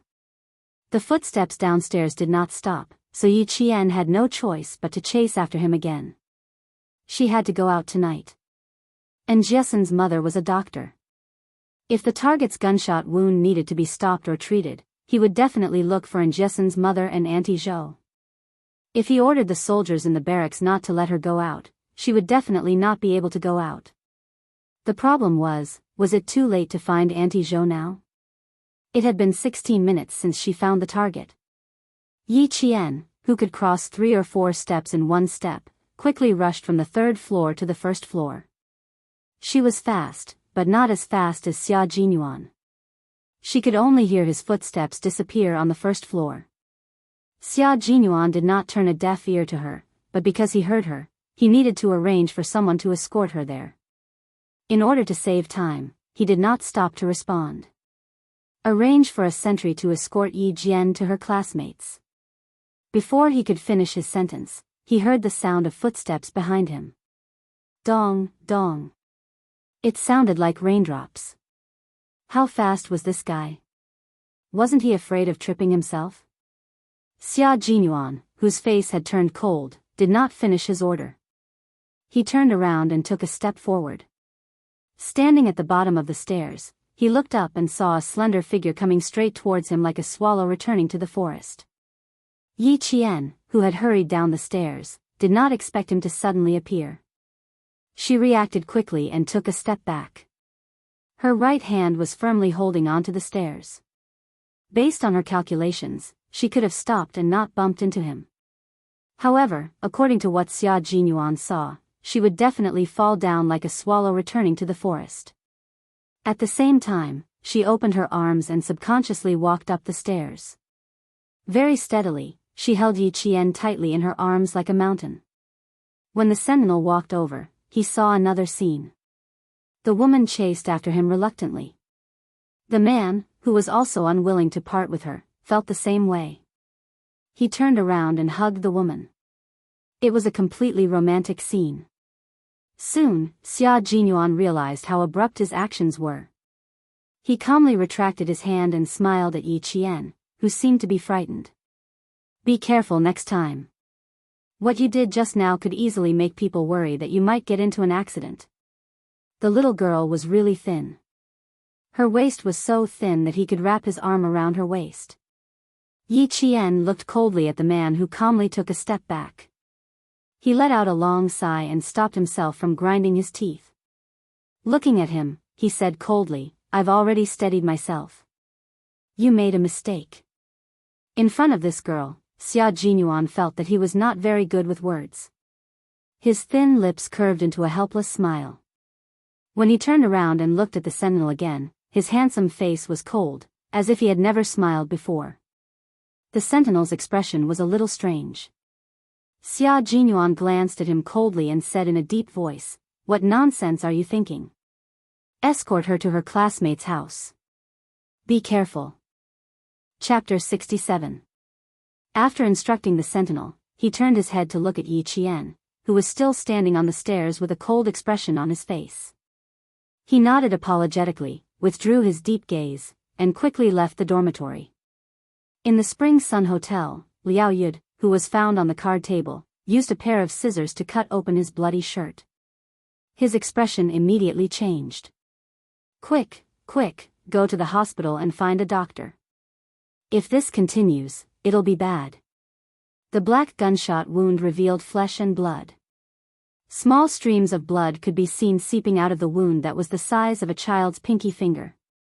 A man carrying a steaming stainless steel pot quickly walked into the room. With a click, he locked the door and said to the pale Liao Yud, "Brother Da, it's up to you now." Inside the stainless steel pot were scissors and tweezers that had been disinfected with boiling water. Someone also took out gauze, bandages, anti-inflammatory drugs, and anesthetic needles from his bag. When Liao Yud heard this, his face turned even paler. He panicked and said, No, Brother Fei, I'm afraid you're injured somewhere. I can't use this bit of fur at all. It'll kill Brother Fei."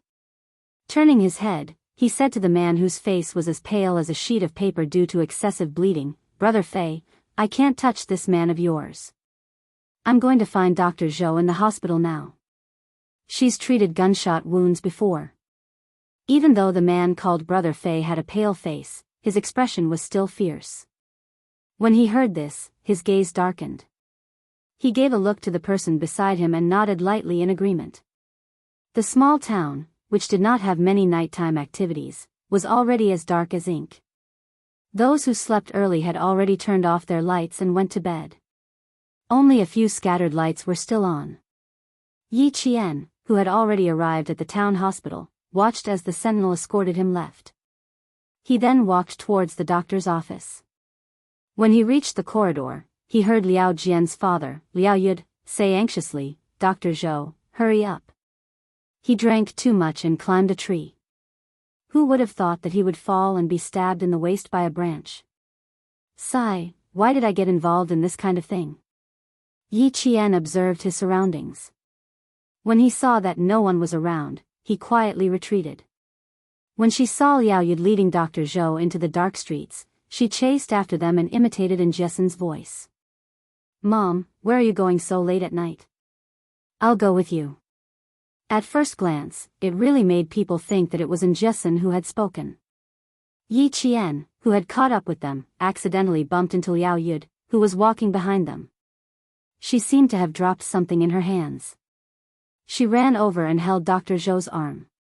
"Didn't I tell you to rest at home?" Dr. Zhou, who was in a hurry to leave, did not notice it.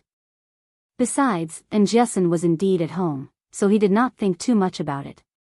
Liao Yud rolled his eyes and laughed. "Jessen is still up so late, and Liao Jianqing is still doing math. I know you're good at math, so why don't we go and teach Liao Jianqing together?" "Sure, no problem."